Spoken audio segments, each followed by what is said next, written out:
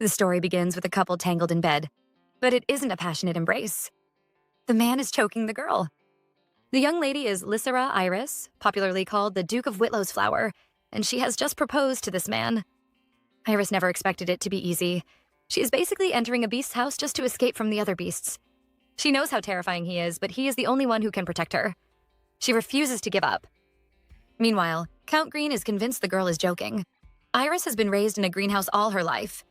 She probably doesn't even know what couples do. The man becomes touchy, but Iris quickly stops him. She knows what he is talking about, but reminds him they aren't married yet. The Count is annoyed and laughs at her. He orders her to leave, but Iris refuses. Our girl has decided to be shameless. You see, a man called Alfred is trying to marry her. He even plans to hand over Levent's gold mine to her father. But Iris doesn't want that. She wants the Count to propose to her and even offer his own gold mine to the Duke. She believes her father would choose him because his mine is bigger. The man looks surprised and wonders if Iris is worth a gold mine. Well, our girl thinks it's better for him to marry her. She has found out his secret and knows the mine is useless. Keybrandt looks shocked because this is secret information. He becomes violent when Iris reveals his identity as the King of Beastmen. He warns her to be careful and even threatens to end her life.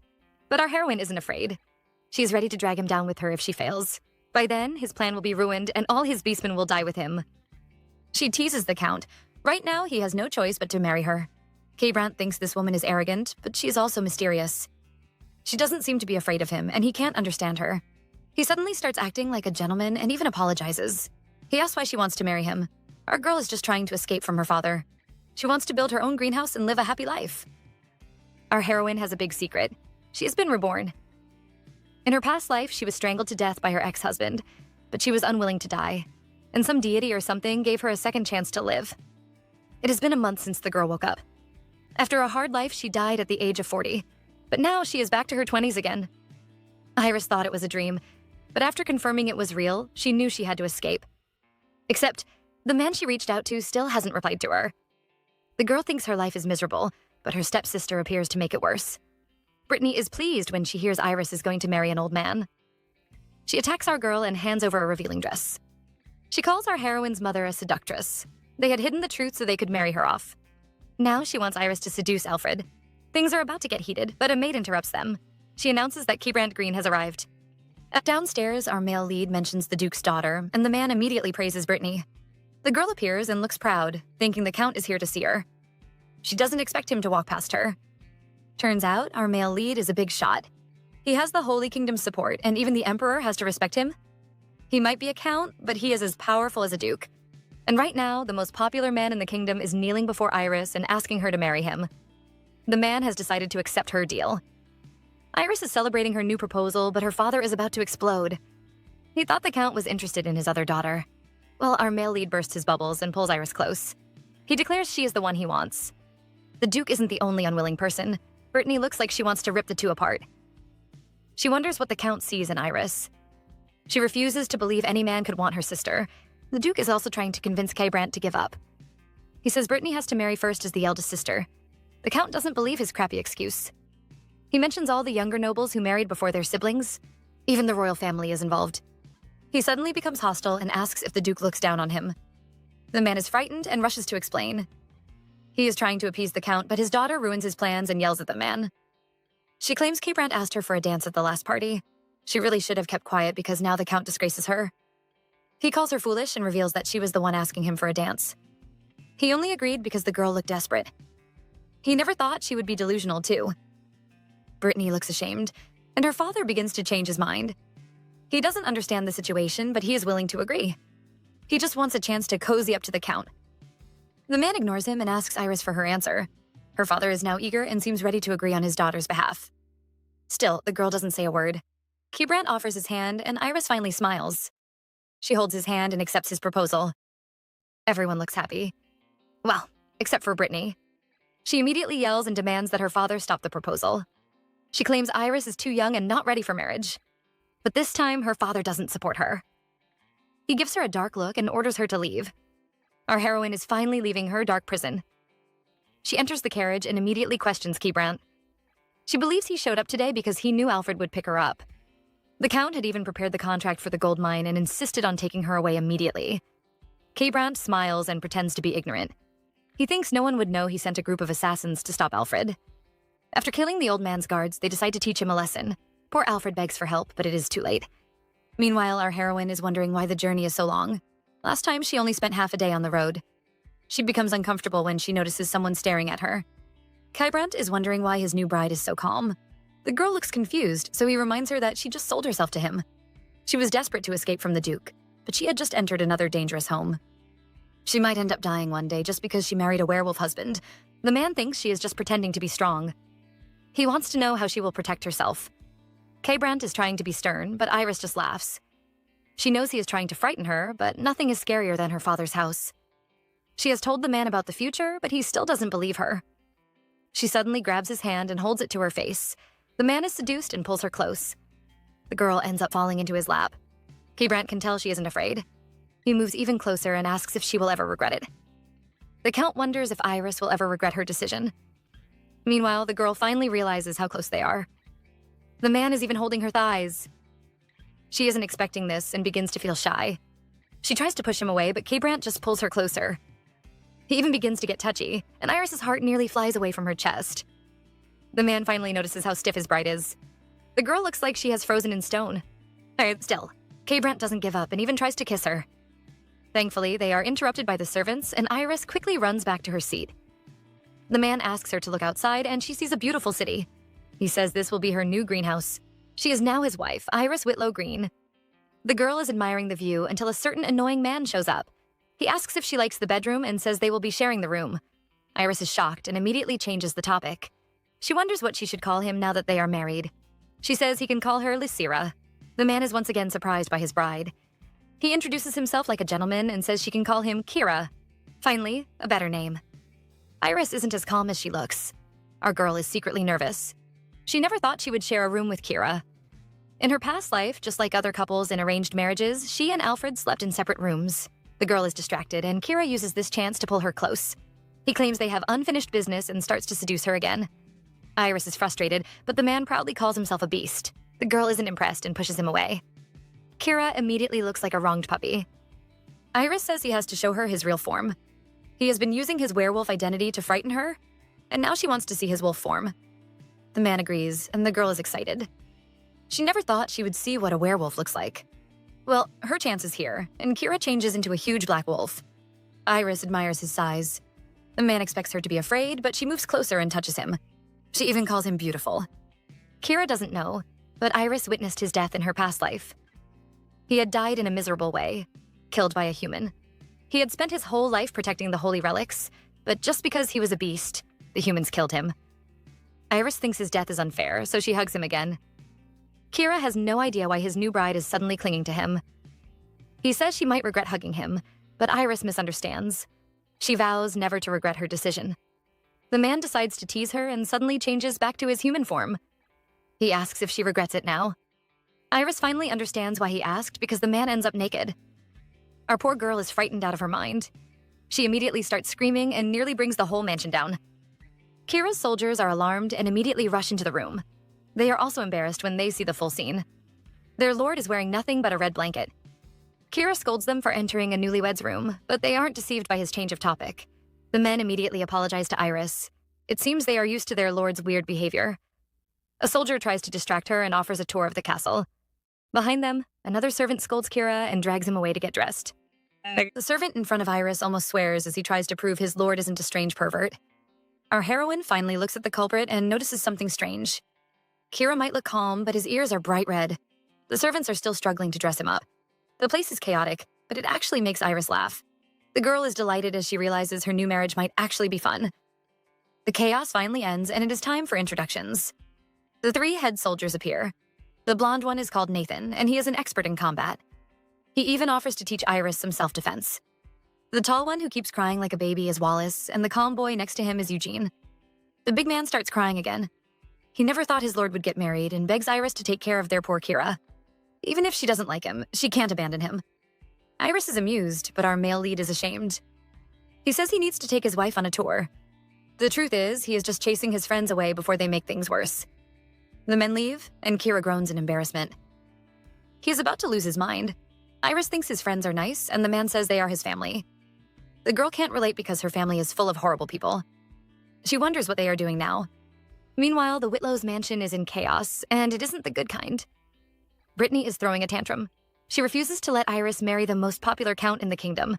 She blames her father, but the man claims he is doing this for their family. He reminds her that they were given the Benoth gold mine, but his reasons mean nothing to Brittany. She doesn't care about that. In her delusional mind, she thinks she should be Kira's wife. She blames Iris for stealing her man away. Brittany's mother is also upset.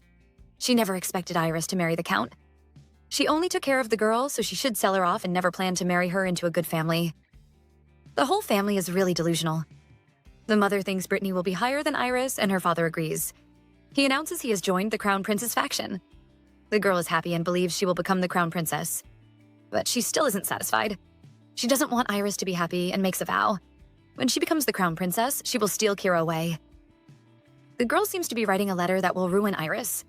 She believes she is the only one who deserves love. Her sister has to remain a slave forever. Iris has no idea what her evil sister is planning. She is enjoying a meal with Kira. The two are done with their tour, and the man wonders which place she liked the most. The girl thinks for a while, but every spot in the mansion is beautiful. The only thing she really remembers is Kira holding her hands during the tour. She thought he would ask the butler to show her around, but the man insisted on accompanying her himself. At that moment, the girl felt her heart skip a beat. The man suddenly looked dazzling. Iris doesn't hide her feelings and tells him the tour was nice because he accompanied her. Although her feelings might also have changed because she saw his sexy abs. Kira is always looking for an opportunity to touch her and takes it to get closer. He claims her words are tempting him, so he has to fulfill her desires. He starts playing with her hair and asks if she brought her pajamas. The mood is ruined when the girl reveals she has no clothes. She lived in the Duke's mansion all her life, but only had one outfit. The man refuses to give up and suggests she wear his robe. The girl immediately becomes nervous and warns him not to joke around. But Kira isn't playing. He immediately takes off his robe and covers her. He reveals his desire. He wants to be the one dressing and undressing her from now on. The girl is in shock, but Kira thinks her blushing face is cute. He immediately moves closer and tells her he wants to devour her. The next thing we see is clothes on the floor and our couple tangled in bed. But don't worry, nothing is going on. Iris has fallen asleep, which leaves Kira frustrated. All he did was kiss her, but the girl ended up sleeping. The man, knowing she is embarrassed, leans over to kiss her forehead. He wonders what happened to Iris. He knew the girl had grown up in shame and had always been hidden by her family. She seemed so desperate to escape her father's house. Kira has no idea what she went through, but she is now the flower of his family. He kisses her again and vows to let her bloom peacefully. The man leaves the room, but he is stopped by a strange woman called Gillette. The girl takes one look at his exposed chest and immediately smirks. She suddenly offers to help the Count. Help my foot. The next morning, Iris wakes up and has no idea what happened last night. The girl is craving a walk and some cold ice cream, but she immediately forgets that plan. Her only outfit has been snatched away by the maids to be washed. Still, she feels relieved. She never had such peace in her past life. The girl is enjoying her time when she suddenly hears a knock. Wallace is here with a visitor. The new man apologizes for not visiting sooner. He introduces himself as the butler, Jamie. Such a handsome man. Jamie is ready to serve his mistress. Iris has no maids, so he offers to get her everything she needs. The girl wants him to speak informally, but he refuses. He insists on calling her by her title. Iris can't change his mind and finally agrees. She tells him her next wish, she desperately needs some clothes. The man thinks she just needs new clothes, but Iris says she needs something to wear immediately. She remembers the cute Nathan and thinks she can borrow his clothes. They seem to be the same size. Wallace looks horrified. He knows Nathan looks like a girl, but he is still a man. Iris can't wear his clothes. The girl doesn't think it is a big deal. She was always called the Whitlow's flower, but she had lived like a weed. Now that she has finally escaped, she is determined to live her life the way she wants. She tells Wallace this is her home, so she just needs some comfortable clothes. Her words please Jamie, and the man smiles. He vows to raid Nathan's wardrobe and snatch all his best outfits. Wallace watches in shock, but he can't stop the two troublemakers. Jamie is eager to start his mission and asks Iris if she needs anything else. The girl is still thinking about that walk and asks for some ice cream and an umbrella. The men laugh, but Iris suddenly becomes serious. She asks Jamie how much control she has in this house. The man is shocked but says the mansion is hers. Iris can do whatever she wants. The girl is pleased and laughs happily. Iris finally gets her wish. Jamie really picked Nathan's best clothes, and our girl looks gorgeous. She settles down by the fountain to enjoy her ice cream, but immediately faces a huge problem. She doesn't have enough hands and can't hold her umbrella. She is prepared to toss it away, but someone suddenly grabs it. The girl is surprised, but it is her new husband, Kira. The man isn't pleased to see her eating ice cream for breakfast. She wonders how he found her, and he says he met Jamie. Iris is really impressed by the butler and keeps praising him. She calls the man polite and says he prepared her ice cream. Kira is shocked and curses his butler. That sly Jamie has never been nice. He is just pretending so he can please his new sister-in-law. Iris has no idea what the man is thinking and offers him some ice cream. Kira immediately becomes naughty. He refuses to accept it and says she has to feed him with her lips. The girl knows he is teasing her, but this time she plays along. She suddenly moves closer and kisses the man. She knows this is the only way to control him. The two kiss for so long that they even forget about the umbrella. Iris teases her husband and asks how it tastes. Kira says it was sweet, but he is definitely not talking about the ice cream. The man is pleased until he notices her wearing another man's clothes. He is so jealous that he ends up pulling her hair. The girl complains and he immediately apologizes. Still, he refuses to let her go and offers to buy her some new clothes. Iris finally looks at him, but she is shocked by what she sees. The man stares at her with adoration, and the feelings shift. Kira asks if he can help with anything. Iris doesn't refuse and says she needs some proper maids. The man promises to help her choose. Our heroine suddenly says her former fiancé will visit their mansion soon. She knows the man still hasn't given up and will ask Kira to divorce her. Her husband calls her name, and when Iris looks at him, he has a crazy look on his face. He offers to get rid of Alfred forever. He is ready to rip the man apart. Kira doesn't want his wife to see Alfred again and offers to get rid of the man. The girl keeps waiting for him to call it a joke, but the man looks very serious. Iris thinks he is cute, but she doesn't need any more trouble. She wants Kira to convince Alfred to give up the Levant gold mine. The man has to hand it over to her as a wedding gift. Iris knows Alfred won't give up easily. Right now, he's probably throwing a tantrum at her father's house, demanding to have her back. Plus, her stepsister isn't happy with her marriage. The girl is probably planning to get rid of her. Iris knows the two will soon arrive to cause trouble. Our heroine is thinking about her problems when she hears Kira laughing. She looks up, but her husband is suddenly hostile. He says she doesn't deserve a wedding gift. They had made a simple deal. She would hide the truth about his identity, and he would help her escape from her father. He thinks their deal is now over. Iris isn't frightened by his mean look and even calls him a petty man. Kira immediately looks offended. She asks if the great Count Green can't afford to give his wife a wedding gift. His family might not be wealthy, but they are respected by everyone in the nation. Still, that isn't enough for Iris. The girl wants to control all the nations of the world and make them bow to her. She offers to share her kingdom with Kira, but he must first invest in her. The man looks shocked. He knows her dream is impossible, but something about her touches his soul. He suddenly grabs her hand and kisses it gently. Just as she wishes, he will give her the Levant gold mine as a wedding gift. A few days pass, and our heroine has finally found some proper maids. She is reading about them and seems impressed. Finally, she won't have to do the hard work alone. She notices someone approaching, and it turns out to be Gillette. The girl walks past Iris, totally ignoring her. She doesn't even offer a greeting, bothered by the maid's disrespectful behavior. Ever since she appeared, Gillette has been rude to her. Iris knew some servants would be jealous, but didn't expect them to be openly hostile. She knows the girl is a noble lady, but she sneaked into the Count's house as a maid. Iris finds such behavior irritating and vows to teach the girl a lesson. She is interrupted by Jamie, who announces her new maids have arrived. The two head to the meeting spot, and Jamie introduces the ladies. They are both from noble families and seem pleased to meet Iris. The dark-haired girl is from the Fernie family, known for producing talented artists. Half the artworks in the royal palace are made by them. The girl with red hair is Erwell from the Lutek family. They're known for producing the best scholars in the kingdom. Just being born in that family makes everyone respect their words. Our heroine is impressed with her new maids and welcomes them warmly. Krishna is also happy to meet her as she knows Iris is the flower of Whitlow. Erwell has no idea, and she looks shocked. She is about to speak, but Krishna quickly slaps the back of her head. She threatens the girl to keep quiet. Iris can tell the two girls are close, and Krishna admits their families are friends. Jamie says Erwell will be staying with Iris. Krishna is married and needs to return home to see her child. Our heroine has no objections and says the girls can tour the mansion. Once they are alone, Krishna immediately gives her friend another slap. Erwell looks wronged, but Krishna feels no pity. She warns her to be more careful. Erwell claims it isn't her fault. She is tired of acting like a noble lady. The girl is more prepared to be a bodyguard as she reveals the dagger hidden in her dress. She is ready to protect the Countess. For once, Krishna seems to agree with her. Over at the Whitlow's mansion, Brittany is throwing a tantrum again. She had sent for Alfred, hoping they could work together to ruin Iris. Yet, the man had dared to flirt with her. Once again, she blames it all on Iris. A maid appears and announces the Viscount is here again. Brittany screams in agony. She makes up her mind to get rid of him. The girl arrives and sees Alfred harassing one of her maids. The man isn't ashamed and even dares to flirt with her. Brittany finds him disgusting and secretly makes up her mind to ruin him. But first, she has to use him to get rid of Iris. She tries to convince the man to get Iris back, but Alfred isn't a fool. He knows it is impossible. Brittany refuses to give up and has even come up with a devious plan. The only reason men love Iris is because of her innocence. She is like a pure flower in a beautiful lake. Brittany is going to ruin that. She plans to spread the rumor that Iris has already been tainted by another man. That way, the Count wouldn't want her anymore. Alfred doesn't think anyone would believe him. The girl tells him not to worry and promises to support him. She will make everyone believe his words. It is a peaceful morning, and Krishna is dressing Iris up.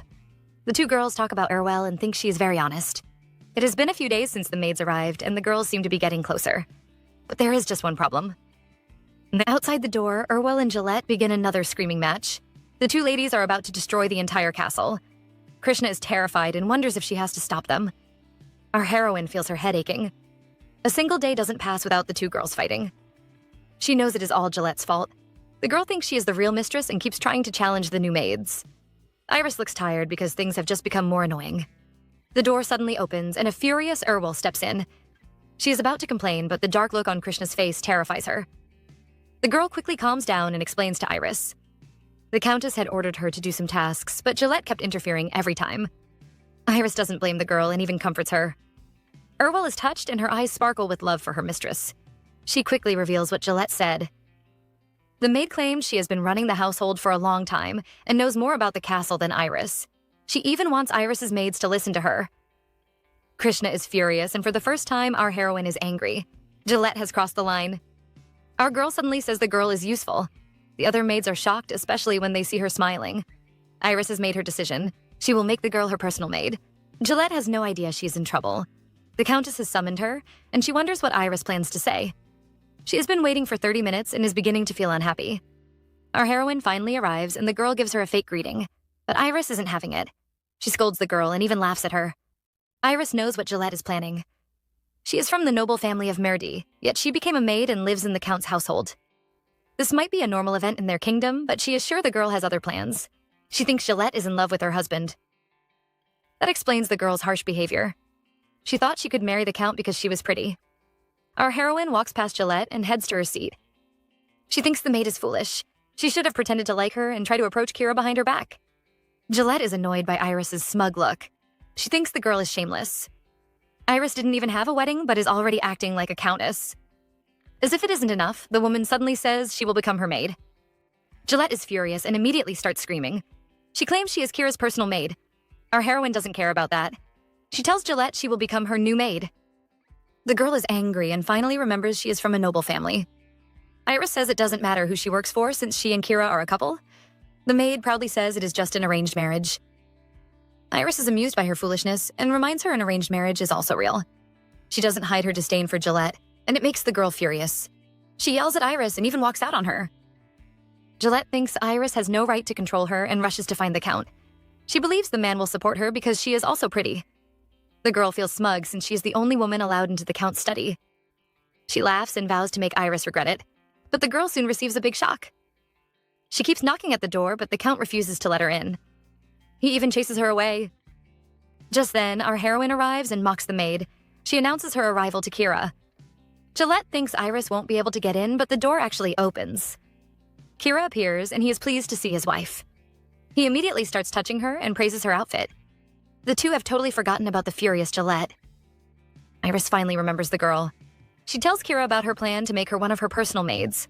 Gillette tries to speak, but Kira doesn't even listen to her. He tells Iris she can do whatever she wants. Iris is taking a walk in the garden with Urwel.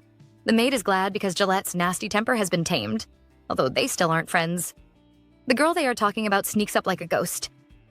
She isn't as proud as before and even greets Iris. She has only been the Countess maid for a week, but she is already obedient. Well, only towards Iris.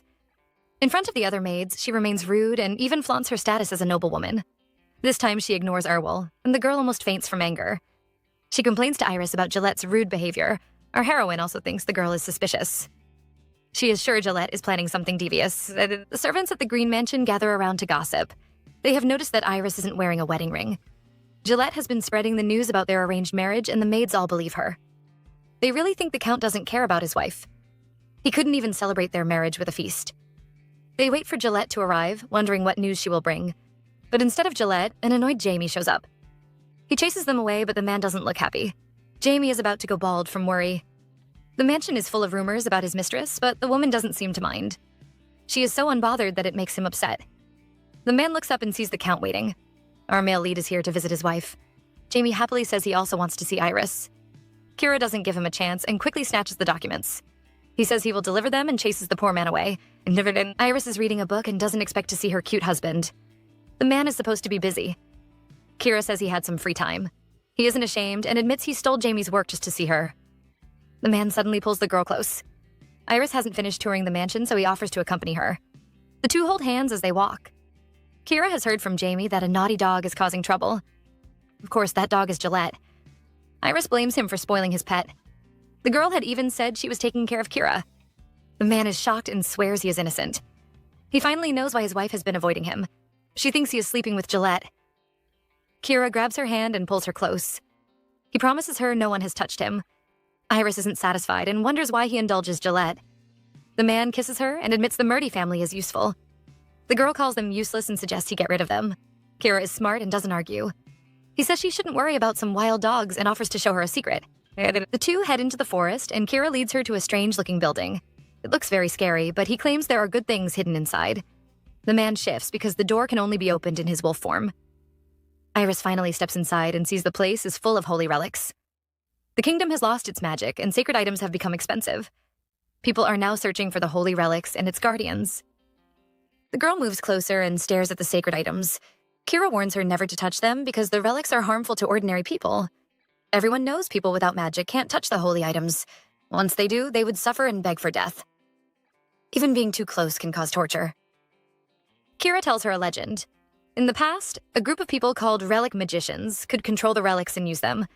Iris wonders what happened to them, and the man says they still exist. They are just hard to find. He claims the relics can trap a person's soul, but assures her these are safe. There is a cup that produces grains, a sword that can heal or kill, a wand that controls all beasts, and a robe that makes people invisible. The two admire the relics, but Kira suddenly hears a sound. He tells Iris their guests have arrived. Alfred is here. Alfred is clearly here to cause trouble. He gathers the maids and tells them about his love story with Iris. The girls all look impressed and call him romantic. They seem to believe his words. Jamie watches them in disgust. Alfred is proud because his plan has worked. He didn't expect the maids to fall for such a simple trick. Kira arrives and the servants all run away. Our male lead has heard Alfred's little story and he isn't pleased. The two men finally meet and Alfred looks like a scared child. He wants to talk about Iris, but Kira has no plans to listen to him. The only thing he wants from Alfred is his gold mine. The Viscount is shocked and starts yelling. Kira ignores him and keeps talking about the price. Alfred refuses to listen, and our male lead suddenly becomes hostile. He tells the man they will only talk about the gold mine. His words make Alfred furious, and the man attacks him. He calls Kira a thief and accuses him of taking his woman away. Our male lead can tell that the conversation wouldn't work and switches to his next plan. He roughly grabs Alfred, but the fat man refuses to keep silent. He calls Kira violent and says Iris will never love him. He claims the man will never make her happy. Kira is angry and decides to teach the man a lesson. Alfred is still bragging, but he quickly becomes scared when Kira drags him to a hidden room. Our male lead is clearly holding a knife, but claims he isn't trying to torture the man. He only wants to buy his gold mine, but the man keeps saying nasty things about his wife. Alfred refuses to shut up and threatens to report Kira to the Holy Kingdom. He accuses him of stealing his wife and locking him up in a torture room. Kira is amused and calls the man naive. Since Alfred entered his city, he has no plans to let him escape. Our male lead invites his 3 soldiers inside, and Alfred nearly cries when he sees them. They were the 3 assassins who attacked him in the past. He starts begging the Count, but Kira leaves him with the men to have a friendly conversation. Trust me, those screams are just part of the talk. Jamie tells Iris the Viscount has agreed to sell the mine. The girl is surprised because she never thought they would get it in a day. She might have provoked her husband too much. Still, she is very happy. Alfred had given her family the gold mine in her previous life. The mine had run out of gold, but it was still very useful. Because of it, the Whitlow family could expand their influence. Iris wouldn't let that happen again. She has one more request for Jamie and tells him to find a man for her. He used to work for the Whitlow family until he was kicked out. Iris thinks he is hiding somewhere and orders Jamie to find him. The man is important to their family. Gillette still hasn't given up. She gathers the maids and tells them another nasty rumor. Alfred's visit has given her the power she needs. She orders the maids to spread the rumors around. And the dumb women really listened to her. Soon, the whole city had heard of Iris's affair. In an elegant room, a lady meets her friends. She hears the rumors about the Countess cheating on her husband. The girl is furious and wonders when her brother got married. Over at the Whitlow's mansion, Brittany's friend arrives with some urgent news.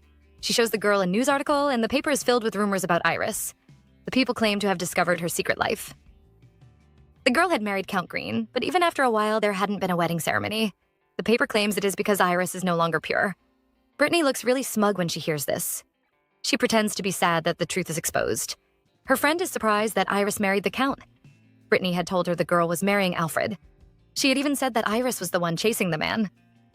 The devious girl quickly changes the topic. She can't let anyone find out that the Count proposed to Iris. Brittany knew Alfred could never take Iris away. She just wants to spread the rumors and force the Count to kick her out. Her friend insults Iris while she pretends to defend her sister.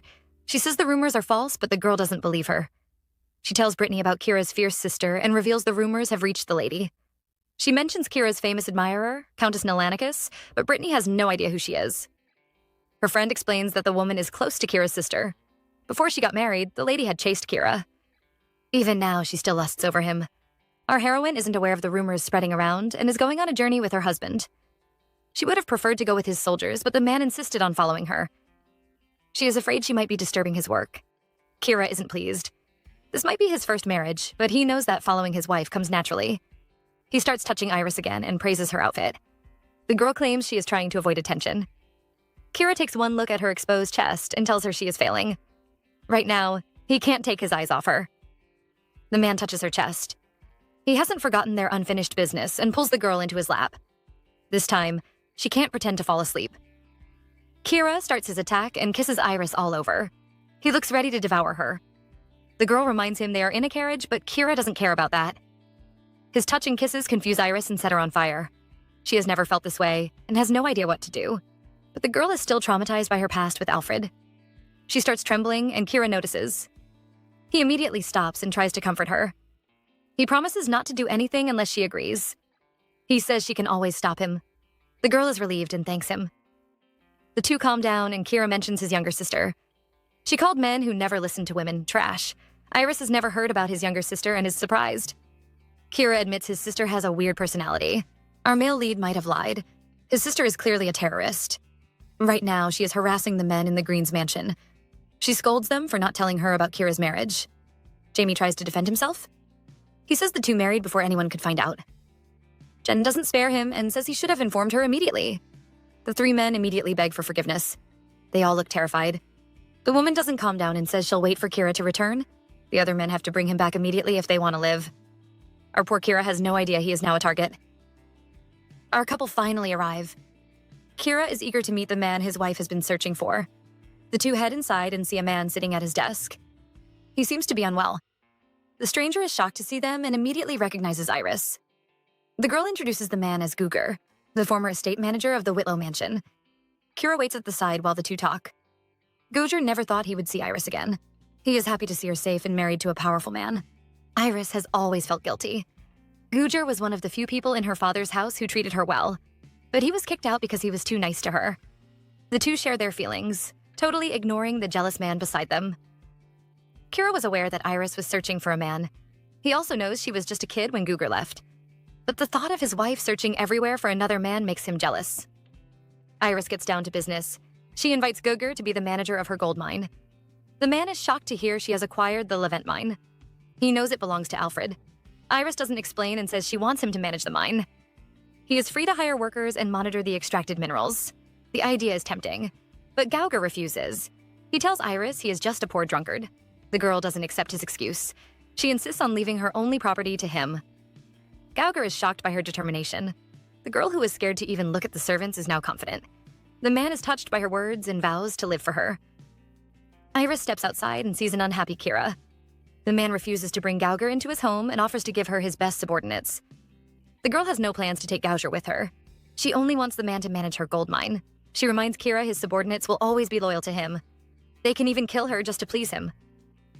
She doesn't tell Kira, but in her past life, the Emperor noticed Gauger's talents and invited him to join his royal court. The girl pulls Kira close and warns him to stop interfering with her matters. She says it makes him unattractive. The man isn't offended and even laughs. He calls himself a charming husband and plans to watch from the sidelines. The couple begins their journey back home. Kira has received the news and tells Iris his younger sister has arrived at the mansion. The girl is surprised. However, Kira thinks she is here because of the rumors.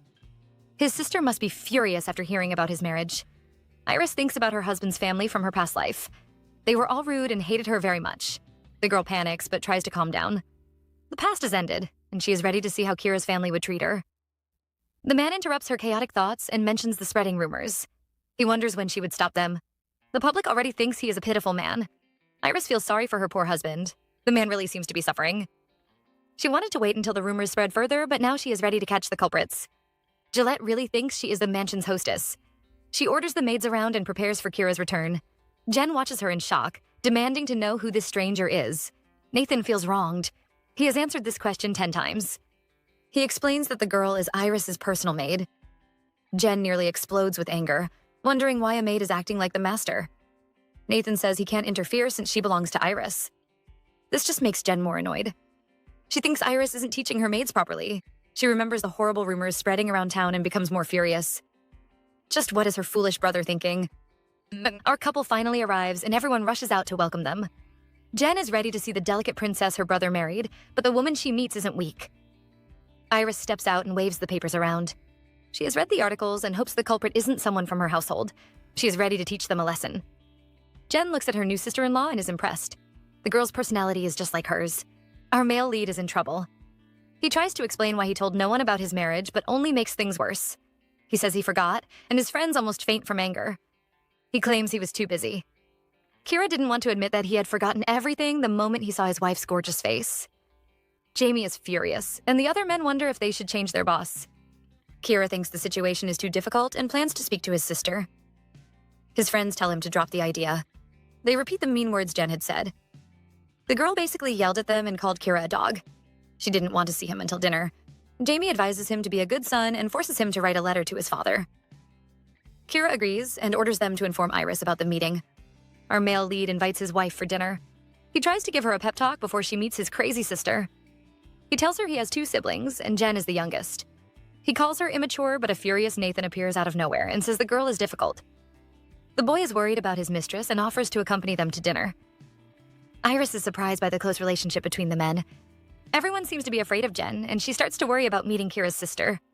Nathan advises her to ignore the girl's mean words. He promises to fight for her if the scolding gets too bad. Iris playfully calls Jen a lady, but the men jump away like she just dropped a bomb. Nathan looks like he is going through 7 levels of trauma. Kira looks nervous as he says his sister is bold. Iris finally understands why the men were all afraid. Looking at Jen's stern face, our girl turns into a gentle rabbit. Kira tries to introduce his wife, but his sister shuts him up. She wants Iris to speak for herself. Our heroine nervously greets the lady. Everyone is expecting a catfight, but Jen practically drools as she stares at Iris. She even offers to call her sister-in-law. The men are all shocked to see her being nice, but that is only for Iris. She looks at her brother and the two nearly have a fight. Jen wonders why Iris married such a man. She calls him an old fat dog who didn't tell anyone about his marriage. She thinks there is nothing good about him apart from his face. Such wonderful sibling love. The two are about to fight again, but Iris interrupts them. The girl shocks everyone when she suddenly confesses she likes Kira. She praises every inch of the man down to his laughter. What no one knows is that she met Kira in her past life. The man had helped her, and from that moment, Iris fell in love with him. Such a sweet confession, but Jen looks disgusted. She really can't understand Iris's choice. Nathan thinks they had a secret wedding, and Kira immediately looks guilty. Jen notices, and the man admits they didn't hold a wedding. They had only registered their marriage. Jen is so horrified she nearly screams the house down. The siblings are having a meeting. Kira is convinced his sister is planning something. She has been too nice to Iris. Jen is offended and says she has no plans. She admits this is just a test, and Iris is past half. She brings up the nasty rumors spreading around town about his wife. The girl knows it isn't true, but if the rumors continue to spread, things will become worse. Kira asks for her advice, and she says they have to prove to the other ladies that he loves his wife. They have to hold a grand wedding, and the girl offers to plan it. Our heroine is relaxing in the garden. Jen had dragged her brother off to some secret meeting. Iris is sure her husband is getting scolded, but she doesn't care. She is just glad she escaped. The girl even has time to read a book. Iris wants to know more about the Holy Kingdom and finds a book about its history. The book explains how the fight between the Holy Kingdom and the Beastmen began. Everyone knew that Benedictum, the next pope, was a beastman. But after the people found out what kind of beastman he was discarded.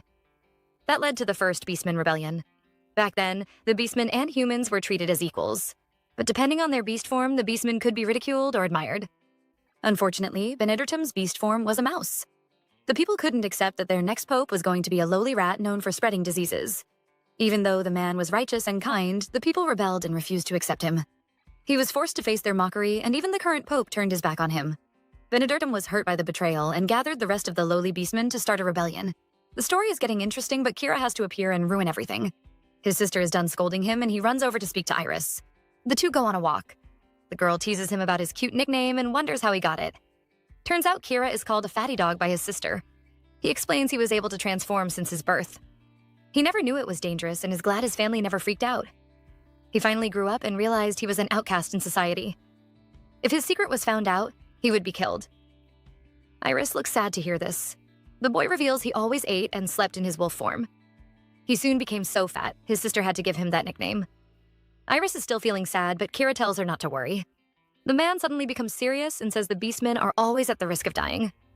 He produces an orange out of nowhere and hands it over to her.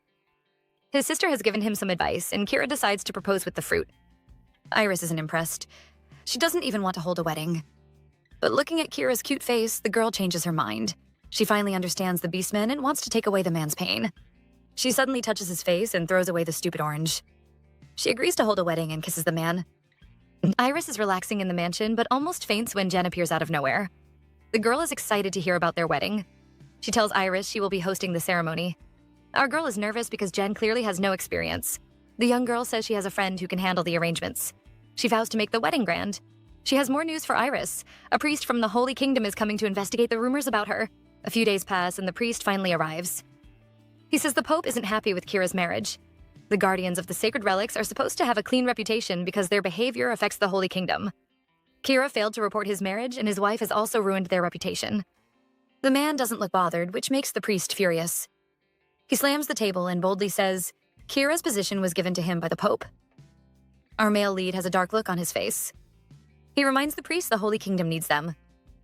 His family is the only one who can control the sacred relics. The priest is frightened, but still delivers his message. The Holy Kingdom never approved of Kira's marriage. He didn't consult the Pope, and the dirty rumors about his wife have ruined their reputation.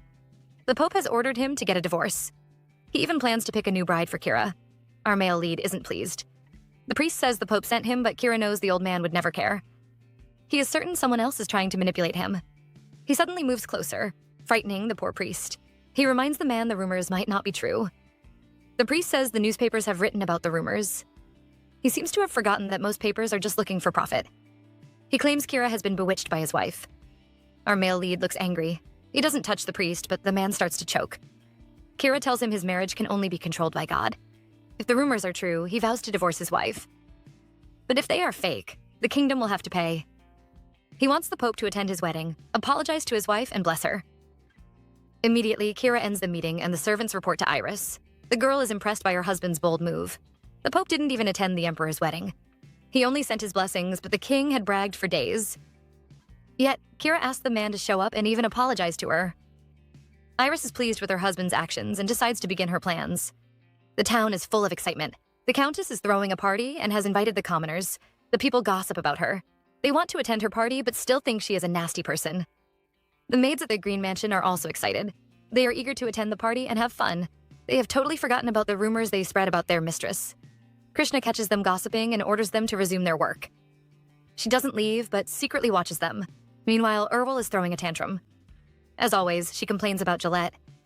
The girl had sneaked off to attend the party Iris is throwing. Urwal imitates the girl's annoying tone. She claims she would appear as the Viscount's daughter and not as Iris's maid. She is clearly abandoning her duties. Krishna finally shows up. Turns out she was spying on the maids for Iris. She says the town is full of excitement, and the nasty rumors have become even more ridiculous. Urwal is furious and wonders why Iris invited the maids who betrayed her. Our girl says she is waiting for the perfect time. She has to pick the fruit when it is ripe and can't allow it to rot away. She orders the girls to inform Jamie. The party has to be perfect. Urwal is throwing another tantrum again. This time, she searches through Iris's jewelry box but can't find anything that fits her lady. She needs to make sure Iris's first appearance is perfect. Krishna watches her run around with the expensive jewelry and nearly faints. The dramatic maids are interrupted by Kira. The man is here to see his wife. He offers to help her dress up and chases the maids away. Urwil is about to protest, but Krishna covers her mouth. Kira watches in horror as she drags the girl away. Iris steps out and sees her husband waiting for her. The girl is happy to see him. The man is amazed by her dress and praises her. She looks for her maids, but Kira has chased them away. He wants to help her with her jewelry and has even prepared a new set. Iris tries to grab them, but the man refuses and insists on helping her. He has noticed how obedient his butler has been and mentions it. Iris thinks he is just copying his master. She makes a mistake and mentions Jamie's wings. The man becomes suspicious and asks how she knew his butler's true form. Iris is nervous, but there is no way she can explain. The man doesn't force her and hopes she will tell him one day. The girl doesn't think so. Who would believe that she had lived and died before? They might even treat her like a witch. She becomes distracted, which displeases the man. He begins to kiss her neck, hoping to get her attention. The maids interrupt them before things can go further. Kira kisses her one last time before they leave. The party begins, but Gillette is upset. She never expected the other noble ladies to show up. She tries to convince herself they are just curious about Iris. The girl feels smug and looks down on the other girls. She thinks she is the most beautiful lady here. Not really, girl. The servants announce the couple's arrival and everyone rushes to see them. Gillette calls them boring. Wait until she sees Iris. The girl immediately looks terrified. Our heroine appears and she looks so gorgeous. Gillette isn't pleased to see people admiring the Countess. She watches Kira smile at his wife and it makes her furious. She pushes everyone away and rushes to Kira's side. The people are shocked to see her because she is overdressed. Even her own parents look horrified. Iris praises the girl, which makes her smug. She thanks Iris for inviting her. Our heroine doesn't indulge her delusions. She reminds the girl this is an open party, so she didn't invite anyone. Gillette is embarrassed. She sees everyone avoiding her and believes Iris is trying to isolate her. She's probably afraid she will steal her spotlight. Iris has no idea what the delusional girl is thinking. She is ready to begin her party, but someone appears and stops her. A man barges in and asks Iris about the nasty rumors. Everyone looks shocked. Kira is upset, but Iris calms him down and insists on handling her mess. She calls the reporter rude, but the man isn't upset. He thinks Iris planned this ball just to clear her name. He is shocked when the girl says she doesn't care. She knows that people are desperate for gossip. She hugs Kira and says her family believes her, so she doesn't care what others think. The boy reminds her the Holy Kingdom is already investigating. She can't ignore the rumors anymore. He says his name is Widdink from Ellerbo and asks for an interview. Iris has heard about his company. Ellerbo has branches all over the continent. The paper always writes rudely, but it is known to report the truth. Iris had met this reporter in her past life. He was the only one who dared to write about Kira's death. His article upset the Emperor, and he had arrested the boy. Iris knew the man would show up at her party. She had planned everything and even used Kira. The girl comforts her husband. Everyone looks curious, so she agrees to do the interview. Gillette immediately looks scared. Jamie appears and is ready to begin his show. He even calls himself a celestial knight. Everyone stares at him weirdly, and he finally admits he is the Count's butler. He stops Iris from speaking and says he will handle the investigation. The man orders all the reporters to step out.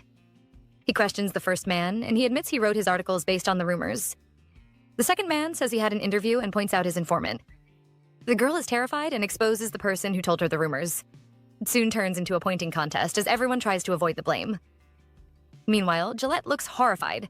Jamie questions all the girls. They admit they never saw Alfred and Iris together. They all heard the rumors from one person. Gillette wants to run away, but it is too late. The maid next to her calls her out. Gillette refuses to take the blame and accuses the maids. Jamie can tell the girl is lying and gives her a dark look. Gillette insists she is innocent. She claims the maids are jealous of her. That doesn't work. So she tries to accuse Alfred. Well, she just made things worse because Jamie drags over a scared Alfred. He is determined to figure out the truth. Alfred isn't as dumb as Gillette. Jamie questions him and the man denies having a relationship with Iris. The girl is furious and reminds him of the story he told at the Count's manor. Alfred claims he never spread such rumors. Gillette is desperate and asks the other maids for help. Jamie tells her they all denied hearing the story. The girl looks upset and accuses the maids of setting her up. They had all spread the rumors, but now they are trying to abandon her. Gillette is interrupted by her parents. They immediately kneel before the couple and beg them to forgive their wayward daughter.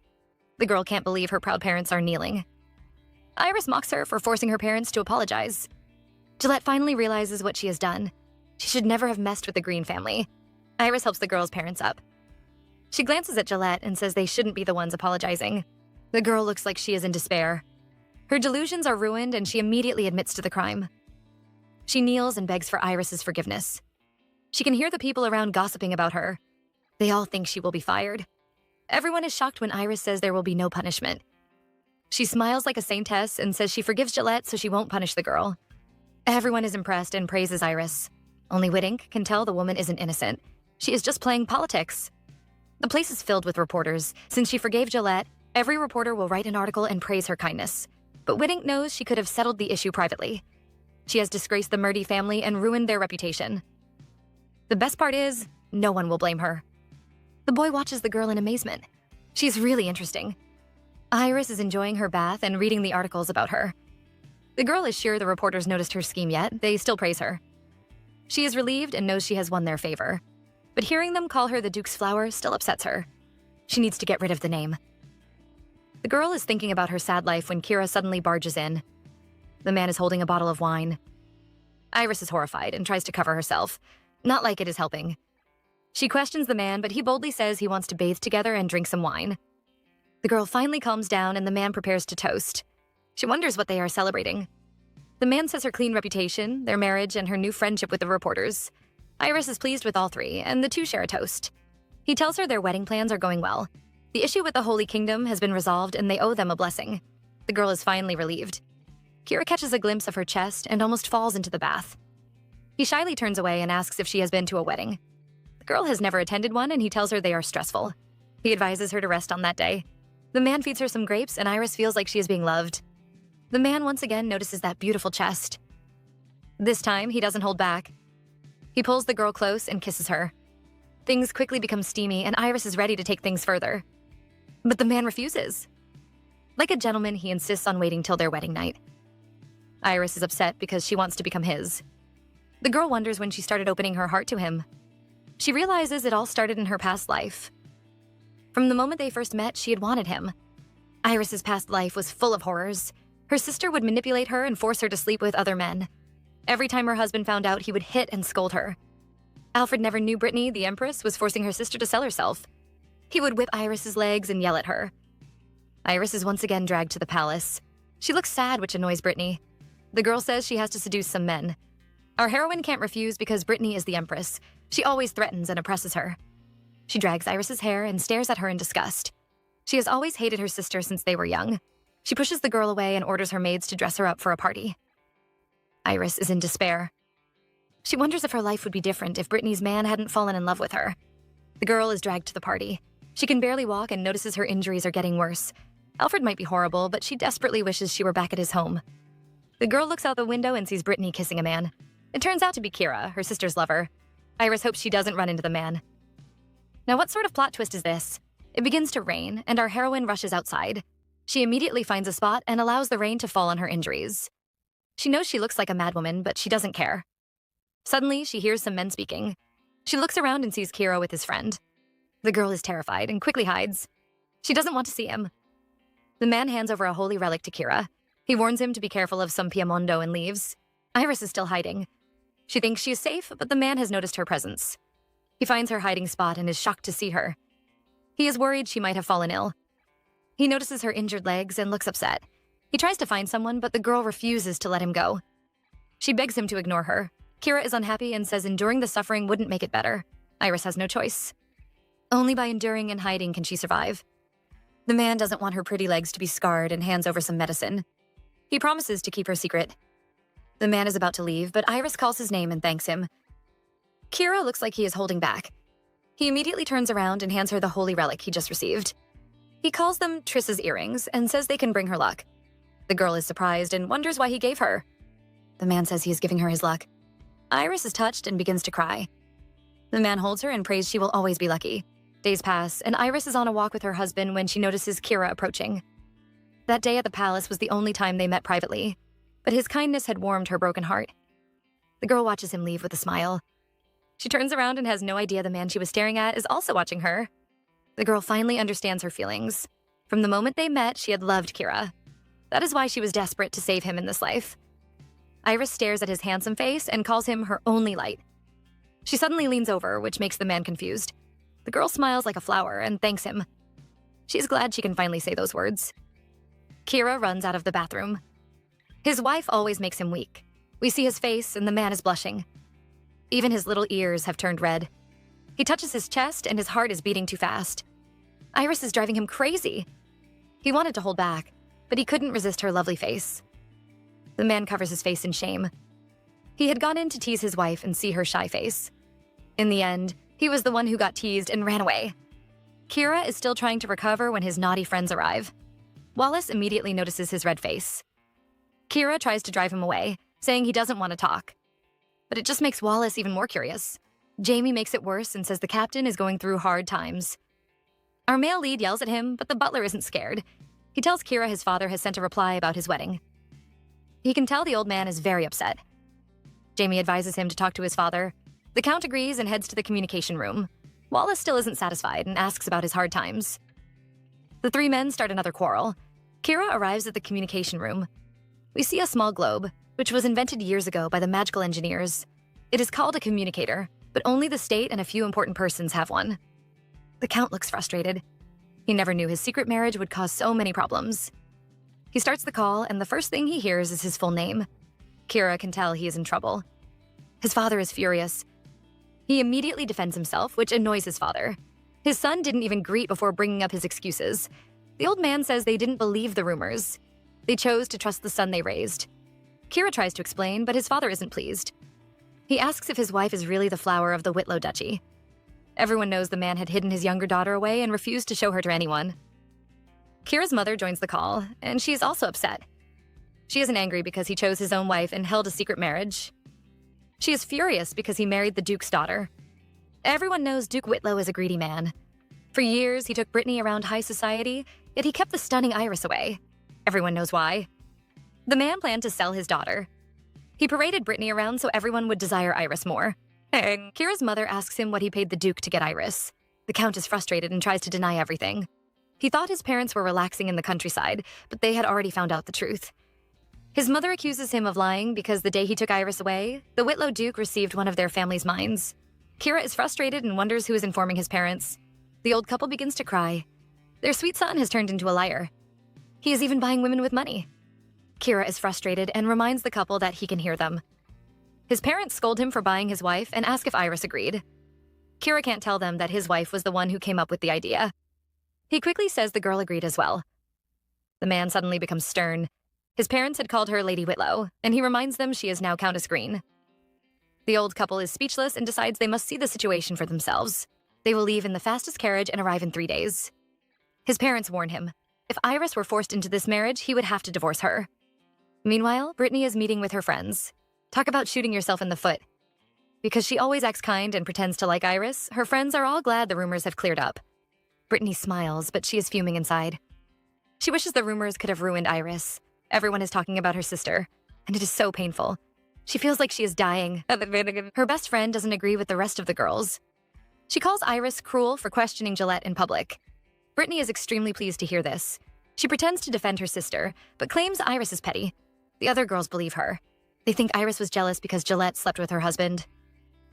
Stop spreading fake rumors, girls. Brittany acts sad and says they might be right. The girls feel bad for making the innocent Brittany upset. What a joke. Just then, a maid appears with a letter. Brittany takes a look and immediately looks furious. This is her sister's wedding invitation. She sees the hostess's name and almost jumps out of her chair.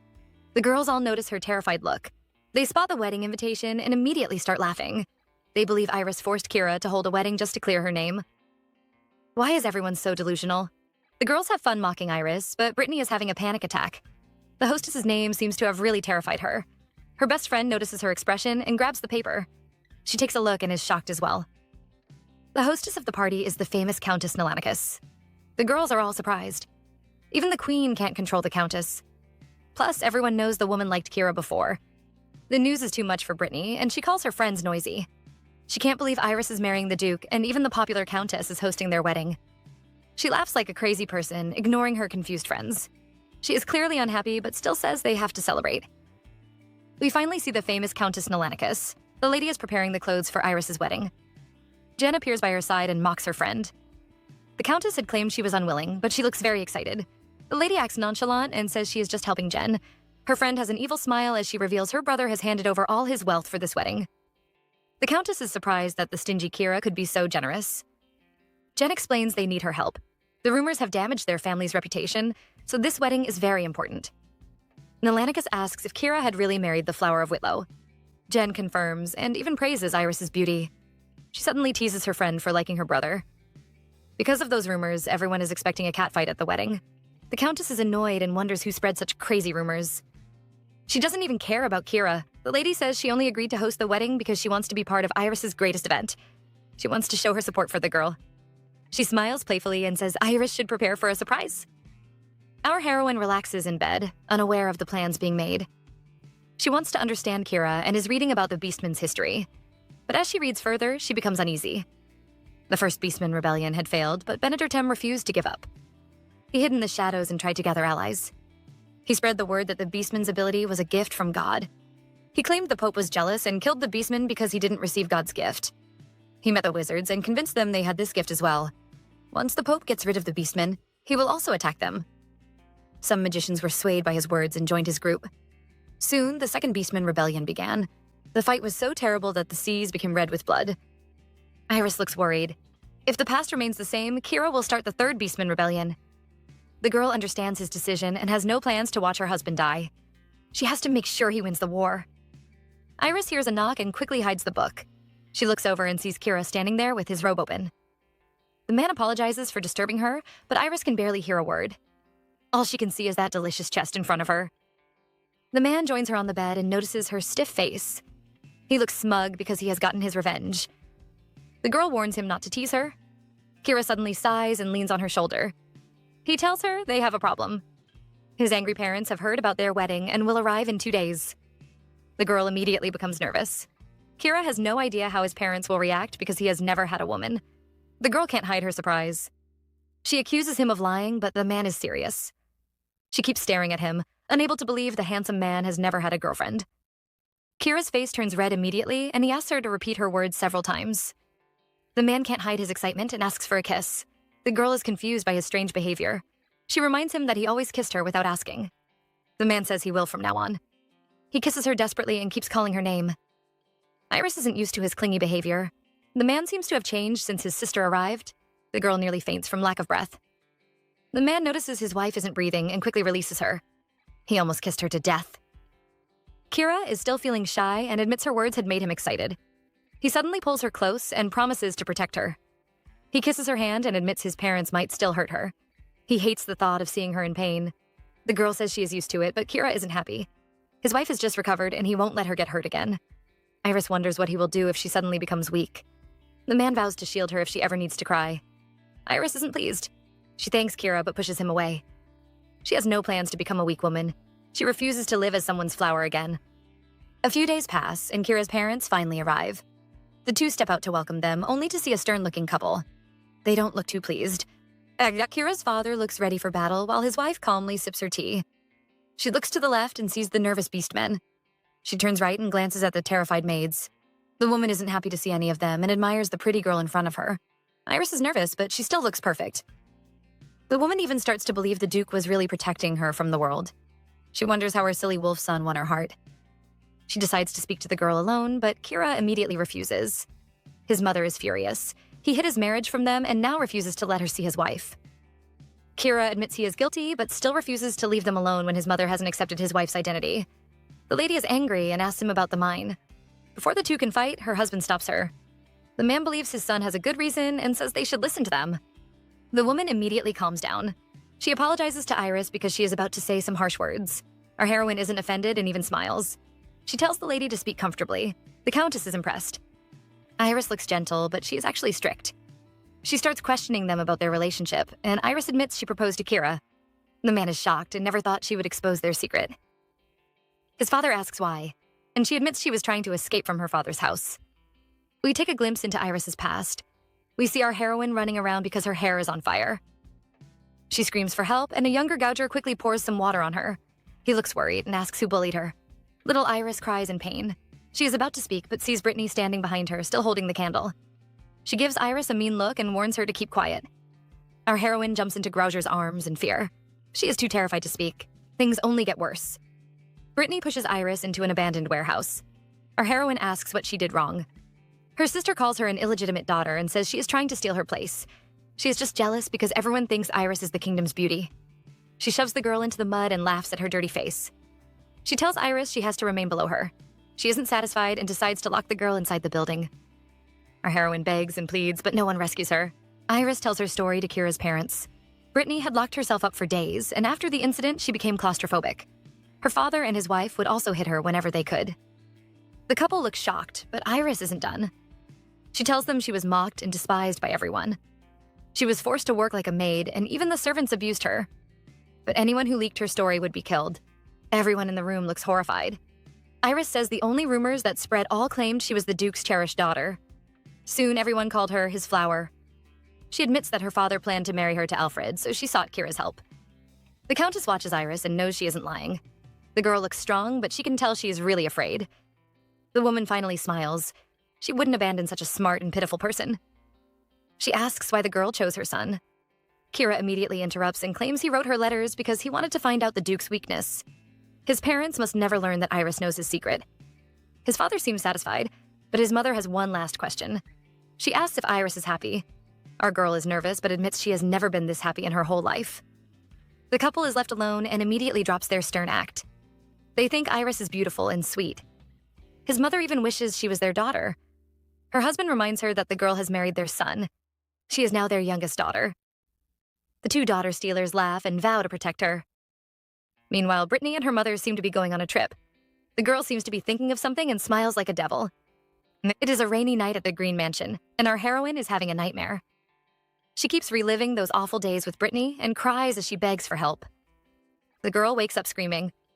Kira is upset to see his wife trembling and sobbing. Ever since she heard that Brittany would visit, she has been having nightmares every night. The man tries to comfort his wife. Iris apologizes for disturbing his sleep. She also feels bad for hiding her identity as the illegitimate daughter. The girl looks shocked when the man says he already knew.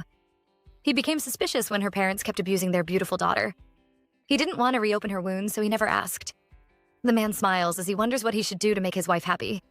The girl is surprised and thinks hard. She comes up with the most ridiculous idea. She wants her husband to turn into a wolf and hug her. Kira is stunned by her wish, but the wife-pleaser is eager to do anything to make his wife happy, so he changes into his wolf form. Iris is happy and hugs the fluffy wolf. The man says he has a gift for her. He has prepared a magic relic called the Sleeve Stone. The girl cries out in shock, which makes the man suspicious. Iris laughs nervously and says the gift surprised her, but she secretly thinks her husband must never touch the stone. Our heroine might have lied a little. The girl has heard about the Sleeve Stone. The stone is used to produce good dreams, but it is also dangerous because it can trap its owner in an eternal sleep. Kira admits he is hiding some relics from the Holy Kingdom. Those items are too dangerous to move, so they have to leave them alone. The man is convinced he can control the Sleeve Stone and plans to give it to Iris. He wants her to have good dreams. The girl is unwilling. She is sure she won't be trapped in the stone, but is worried it might affect her husband. No one knows, but 3 years from now, Kira's parents and his sister will die in an accident. His younger brother will sink into despair and use the Sleeve Stone to drown his grief. Eventually, his soul will get trapped in the relic. Kira will do his best to save him, but his brother will become an empty shell. Iris is afraid her husband will bring the dangerous relic back. She hugs him and vows to destroy the stone with her own hands. A few days later, Kira drags Iris on a walk. The girl is worried about the stone, but the man says there are other methods. They arrive at a large field full of horses. Iris loves the view, but the man says the gift he prepared isn't here. He leads her to the stables, and Iris looks shocked when she sees the gift. Eugene is standing next to what looks like horses, but they have horns. The girl screams as she realizes they are unicorns. Kira warns her to keep it a secret. He explains that unicorns can hide their horns when they get older. They can also understand human speech. Iris admires the older unicorn, but looks disgusted when Kira says its name is White. His naming sense is really trash. She pets the mother unicorn, but the little one immediately runs over for some hugs. Iris asks for its name, but Kira says she cannot name it. The girl is surprised, but the man says it is hers. The girl stares at the unicorn in awe. The man stops talking when he sees her bright smile. Iris is very happy and vows to raise it well.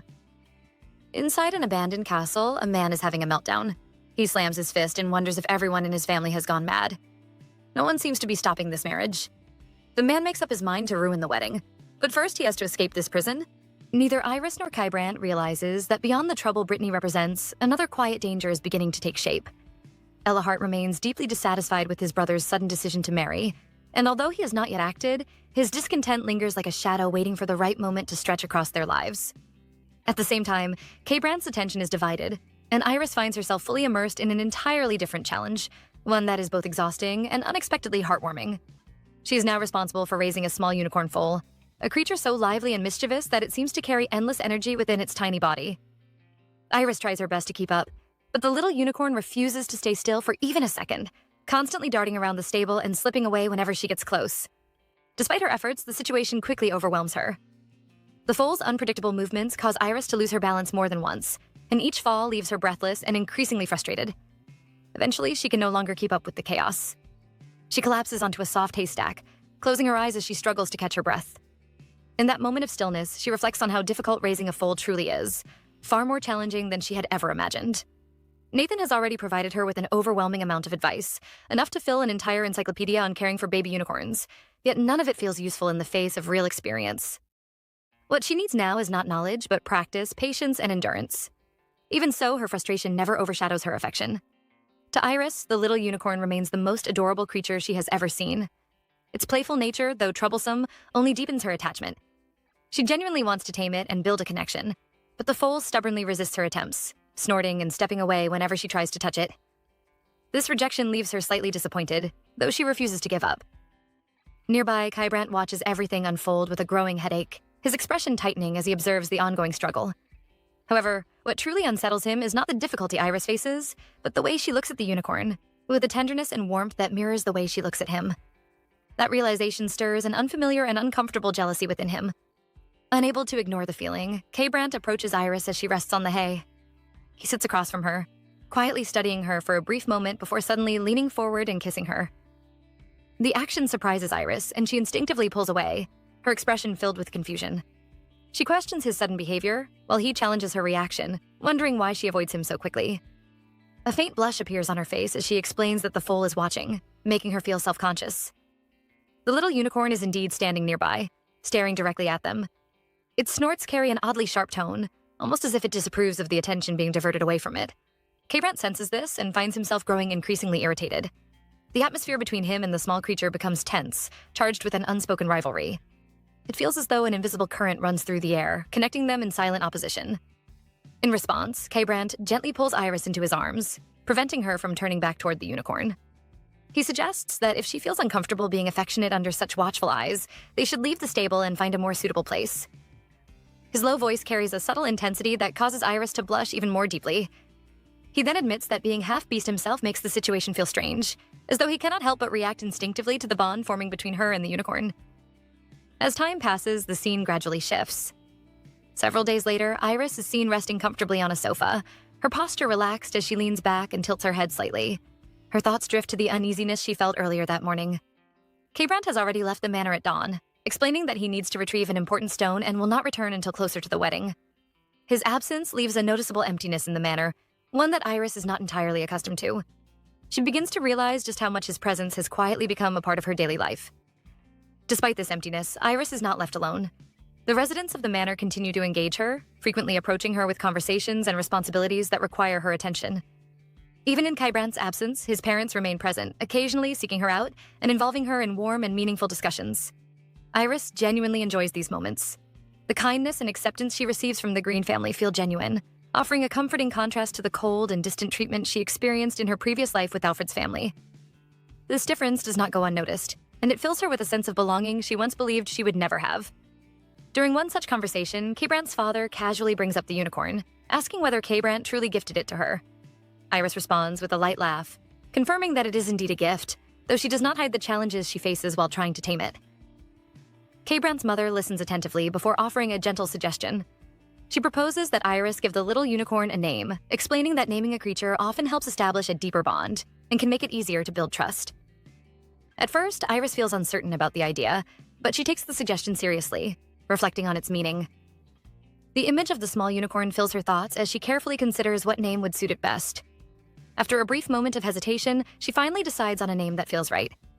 She chooses Windy. The response from K-Brandt's parents is warm and supportive, and their approval brings a bright smile to her face. In that moment, Iris feels surrounded by a comforting warmth, a feeling she had long been deprived of in her past life. It is a simple moment, yet it carries deep emotional significance for her. However, the pleasant atmosphere does not last. As the conversation shifts, Kay Brandt's parents inform Iris that the Whittle family will soon be arriving at the manor. The news immediately changes her expression. They admit uncertainty about how to handle the situation, given the family's past cruelty toward her. Iris clenches her fists slightly, fully aware that the visit is unlikely to come from genuine concern. Instead, she recognizes it as an act driven by curiosity, and perhaps Brittany's desire to confirm her unhappiness in her current life. Rather than showing hesitation, Iris responds with calm determination. She tells them they are free to handle the Whittle family as they see fit, but she makes it clear that they should not argue on her behalf. She is capable of protecting herself and has no intention of relying on others to fight her battles. In fact, she has already devised a plan, one that will firmly establish her boundaries and make her position clear without unnecessary conflict. The following day, events unfold exactly as anticipated. The Whittle family arrives at the manor, expecting entry, but they are met with firm resistance. James greets them at the entrance with his usual polite and composed demeanor. Despite the visible anger of Duke Whittle, James remains unwavering. He delivers the message calmly, explaining that Iris is unable to receive visitors that day. His tone remains respectful, yet his stance leaves no room for negotiation. He advises them to leave and return another day, effectively denying them entry without escalating the situation. Duke Whittle is furious. His patience worn thin after being denied proper entry despite already crossing the manor gates. In his mind, simply arriving should guarantee them access, and he believes that being turned away is nothing short of an insult to his status. However, James remains calm and composed, maintaining a polite demeanor as he offers a carefully worded apology. He explains with subtle regret that the manor has not had sufficient time to prepare the guest rooms, noting that such inconvenience is common when visitors arrive without prior notice. His tone is respectful, but his stance is firm, leaving no room for negotiation. Brittany's mother quickly steps forward, unwilling to accept such treatment. She insists that James should speak with Iris again, convinced that there must be some misunderstanding. In her mind, Iris could never intentionally refuse her own family, and if she were informed properly, she would personally arrange the finest accommodations for them. However, Duke Whittle cuts her off abruptly, his fists clenched tightly as his anger deepens. To him, James is nothing more than a servant, a mere extension of the Green family's authority, and the idea that such a man dares to humiliate them only fuels his rage further. Without another word, he turns sharply and leaves the manor grounds, declaring that they will return the following day and expect to be received in a manner befitting their status. Brittany lingers for a moment, gripping her mother's arm tightly as she casts a sharp glare toward James. Her thoughts churn with irritation and disbelief, convinced that Iris has completely lost her senses. Over the past few days, they have repeatedly attempted to gain entry, only to be met with the same excuse that Iris is too busy to receive them. The repeated rejection infuriates her, and she quietly vows that once she finally steps inside, she will find a way to put Iris back in her place and remind her of proper conduct. Inside the manor, the atmosphere contrasts sharply with the tension outside. Iris sits comfortably, idly swinging her legs as if untouched by the conflict brewing at the gates. When James approaches and informs her that the Whittle family has returned once again, she listens with mild curiosity rather than concern. She asks whether they are still lingering outside as before, and upon hearing confirmation, she reflects briefly on the situation. With Kay Brandt gone for over a week in search of the stone and Jerithian also away handling her own matters, only a few familiar figures remain within the manor. James wonders aloud whether the Whittle family might finally give up and leave, but Iris calmly dismisses the idea. She understands their pride too well to believe they would retreat empty-handed. Instead, she smiles faintly and suggests that perhaps it is time to teach Duke Whittle a lesson in manners before Kay Brandt returns. James agrees without hesitation, recognizing both the necessity and the opportunity to correct their behavior. Eventually, the Whittle family is allowed into the manor, but their experience inside is far from welcoming. They are seated in the living room and left waiting for hours without any sign of hospitality. No refreshments are offered, no attention is given, and the silence grows heavier with each passing moment. Duke Whittle's frustration builds until he can no longer contain it. He declares angrily that if this continues, there is no difference between waiting inside and standing outside, criticizing the complete lack of courtesy and basic treatment. Throughout this, James observes quietly. Internally, he finds satisfaction in watching their patience unravel, but outwardly, he maintains his composed and professional demeanor. When he finally steps forward, he politely informs them that Iris remains occupied and requests that they continue to wait a little longer. This only deepens the Duke's anger, who demands to know how long they are expected to endure such excuses. Sensing the situation escalating, Brittany steps in and gently places a hand on her father's arm before requesting to speak with James privately. Though less outwardly enraged, her displeasure is evident. She questions whether Iris has instructed him to treat them in such a manner. James responds calmly, his expression unchanged, asking what she means. When she presses further, accusing him of being disrespectful, he politely counters that Iris has, in fact, instructed him to receive them with respect. He then adds that respect depends on who qualifies as a guest of the manor. His words leave Brittany momentarily speechless. Lowering his head slightly in a gesture of courtesy, James explains that considering how the Whittle family has treated Iris in the past, his current attitude is already more than polite. The statement shocks her, forcing her to confront a perspective she has never considered. Meanwhile, Duke Whittle rises in anger, dismissing James's words as nonsense, while Brittany's mother attempts to shift the blame back onto Iris, claiming she has deceived everyone once again. Seizing the moment, Brittany adopts a gentler tone, presenting herself as reasonable and understanding. She suggests that the situation is more complicated than it appears, and implies that Iris has acted this way due to circumstances beyond her control. Gradually, she introduces the idea that Iris never truly wanted this marriage, and may have been forced into it by Keybrandt. She quickly covers her mouth as if startled by her own words, offering an apology while maintaining the impression of reluctant honesty. James listens without revealing his thoughts, though inwardly he grows irritated. He recognizes the deliberate attempt to slander Iris and recalls the instructions she had given him beforehand. Anticipating such tactics, Iris had advised him to appear as though he believed their words while guiding them toward the guest area. Following her plan, James offers to show them the West Wing, where the guest rooms are located. However, just as Iris predicted, the Whittle family shows no interest in inspecting the accommodations. Instead, they demand to see Iris immediately, abandoning their earlier complaints about etiquette. Observing this contradiction, James feels a quiet sense of amusement. Once he is certain they are no longer watching him, he allows himself a brief chuckle, reflecting on how their actions reveal their true intentions. Meanwhile, the Whittle family begins navigating the manor on their own, eventually arriving outside Iris's room. There, they encounter another obstacle in the form of Wallace and Eugene, who stand guard with unwavering expressions. Duke Whittle attempts to assert his authority, insisting on his right to see his daughter, but both men remain firm, stating that Iris cannot receive visitors at the moment. His frustration reaches its peak, and he raises his voice, declaring that he is tired of hearing the same excuse repeatedly. His words carry a tone of entitlement, suggesting that no matter the circumstances, Iris should prioritize her family above all else. This attitude does not sit well with Wallace and Eugene, whose patience begins to wear thin. Sensing the rising tension, Brittany intervenes once more, attempting to calm everyone with a gentle demeanor. However, her next remark only worsens the situation as she subtly implies that Iris may be hiding due to injuries caused by Keybrandt. The accusation immediately angers Wallace, who is on the verge of reacting physically, but the situation shifts when Christina emerges from the room, drawn by the noise in the hallway. With the door now open, Duke Whittle attempts to push forward, but his effort fails as Wallace and Eugene block his path and force him back. He stumbles against the opposite wall, his pride wounded as much as his body. His wife and Brittany rush to his side while he demands to know how they dare lay hands on him. However, Wallace and Eugene respond in an unexpected way, treating his claim of authority with amusement rather than respect. Their reaction makes it clear that the servants are fully aware of how the Whittle family has treated Iris. Brittany begins to realize that the narrative she believed is no longer accepted within these walls. Yet she still clings to the belief that Iris remains beneath them, convinced that her sister must still obey their will. At that moment, Iris finally appears. She steps into the hallway with calm composure, her presence immediately silencing the chaos. She observes the scene briefly before questioning the noise, her tone steady and controlled. The Whittle family is visibly shaken by her demeanor. The timid and obedient girl they remember is gone, replaced by someone confident and self-assured.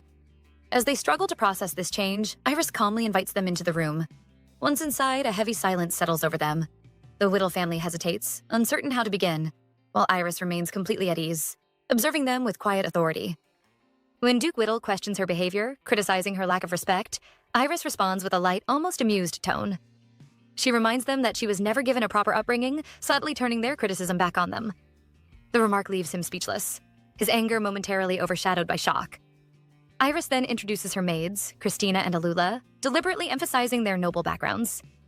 This revelation unsettles the Whittle family, forcing them to reconsider their approach. Realizing they can no longer treat Iris as they once did, they grow more cautious.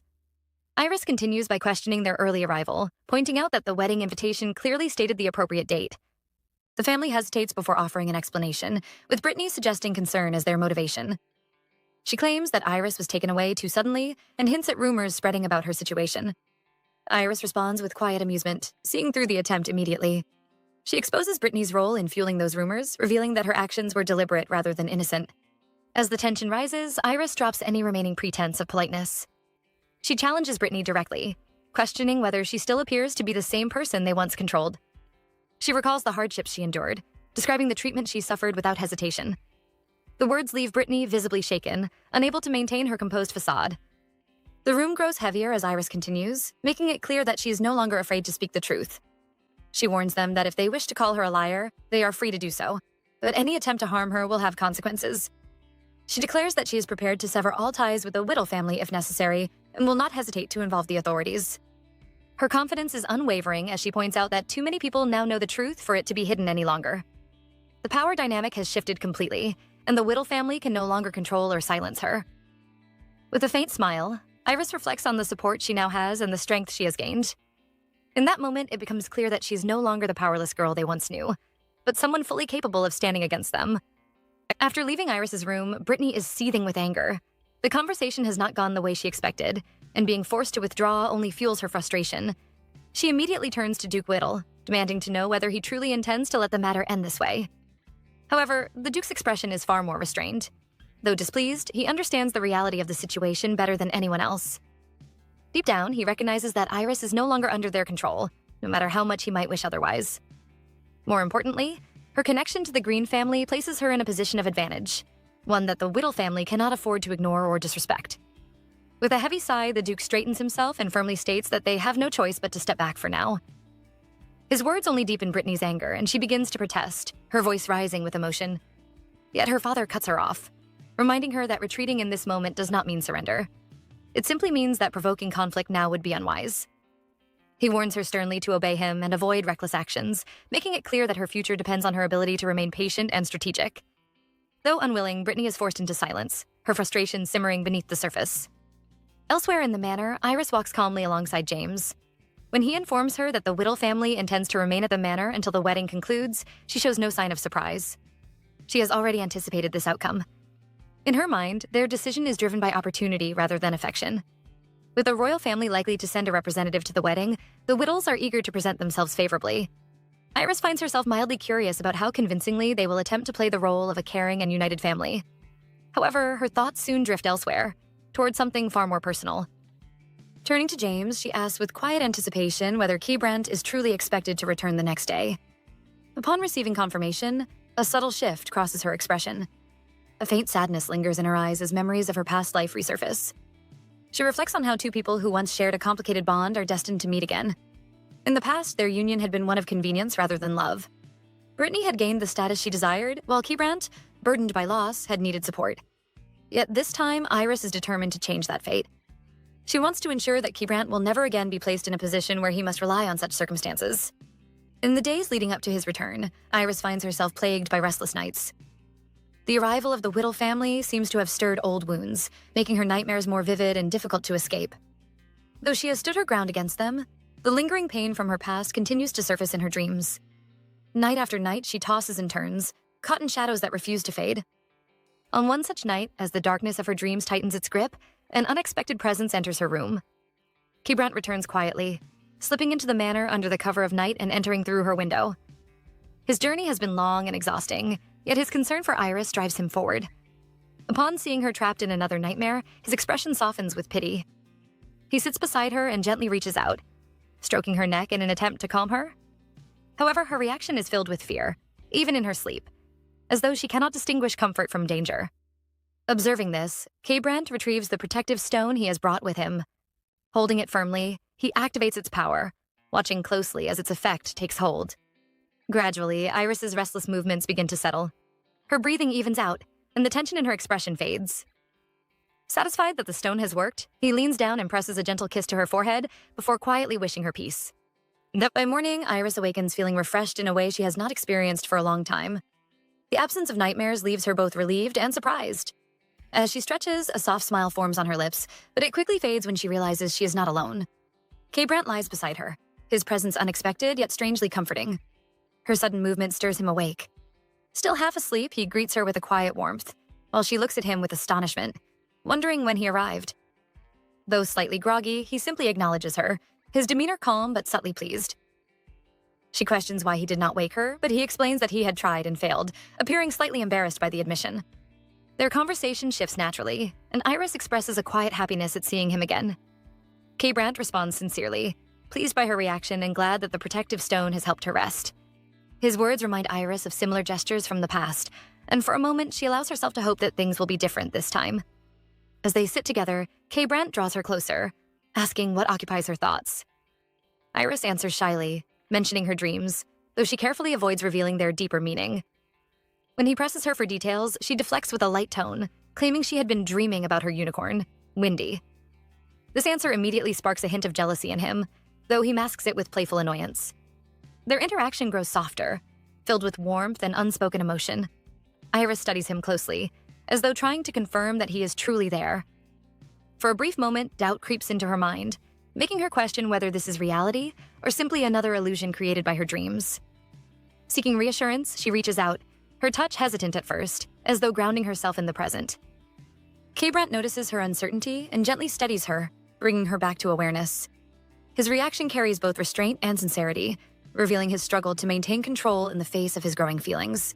Iris quickly realizes her actions and pulls back, embarrassed, while he looks away, equally affected but composed. Despite the tension, the moment does not break. Instead, it shifts into something deeper, a quiet understanding that neither of them fully voices. When K. Brent pulls her close again, their connection becomes more evident, their emotions conveyed through subtle gestures rather than words. Yet even then, he remains mindful, holding himself back from crossing boundaries that might make her uncomfortable. Eventually, the moment softens, and they settle into a calmer state.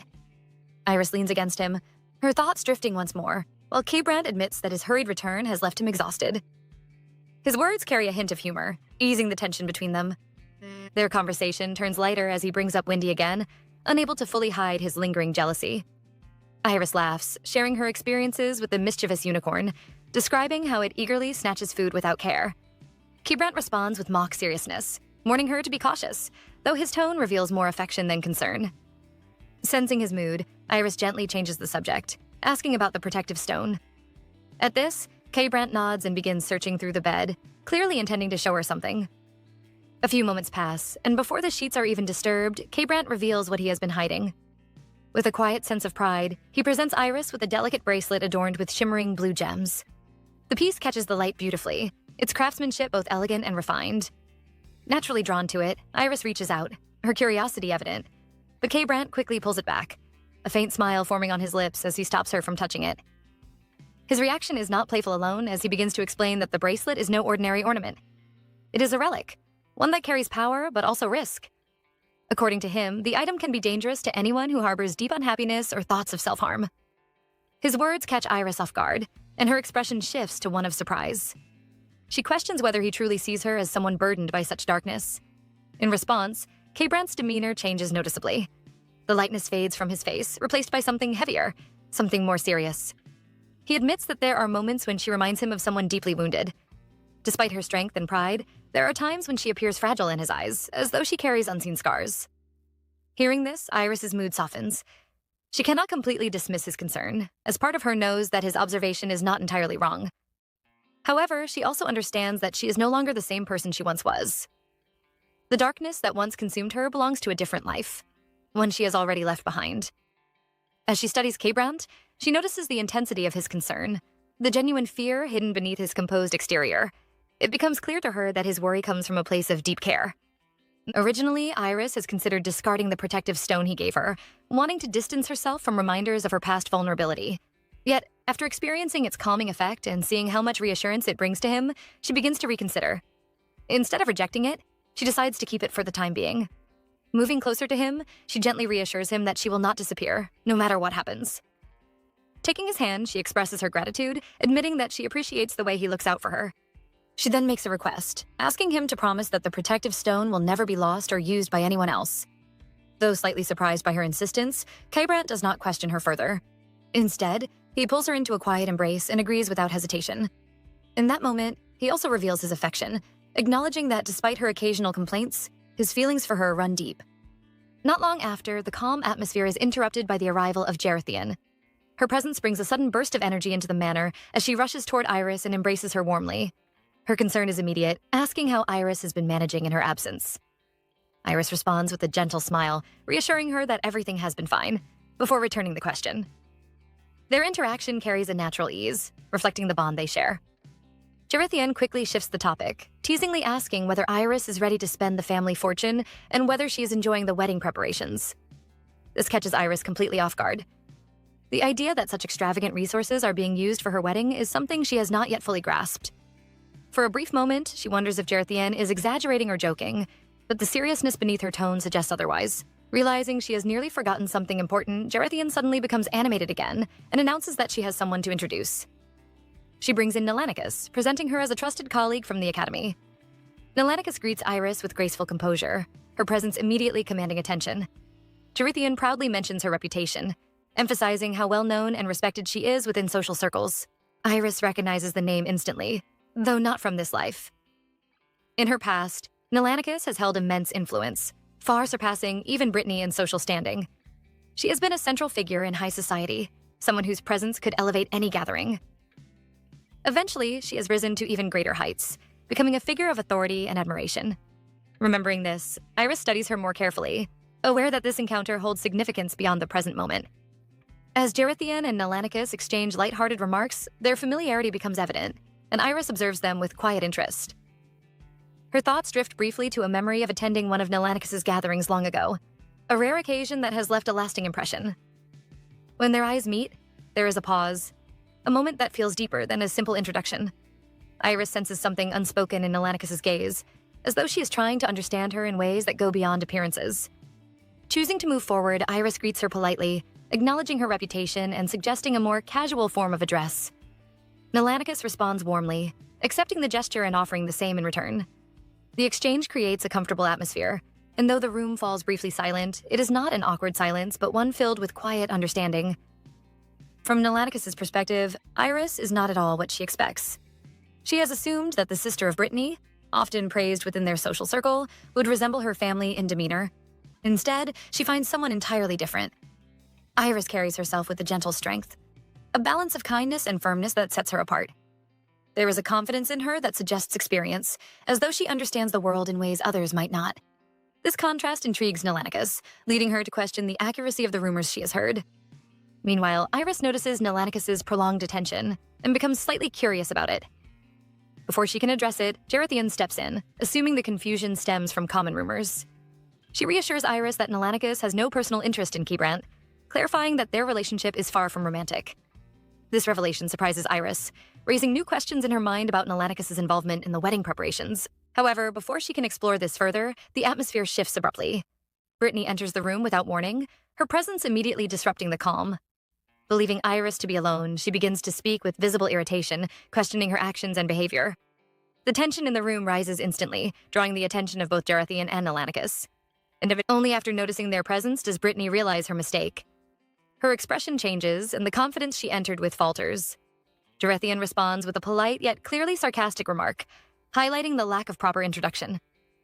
Caught off guard, Brittany struggles to regain composure, offering an awkward greeting while trying to process the situation. Her attention then shifts to Nelanicus, and her surprise deepens. Recognizing her immediately, Brittany feels a mixture of admiration and frustration. She has long desired to form a connection with someone of Nelanicus's influence, hoping to gain her support within social circles. Yet now, standing before her, she realizes that Nelanicus's attention is not directed toward her, but toward Iris. This realization unsettles her. The opportunity she has always sought appears to be slipping away, and worse, it seems to favor the very person she resents. As these thoughts take hold, her composure weakens, and a subtle tremor runs through her. Iris notices the change instantly. Observing her sister's reaction, she recognizes the unease beneath the surface. For a brief moment, she reflects on the irony of the situation, realizing that even Brittany, who has always appeared confident and untouchable, has her own fears. Instead of confronting her directly, Iris chooses a different approach. She remains calm, composed, and quietly observant, allowing the situation to unfold while subtly guiding the interaction in her favor. Iris smiles brightly, her expression warm and inviting as she welcomes Brittany into the room. She remarks that it is a pleasant surprise to have her join them, especially since such important guests are present. With calm composure, Iris explains that it would be fitting for Brittany to dine alongside them. Outwardly, her tone is gentle and considerate, but inwardly, she finds a certain amusement in the situation. Sharing a meal with Jarethian and Nelanicus while Brittany sits among them feels almost ironic, and she cannot help but anticipate how the moment will unfold. From Brittany's perspective, however, the situation feels completely different. What Iris considers amusing becomes, for her, deeply uncomfortable. She cannot shake the feeling that Iris is deliberately displaying her connection with Jarethian and Nelanicus, almost as if she is subtly asking whether Brittany feels jealous. The thought unsettles her. especially because these are individuals she herself has long struggled to approach. Lost in these thoughts, Brittany fails to notice Iris calling her several times. It is only when Iris directly questions her sudden distraction that she snaps back to reality, realizing she has once again embarrassed herself. She quickly tries to recover, insisting that nothing is wrong. Iris responds thoughtfully, suggesting that perhaps Brittany simply did not expect to be invited. She adds that Brittany must already be familiar with Gerethian and Nelanicus, given her frequent attendance at social gatherings. Turning to the two guests, Iris casually asks whether they know her sister. The question causes a visible change in Brittany's expression. Her face pales slightly, and a sense of unease settles over her.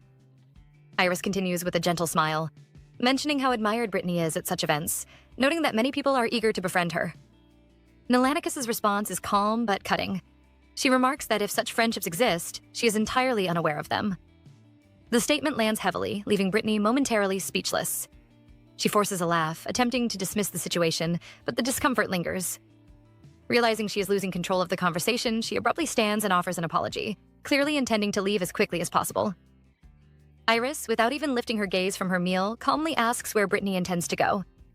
She reminds her that she herself claimed to have come to eat. Brittany hesitates, forcing a smile as she tries to maintain her composure. She explains that she should not have come, suggesting that her actions were selfish and driven only by a desire to see Iris. Iris looks at her with a soft smile, but to Brittany, it feels like a warning rather than kindness. A sense of foreboding settles in her chest, as though she instinctively knows that the situation is far from over. Iris reassures her gently, telling her not to worry and encouraging her to remain seated.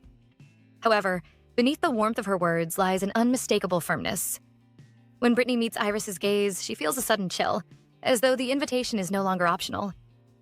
Reluctantly, she returns to her seat, her movements lacking their usual confidence. She begins picking at the food on her plate, her appetite completely gone. Nelanicus casually comments on proper etiquette, pointing out that leaving the table abruptly creates unnecessary disturbance. Her tone is composed, yet her words carry weight. Meanwhile, Gerethian remains focused on Iris, urging her to continue eating and keeping the conversation lively. The atmosphere around the table becomes animated, filled with light conversation and laughter, but Brittany feels completely disconnected. The voices blur together, and she cannot focus on anything being said. Frustration builds within her as she realizes she cannot even contribute to the discussion. She begins to resent Iris once again, convinced that everything happening is somehow her fault. In her mind, she imagines an alternate reality where K-Brand had chosen her instead. In that version of events, she would not be sitting here feeling out of place and ignored. Iris, who has been quietly observing her, suddenly speaks up with concern. She asks whether Brittany is feeling unwell, noting how unusually quiet she has been. Her tone carries a hint of curiosity, as though she is genuinely interested in her sister's state. She then suggests, with a touch of playful innocence, that perhaps being in the presence of Gerethian and Nelanicus is making her uncomfortable. Brittany quickly denies it, forcing another strained smile. She insists that nothing is wrong, though she admits that speaking might lead to misunderstandings. Her attempt to maintain composure is short-lived, as Gerethian immediately questions her statement. With a polite but sharp expression, she wonders whether Brittany is intentionally trying to make Iris feel guilty. Gerethian continues, suggesting that Brittany appears to be someone who claims to care deeply for her younger sister, yet her behavior tells a different story. Caught off guard, Brittany tries to defend herself, her voice betraying her growing anxiety. However, Nelanicus intervenes before she can say much more. Her interruption is calm but decisive, effectively ending the exchange. She redirects the conversation, suggesting that discussing Iris's wedding preparations is far more important. The dismissal is subtle yet unmistakable. Brittany is left stunned. She struggles to process what has just happened, unable to accept being brushed aside so easily. The realization that she has been deemed irrelevant in this moment unsettles her deeply. Clenching her fists beneath the table, she silently vows that this will not last forever. She convinces herself that in the future, when her status rises, she will prove her worth and make those who overlook her regret it. The tension in the room shifts suddenly when the dining room door opens. James's voice announces K-Brant's arrival, drawing everyone's attention. Without hesitation, K-Brant enters, his focus immediately locking onto Iris. His expression softens as he approaches her, clearly having missed her during his absence. Without concern for the others present, he greets her warmly, his actions reflecting his affection. Iris responds with equal warmth, asking whether he has eaten. He mentions that he had something small while working, but his attention remains fixed on her. With a gentle eagerness, he asks whether she has finished her meal. The question surprises her slightly, prompting her to ask why it matters. He explains that he wishes to take her somewhere, his tone carrying quiet excitement. Their interaction does not go unnoticed. Gerethian clears her throat, mildly annoyed that her brother seems oblivious to everyone else in the room. K-Brant acknowledges her and Nelanicus, offering a brief greeting while explaining that Iris's presence has distracted him from everything else. His remark draws a complaint from Gerithian, who notes that he always behaves this way around Iris. Meanwhile, Brittany watches in silence, her disbelief growing. She cannot comprehend how deeply K-Brant seems to care for Iris. The attention he gives her feels effortless, natural, and genuine, something Brittany has never been able to secure for herself. Iris gently reminds K-Brant of her sister's presence, mentioning that they have met before. However, he barely acknowledges Brittany, offering nothing more than a passing glance. His lack of interest is unmistakable, reinforcing her growing sense of invisibility. Instead, he focuses entirely on Iris, confirming once again that she has finished eating before guiding her out of the room. Left behind, Brittany presses her lips together, struggling to contain her frustration. The realization that she has been completely overlooked weighs heavily on her, and she fights the urge to lash out. Outside, the atmosphere shifts as K-Brant leads Iris toward the garden. Waiting there is a striking black horse, its presence commanding attention. He explains that he wishes to take her somewhere special. Noticing her slight hesitation, he gently asks whether she is afraid. Iris admits that she simply prefers walking but does not object. K-Brant studies her carefully, sensing that her answer is not entirely truthful. Without pressing further, he reassures her calmly and prepares the horse. With practiced ease, he mounts first, taking a moment to compose himself before extending his hand toward her. Though nervous, Iris trusts him. She reaches out, allowing him to pull her up and settle her securely in front of him. Once she is steady, he asks if she is ready, and after a brief pause, she nods. Moments later, they are in motion, the horse breaking into a swift gallop. The sudden speed startles Iris, and she instinctively closes her eyes, holding on tightly. The wind rushes past them, and the movement feels overwhelming at first. Sensing her discomfort, K-Brant reassures her, encouraging her to look ahead. Gradually, she opens her eyes, and the view before her begins to unfold. The scenery is breathtaking. A shimmering lake reflects the surrounding trees, its surface glowing under the light. The beauty of the landscape contrasts sharply with the tension of the manor, offering a sense of peace and escape. K-Brant slows the horse, allowing her to take it all in. He explains that he wanted to bring her away from the manor, away from the pressures and the presence of Brittany. With his arm around her, he keeps her close, not rushing to dismount. There is a quiet sincerity in his actions as he admits that he simply wanted to share this moment with her, to let her experience something beautiful, even if only for a short while.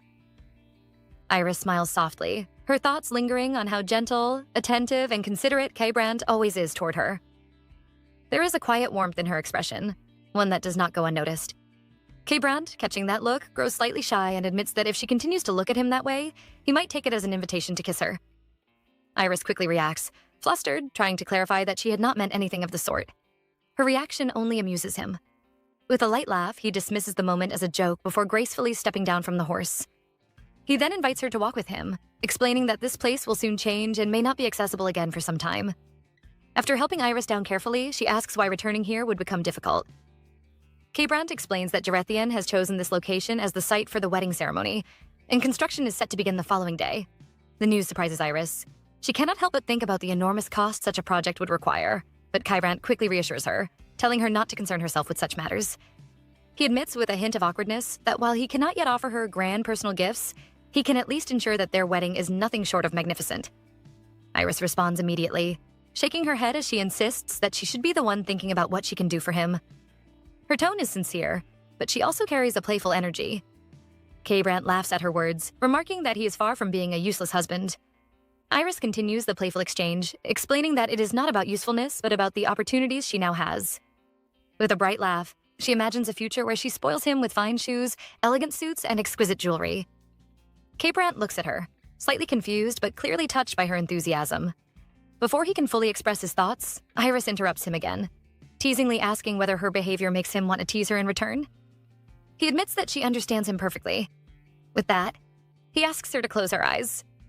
Though curious, Iris complies without hesitation, trusting him completely while wondering what kind of playful surprise he has in mind. And in the very next moment, she lets out a startled cry as K-Brant suddenly lifts her and leaps into the lake with her in his arms. The splash breaks the calm of the surroundings, and his laughter echoes across the water. He admits that this was exactly the kind of joke he had been planning, clearly pleased with how it turned out. Carefully, he steadies Iris in the water, making sure she is safe.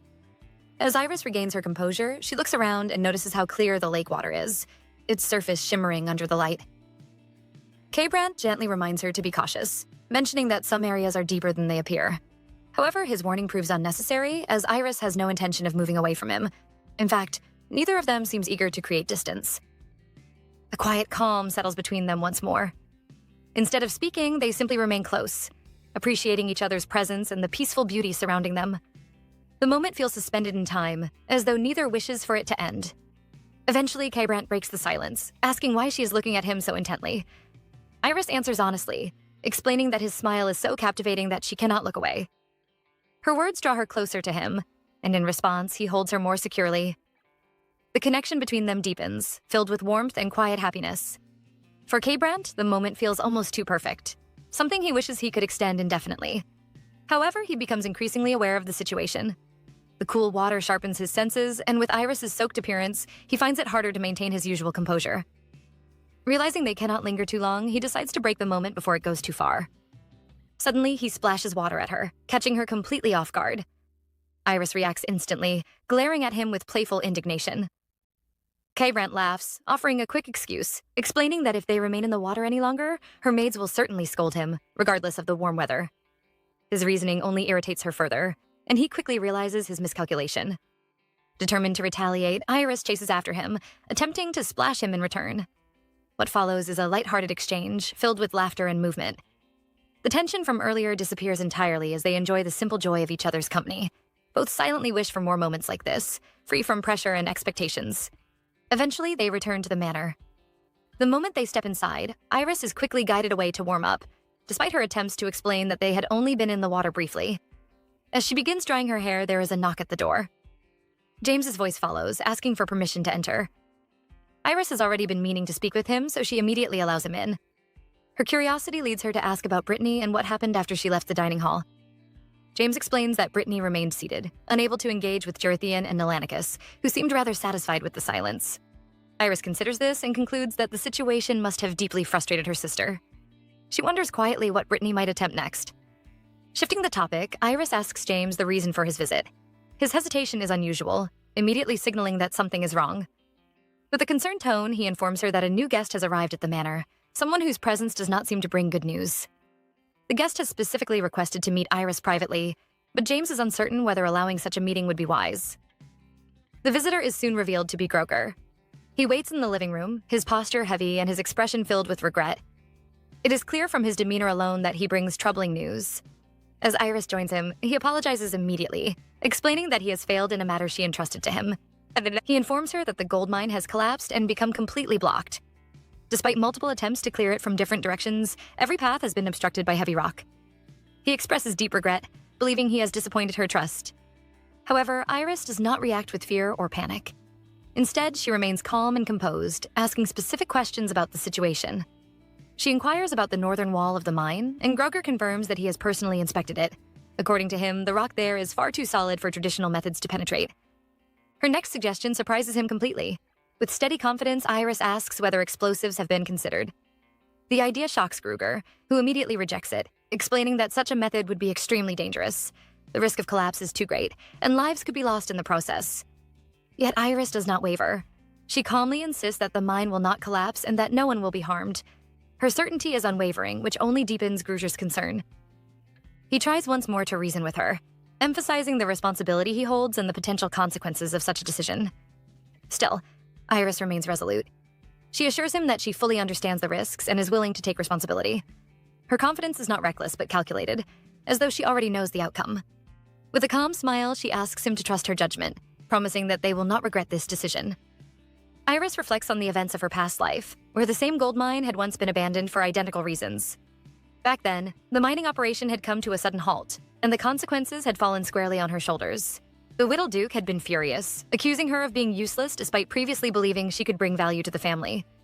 In the end, he had shifted all blame onto her, refusing to hold Alfred accountable. Alfred had rarely been present, often away from responsibility, making Iris an easy target. She remembers clearly how unfair those accusations had been. Neither the marriage nor the decision to acquire the mine had ever been hers, yet she had borne the consequences of both. The Whittle Duke, unwilling to accept defeat, had taken matters into his own hands. When the mine collapsed, he had insisted on using explosives to clear the blockage. Many had tried to dissuade him, warning of the danger and the potential loss of life, but he had ignored them all. The safety of others had never been his concern. Explosives were eventually used, and in a twist that felt almost cruel in its irony, The outcome had been extraordinary. Instead of destruction, the explosion had revealed a hidden treasure deep within the mine, something far more valuable than anyone had anticipated. That discovery had come shortly before Iris's death, leaving a lasting impression on her memory. Because of that experience, Iris now holds absolute confidence in her current decision. She knows that the explosion will not bring ruin, but will instead open the path to unimaginable wealth. Her calmness is not born from ignorance, but from certainty shaped by what she has already lived through. And sometime later, James discusses the situation with Kebrant, carefully pointing out how unusual Iris's decision appears. He explains that Grouger, despite his concerns, has ultimately chosen to trust Iris and proceed according to her instructions. Kebrant listens quietly before stating that the explosives should indeed be used. His response surprises James, who had expected hesitation or intervention. James questions whether Kebrant truly intends to remain uninvolved, especially considering that while the mine belongs to Iris, the matter still affects the wider county. He warns that if anything goes wrong, the consequences could harm Iris's reputation, particularly after she has only just escaped damaging rumors. Kebrant acknowledges the risk, but remains firm. He decides not to interfere, and instructs James to allow Iris to handle the matter as she sees fit. His decision is not made lightly. As he stands by the window later, his thoughts linger on Iris and the mystery surrounding her actions. He cannot ignore the pattern he has begun to notice. Iris often behaves as though she possesses knowledge beyond what others can see. From their very first meeting to the moment she faced him without fear in his transformed state, she has consistently demonstrated an unusual sense of certainty. He recalls that it was Iris who had first suggested acquiring the mine. Under normal circumstances, news of a collapse so soon after operations begin would cause panic due to the financial loss involved. Yet Iris has remained completely composed. This composure leads Kebrant to question whether she had anticipated this outcome all along. The thought lingers in his mind, difficult to dismiss. At the same time, Iris is lost in her own thoughts.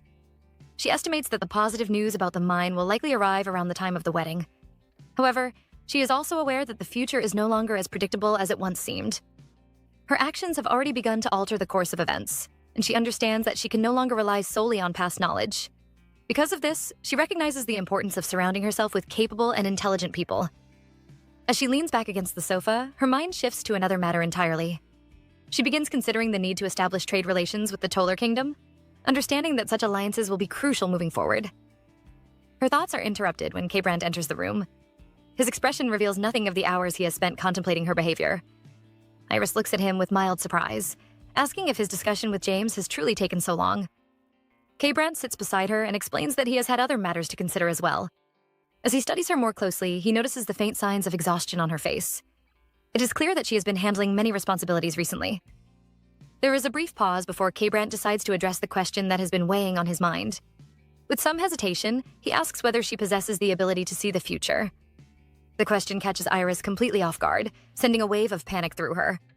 She does not understand how he has arrived at such a conclusion, yet she cannot deny that his reasoning is not entirely unfounded. Kebrant explains his thoughts calmly, pointing out how she often seems to know things in advance and how her reaction to the mine incident has been unusually composed.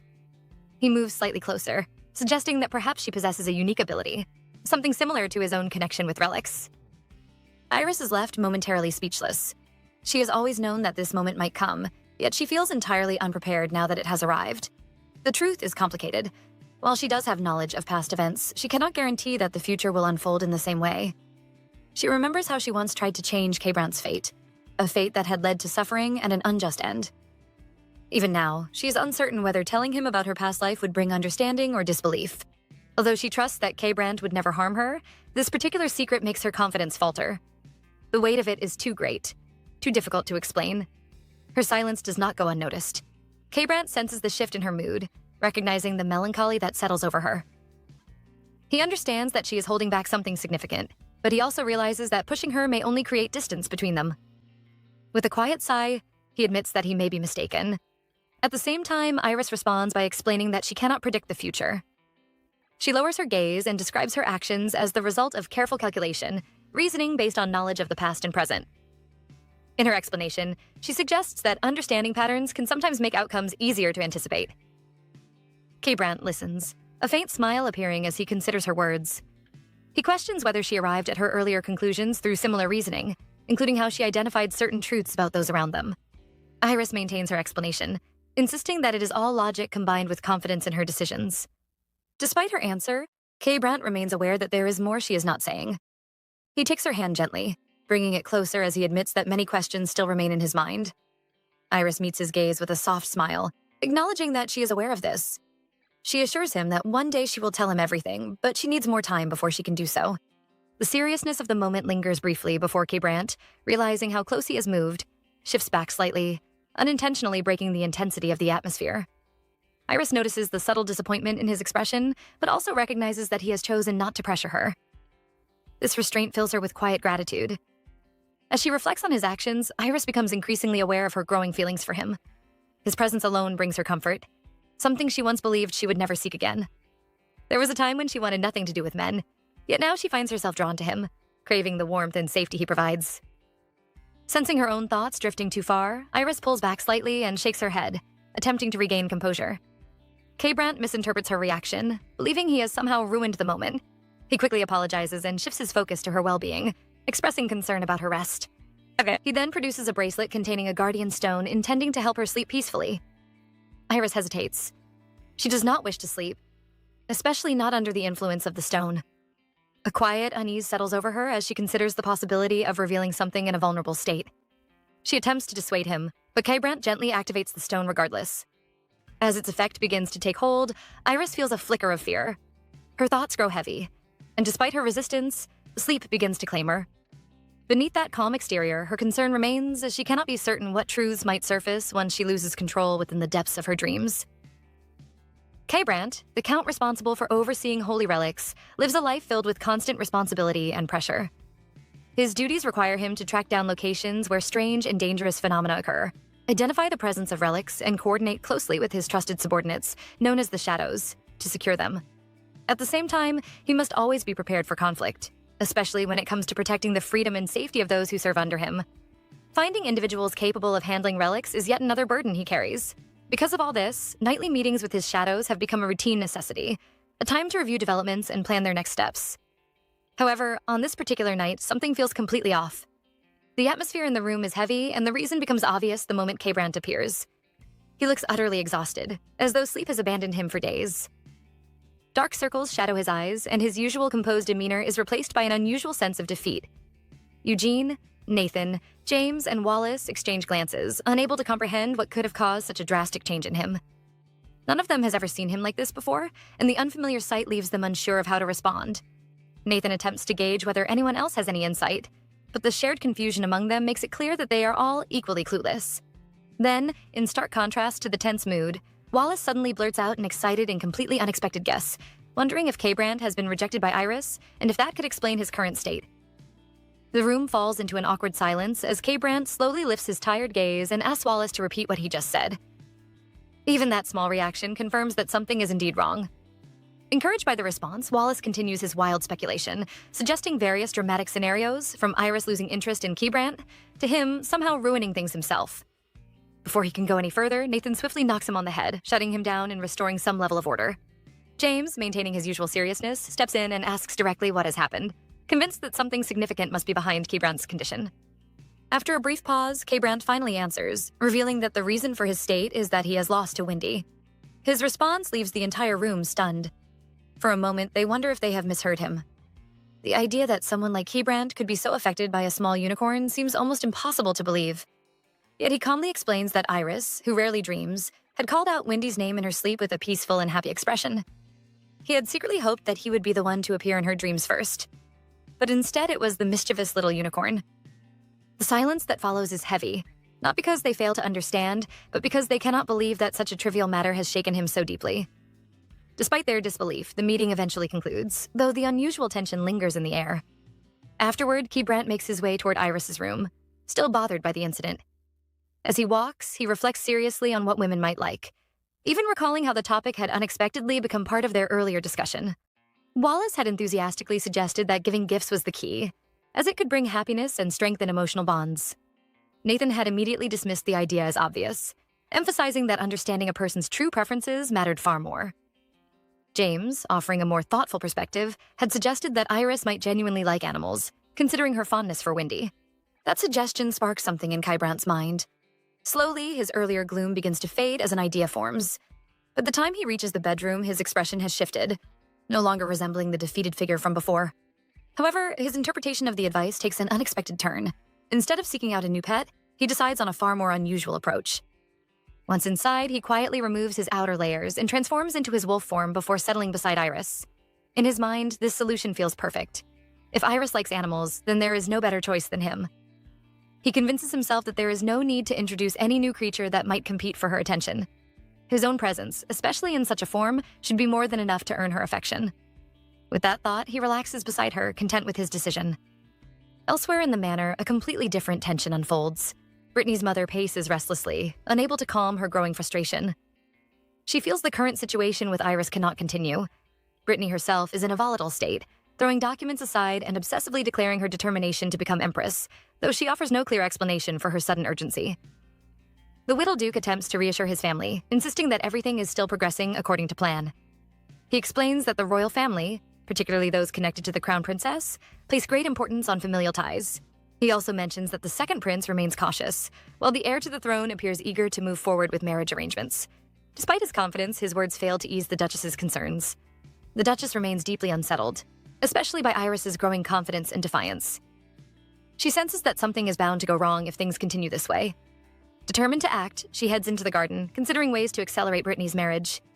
She believes that securing that union quickly could shift the balance in their favor. Still, a lingering fear troubles her, the possibility that the royal family might choose a more advantageous match. Her thoughts are interrupted when she encounters Lady Green. The meeting is unexpected, and for a moment, both women assess each other carefully. Lady Green acknowledges her identity with composed certainty, while the Duchess responds with polite surprise, noting that she had not expected to meet her here. Lady Green explains that her presence is only natural, given her son's upcoming wedding, and remarks that she would have personally welcomed the Duchess had she known of her arrival. This statement causes a brief flicker of irritation in the Duchess, who finds it difficult to believe that their visit had gone unnoticed. However, she quickly masks her reaction, deciding that open conflict is not in her best interest at the moment. Maintaining a courteous tone, she asks whether Lady Green is satisfied with Iris. Lady Green responds without hesitation, expressing genuine approval. She describes Iris as both kind and intelligent, even admitting that she sometimes feels as though Iris were her own daughter. The Duchess is momentarily stunned by this praise, struggling to reconcile it with her own perception of Iris. She forces a smile, suggesting that Iris may have shortcomings due to her limited exposure to high society, and expressing hope that Lady Green will guide her properly. Lady Green calmly counters this implication, stating that she has yet to find any faults in Iris. When the Duchess persists, subtly attempting to highlight flaws, Lady Green gently suggests that such insistence may stem from a desire to find fault where none exists. The conversation grows sharper beneath its polite surface. When the Duchess attempts to defend herself, Lady Green interrupts with a composed but pointed remark, questioning whether the guidance she speaks of might actually involve harsh treatment. The Duchess laughs nervously, insisting that Iris has always been treated with care and has never been subjected to hardship. Yet under Lady Green's steady gaze, her words begin to falter. Lady Green then presents her own observations, noting that Iris's hands bear signs of labor, far rougher than those of a typical lady. She questions how such a condition could exist if Iris had truly been treated well. The implication is clear, and it strikes directly at the Duchess. Unable to maintain her composure, the Duchess reacts defensively, accusing Iris of spreading lies and damaging the family's reputation. Lady Green, however, remains calm, explaining that her conclusions are based solely on what she has seen. She offers a measured apology if those conclusions are incorrect, but her tone carries an unmistakable warning. She makes it clear that Iris is now a member of the Green family, and that she will personally ensure her protection. Any attempt to speak ill of Iris will be treated as an attack against the entire family. The message is firm and leaves no room for misunderstanding. Faced with this unwavering stance, the Duchess has no choice but to respond with restrained politeness. She expresses gratitude before quickly excusing herself, eager to leave before her anger becomes visible. Once she is alone, her composure shatters. Her frustration boils over, and she clenches her fists, seething at the way events are unfolding beyond her control. In her mind, everything now hinges on Brittany's future. She convinces herself that the Crown Prince will not abandon Brittany, and that once that bond is secured, the balance of power will shift once again. With that belief, she clings to the hope that Iris and K-Brant's wedding may not proceed as smoothly as it seems. Meanwhile, within the quiet comfort of the manor, Iris and K-Brant rest peacefully, unaware of the tension slowly building beyond their world.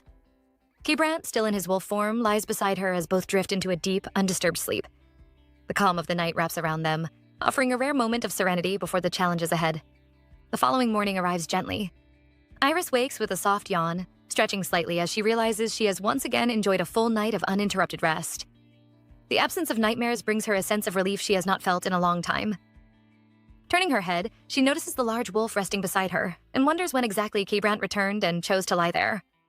A quiet sigh escapes her as she recalls her dream, relieved that it had only involved Windy and nothing more complicated that would require explanation. Lost in her thoughts, Iris fails to notice the subtle shift behind her. Brandt has already returned to his human form and moves closer, wrapping his arms firmly around her waist. The sudden contact startles her, and she lets out a small cry of surprise. In response, he holds her more securely, clearly amused, and expresses his dissatisfaction at being forgotten so easily, especially when it comes to a simple morning greeting. Not long after, the mood shifts as preparations begin for the day. Iris stands before her maids, presenting the outfit she has chosen. The clothing is simple by noble standards, and she asks whether she looks like an ordinary city girl. Alula responds with open admiration, noting that even in modest attire, Iris's natural beauty remains impossible to conceal. The compliment brings a small smile to Iris's face, though her thoughts linger on the reason behind the outfit. Brandt had specifically asked her to wear something like this, but had not explained why or where they would be going. Christina, observing the situation, cannot help but comment that it appears Iris is preparing for a date. The word itself feels unfamiliar yet exciting to Iris. Despite being married, she realizes this will be their first true outing together in such a way. The thought carries a special meaning for her, especially since in her past life, she had only ever heard about such experiences from Brittany and had never lived through one herself. As the preparations continue, Alula hesitantly steps forward with a request.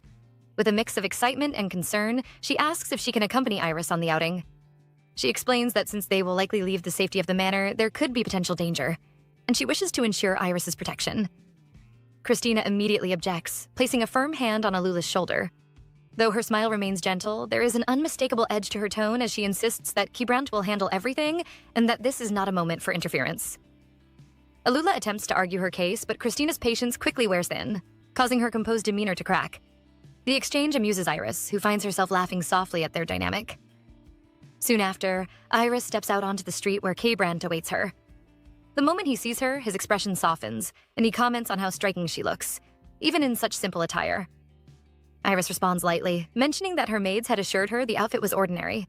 However, Brandt clearly disagrees, as he drapes a cloak over her shoulders, insisting that her beauty still draws too much attention.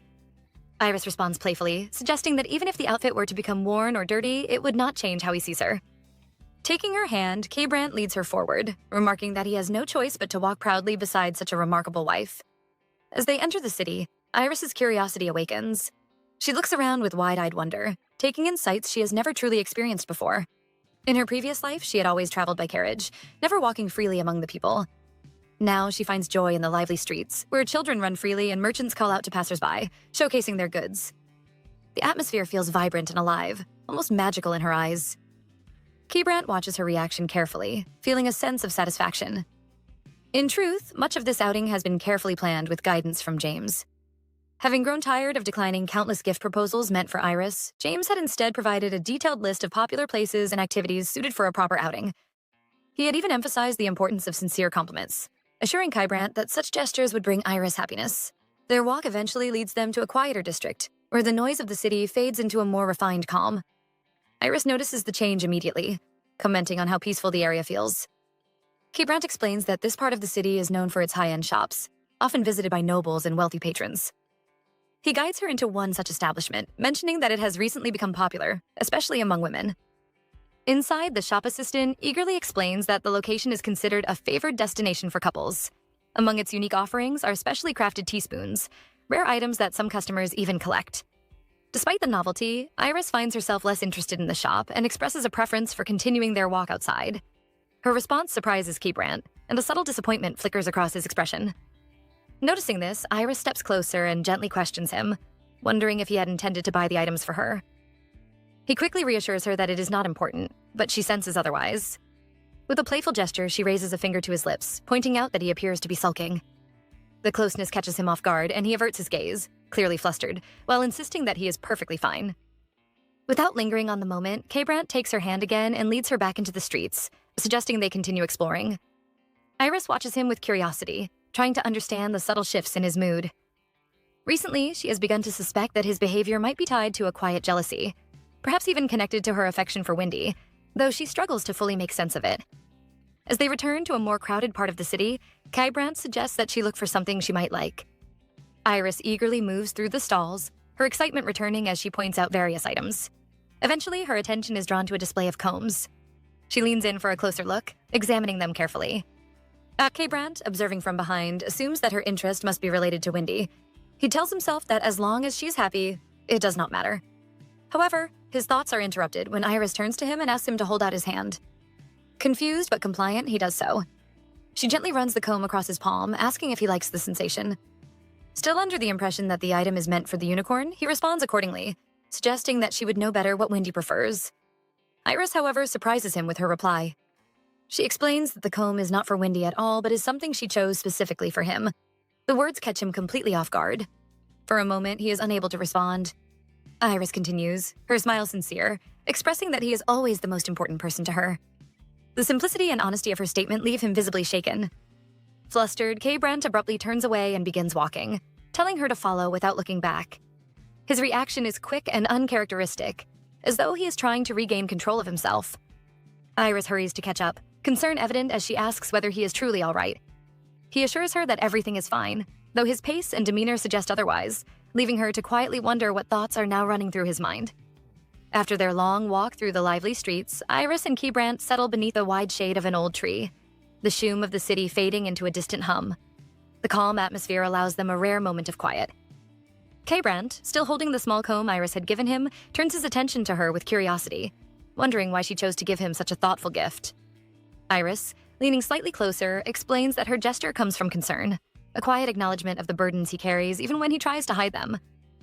K-Brandt lets out a soft chuckle, admitting that Iris constantly surprises him in ways he never expects. Iris responds with a light giggle, suggesting that he will simply have to grow accustomed to her unpredictability. Resting her head gently against his shoulder, she speaks of the many moments they have yet to share, her tone filled with quiet hope and certainty. K-Brandt listens, then suggests they begin creating those moments immediately, shifting the mood with a hint of playful anticipation. Iris, curious, asks what he means, and K-Brandt reveals his excitement about her upcoming wedding dress fitting, something he has been secretly looking forward to. Iris realizes he has misunderstood her deeper meaning, yet she chooses not to correct him, deciding that his happiness matters more than clarifying her thoughts. Instead, she leans in and embraces him, sealing the moment with a soft kiss that leaves K-Brandt visibly uplifted. The effect of that moment carries into the next day. K-Brandt returns home radiating an unusual brightness, greeting everyone with an energy that feels almost overwhelming. He moves through the halls with enthusiasm, drawing back curtains and commenting on the beauty of the morning as though the world itself has changed overnight. His behavior catches the attention of everyone present. Jarethian questions his sudden cheerfulness, unable to ignore how out of character it seems, while Nilani observes calmly, noting that the previous day's outing must have gone exceptionally well. K-Brandt openly expresses his happiness, speaking of the future with an optimism that feels almost tangible. Even his mother watches him with mild surprise, recognizing that something significant has shifted within him. Jarethian, though still skeptical, begins to wonder if Iris is truly managing everything well, especially considering the overwhelming preparations surrounding the wedding. Meanwhile, Iris stands at the center of a bustling room filled with fabrics, designs, and constant movement. The scale of the wedding preparations begins to fully reveal itself, leaving her momentarily stunned. Dresses of various styles and purposes are arranged around her, each meant for a different stage of the multi-day celebration. The sheer number feels excessive to her, far beyond anything she ever imagined. She attempts to argue that the quantity is unnecessary, but her objections are quickly dismissed as the others explain that such extravagance is expected, even considered modest by certain standards. Iris realizes that resisting this process is futile and quietly accepts her situation, though not without a hint of disbelief. As the preparations continue, Nilani enters the room accompanied by a figure whose presence immediately draws attention. Iris recognizes her with surprise as the renowned designer Tylette, a name that carries immense prestige across the continent. Tylette's reputation alone is enough to command admiration, known for creating gowns that transform their wearers into the center of any gathering. Iris understands the significance of having such a designer involved in her wedding, recalling how even the most powerful individuals often struggle to secure her work. The atmosphere shifts slightly as Tylette begins observing Iris with a professional yet intrigued gaze, carefully examining every detail during the fitting process.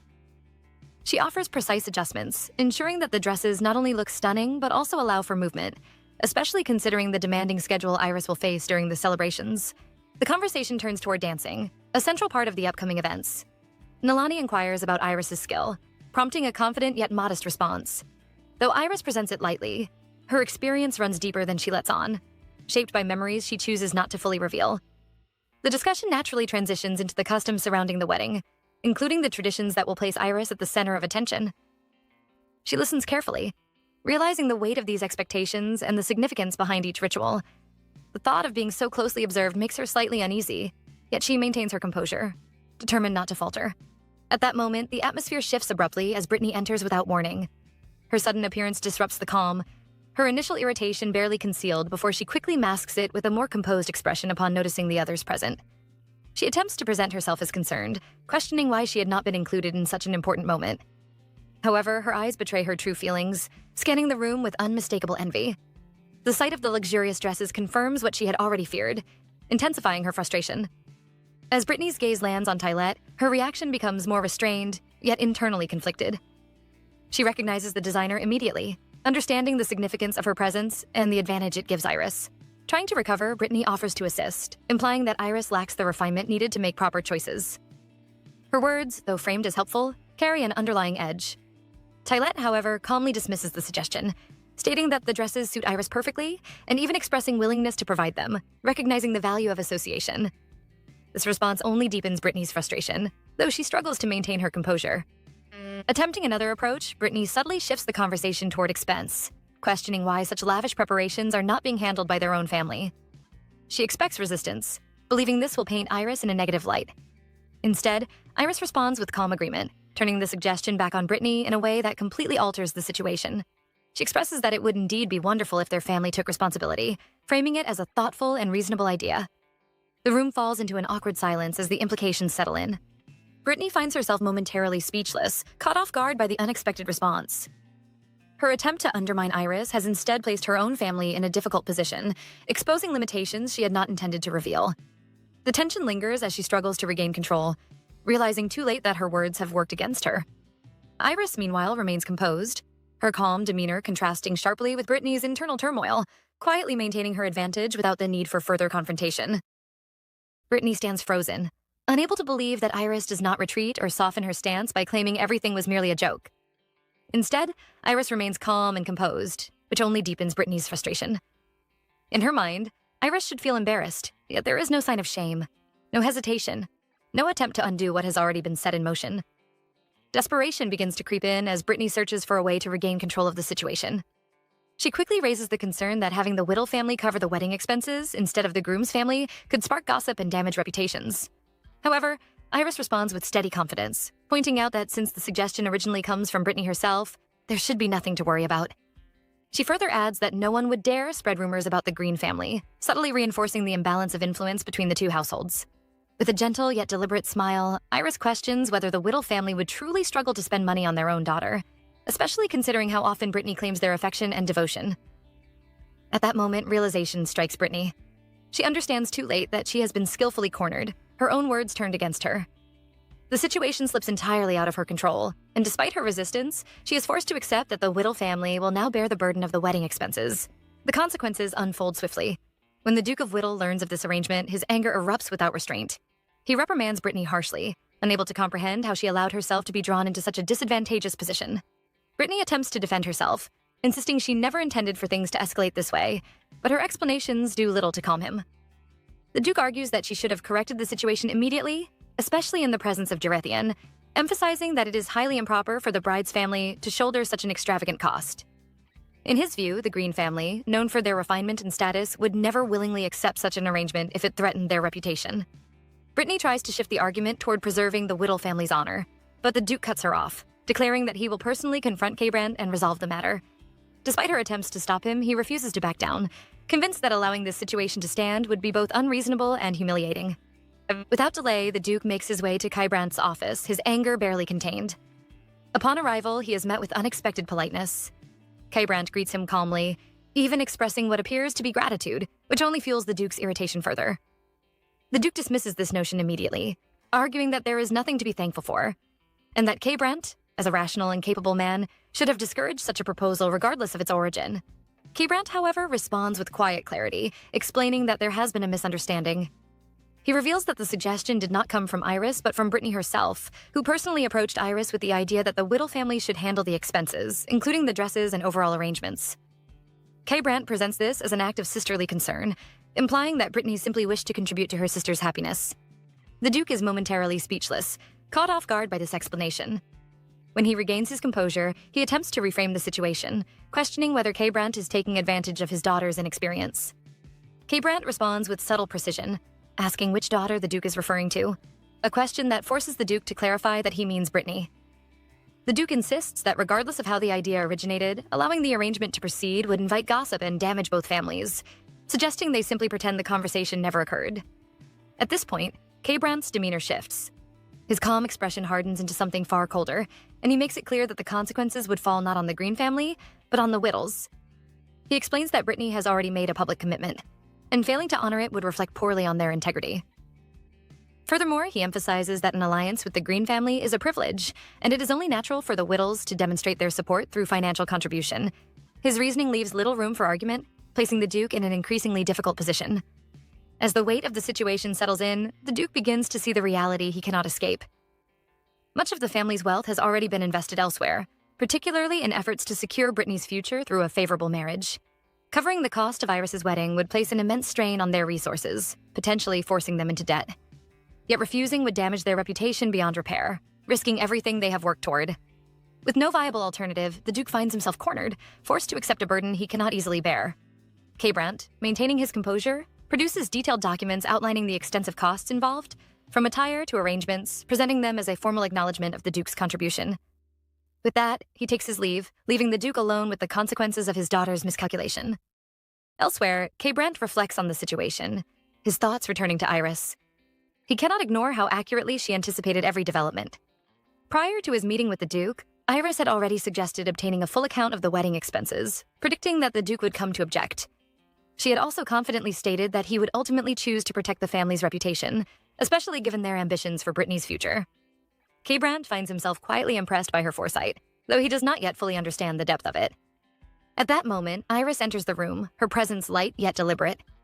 She asks whether his discussion with the Duke has concluded, and K. Brandt confirms that everything has unfolded exactly as she expected.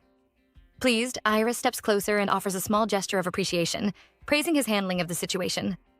K. Brandt, though acknowledging her praise, admits that such a simple reward feels insufficient, his reaction tinged with an unusual hint of embarrassment.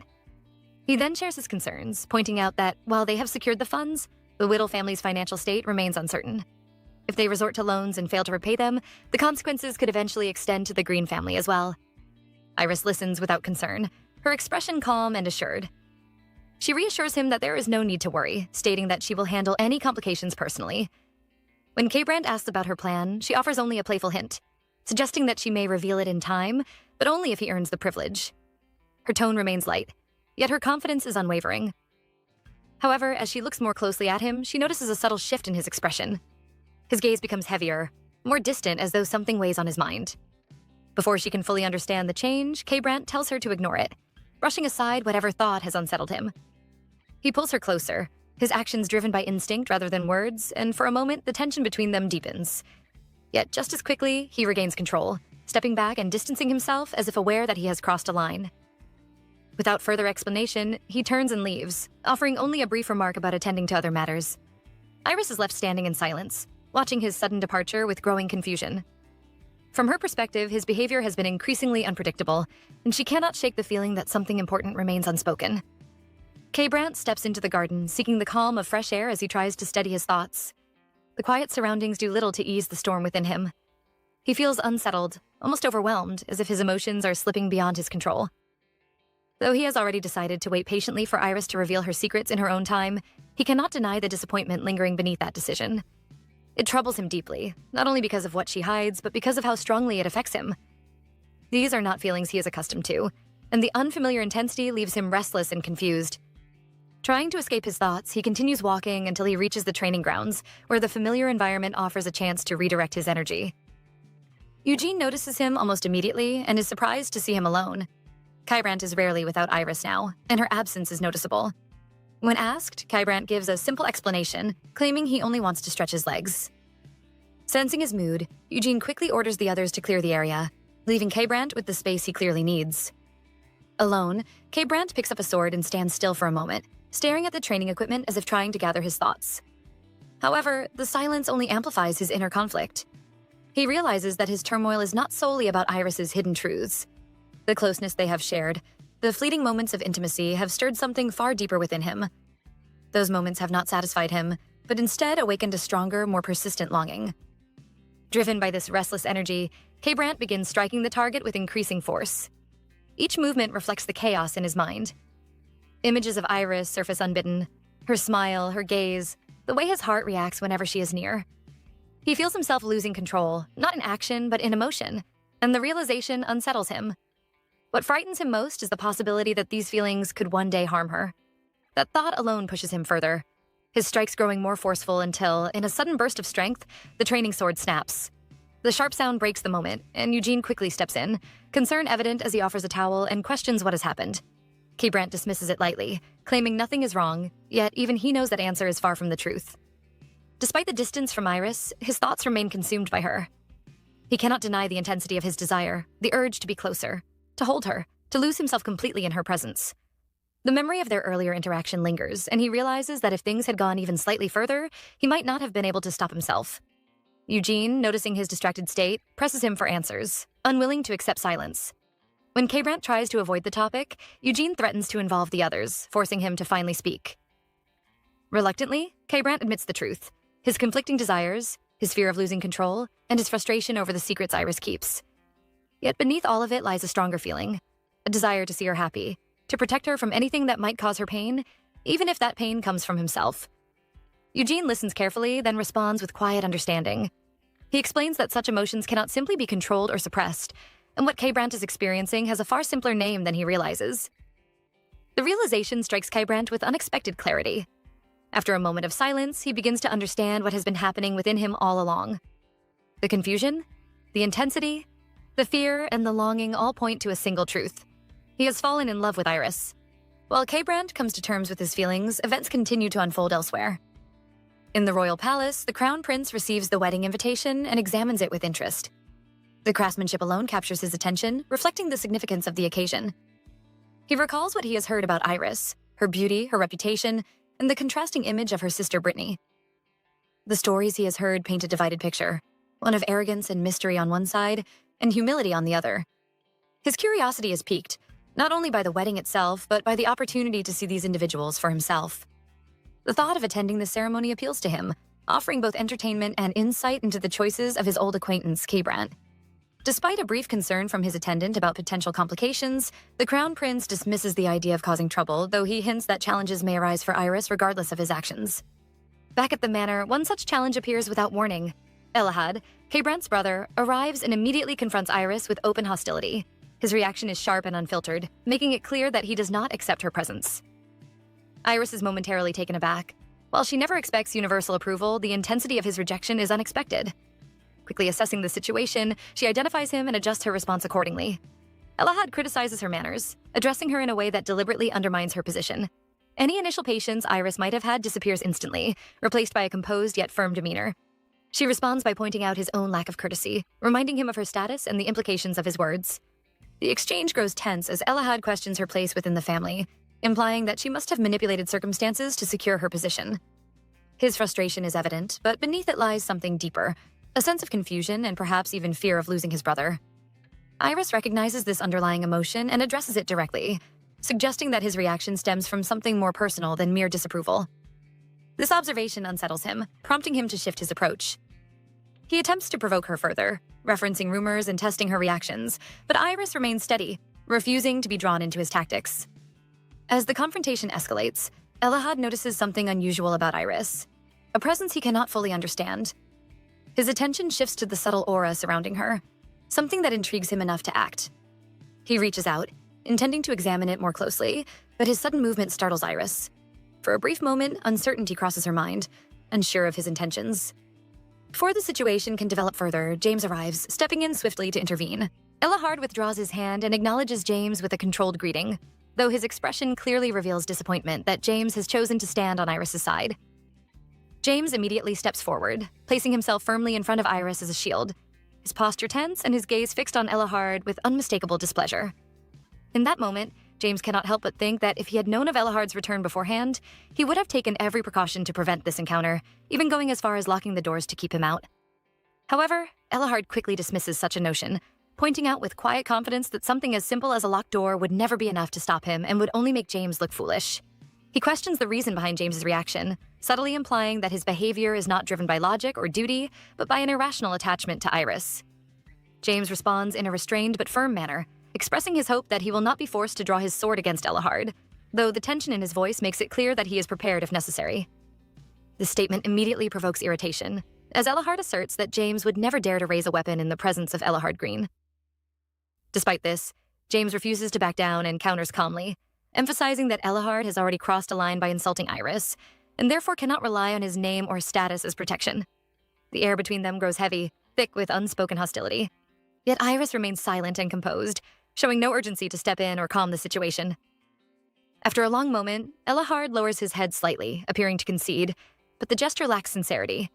Almost immediately, he raises his head again, his eyes burning with restrained anger as he shifts the conversation toward the matter of marriage. In his view, marriage is not a private affair, but something that concerns the entire family. He asserts his right to question and even reject Iris, declaring that he intends to determine whether the so-called flower of Duke Whitlow is harmless or something far more dangerous beneath the surface. Elahard is widely known not only for his remarkable swordsmanship, which has earned him the position of vice captain of the Order of Holy Knights, but also for his far rarer and more valuable ability. His true strength lies in his capacity to perceive the essence of living beings, often described as seeing souls. In reality, what he perceives goes beyond simple life force, revealing deeper traits such as obsession, determination, fixation, and powerful emotions that define a person's core. This ability makes him invaluable to the kingdom, which keeps him under close watch and protection, particularly because he can identify and authenticate holy relics with absolute certainty. Yet Iris stands as an anomaly that unsettles him deeply. Her aura does not align with anything he expects from someone raised in isolation. Instead of fragility or simplicity, there is complexity, contradiction, and something he cannot fully grasp. If she had appeared weak or predictable, he might have dismissed her without a second thought, but her very unpredictability forces him to pay attention. The more he observes, the more convinced he becomes that her soul carries traces of a holy relic. However, unlike ordinary relics that exist separately, this presence seems fused with her very being, inseparable and complete. This alone would be troubling, but what disturbs him further is the strange attraction he feels, a pull not unlike what he has observed in the rest of the household. He recalls how Henrietta had sharply reprimanded him for addressing Iris improperly, and how his parents had calmly spoken of her as kind and sweet, subtly warning him not to offend her. To Elahard, it seems as though everyone within the estate has been influenced by something unseen, as if Iris carries an invisible force that bends others toward her. This realization only deepens his suspicion, leading him to believe that she may be far more dangerous than anyone realizes. With these thoughts weighing heavily on his mind, Elahard makes his way to his brother's study. He reflects briefly on Kbrant's nature. Always calm, composed, and unshakable. Someone who has never made careless decisions. Upon entering, he is greeted with a pleasant smile, though Kbrant lightly remarks that Elahard has chosen an unusual order in visiting everyone. Without hesitation, Elahard drops onto the sofa and voices his dissatisfaction, insisting that something is undeniably wrong with Iris. Kbrant responds with a calm but noticeably colder tone, asking him to clarify which woman he is referring to, even though it is obvious. Elahard, not sensing the shift, continues, expressing concern over the sudden marriage and describing the strange fluctuations he sensed in Iris's aura, something so unusual that it nearly affected him directly. He admits that he has never encountered anything like it before, and that it leaves him with a strong sense of unease, as though something terrible might happen because of her. Kbrant listens and acknowledges his words, which initially gives Elahard a sense of validation. However, that feeling quickly disappears when Kbrant states firmly that Iris is a special woman. The atmosphere shifts again as Elahard observes his brother more closely, noticing clear displeasure directed at him. In that moment, it becomes evident that Kbrant is not questioning Iris at all, but defending her. Kbrant makes it clear that he has chosen Iris, and that she is now his wife, emphasizing that she deserves respect. He expresses dissatisfaction with Elahard's behavior, particularly his refusal to address her properly. When Elahard reacts with disbelief, Kbrant's response is immediate and unwavering, reinforcing that Iris is not just any woman but his wife. He acknowledges Elahard's ability and assures him that if any real threat arises, he will act without hesitation, even if it means confronting Iris. However, he also makes it clear that in the present situation, Elahard is the one at fault for his disrespect. This leaves Elahard momentarily stunned, his confidence shaken as he processes his brother's reaction. Slowly, he leans back, realizing that Kbrant has never been wrong in judging people. Though his doubts remain, he reluctantly accepts that there may be more to Iris than he understands. Still, he makes it clear that if things take a turn for the worse, he will stand by Kbrant no matter the cost, even if it means going against him. Meanwhile, away from the tension, Iris spends a quiet moment with Windy, the young unicorn, who shows little interest in cooperating. Despite this, she continues speaking casually, venting her frustration about the disturbance Elahard has caused within the estate. The peaceful moment is soon interrupted when Henrietta approaches, her expression carrying both curiosity and concern as she asks whether Elahard has behaved strangely toward Iris as well. Lost in her thoughts, Iris fails to notice Elahard approaching from behind until his voice suddenly breaks the moment with sharp sarcasm, criticizing her carelessness for being so distracted around a unicorn. Startled, Iris reacts instinctively, dropping the apple in her hand as she turns toward him with clear irritation. Elahard remains indifferent, stating that he has no obligation to explain his movements to her. He questions Kbrandt's decision to entrust such a valuable creature to her, though his attempt to provoke a reaction does not succeed. Iris responds calmly, suggesting that such concerns should be directed to Kbrandt instead. Unwilling to let the matter go, Elahard continues, insisting that Iris's way of winning over the household is unusual and ineffective on him. He reminds her that, regardless of her preferences, she is now part of the family as his sister-in-law. Taking it upon himself to correct what he perceives as a flaw, he decides to demonstrate how a unicorn should be handled properly. He sits down in front of Windy and offers the apple with deliberate care, presenting himself with an air of authority. His actions suggest that dealing with such a creature requires sincerity and focus, free from hidden intentions. However, while he continues his demonstration, he makes a critical mistake by paying more attention to explaining than observing. A sharp cracking sound suddenly cuts through the moment, clearly not coming from the apple. In that instant, Windy makes its own judgment. The unicorn reacts without hesitation, biting not only the apple but also Elahard's hand, delivering a swift and unmistakable response that brings his demonstration to an abrupt and humbling end. A sharp scream suddenly echoes through the air, breaking the brief calm, yet almost immediately Elahard attempts to dismiss it as nothing more than a figment of Iris's imagination, even though his own body betrays him with a noticeable tremor. The sound lingers in Iris's mind, unsettling and vivid, resembling the unmistakable crack of bone under pressure. Despite this, Elahard refuses to pull his hand away from Windy's mouth, forcing a strained and awkward laugh as he casually wonders aloud who could have made such a noise. His composure appears forced, stretched thin over the clear reality of pain. After a tense moment, Windy finally releases his hand, seemingly satisfied with its response. Elahard quickly regains what little composure he can, speaking in a calm and measured tone, insisting that everything is perfectly fine, and suggesting that both he and the unicorn should simply forget the entire incident. However, beneath that composed exterior, his thoughts are in complete disarray as he realizes he has utterly embarrassed himself in front of Iris. The humiliation weighs heavily on him, far more than the physical pain. Iris, observing him closely, asks with genuine concern whether he is truly all right. Elahard attempts to maintain his pride, insisting there is nothing to worry about while reminding himself of his position as the vice captain of the Order of Holy Knights. He tries to downplay the incident, framing it as nothing more than a minor bite from a small unicorn, yet his trembling hands and stiff posture expose the truth he tries so hard to conceal. His pride refuses to yield, even as the pain clearly lingers. As Iris watches him struggle to maintain his dignity, a soft and understanding smile forms on her face. In that moment, she comes to a realization that shifts her perspective entirely. Elahard no longer appears intimidating or dangerous to her. Instead, he reminds her of a stubborn and slightly immature younger sibling, someone craving attention, yet unwilling to admit it. Given her own mental maturity, she finds his behavior almost endearing rather than threatening. Turning her attention back to Windy, Iris gently strokes the unicorn, expressing gratitude for finally letting go of Elahard's hand. At the same time, she quietly apologizes, acknowledging her own inexperience in raising such a creature and admitting that mistakes are inevitable. She resolves to do better moving forward, her tone sincere and calm. As she speaks, Elahard watches her carefully, his earlier frustration slowly replaced by confusion. For a fleeting moment, it feels as though all the strange impressions he had about her have disappeared, leaving behind only a normal, composed young woman.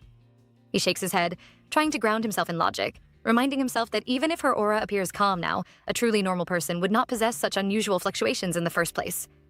The contradiction only deepens his internal conflict. Iris then asks again, this time more gently, whether his arm hurts. Instead of answering directly, Elahard abruptly shifts the conversation, demanding that she keep the incident a secret.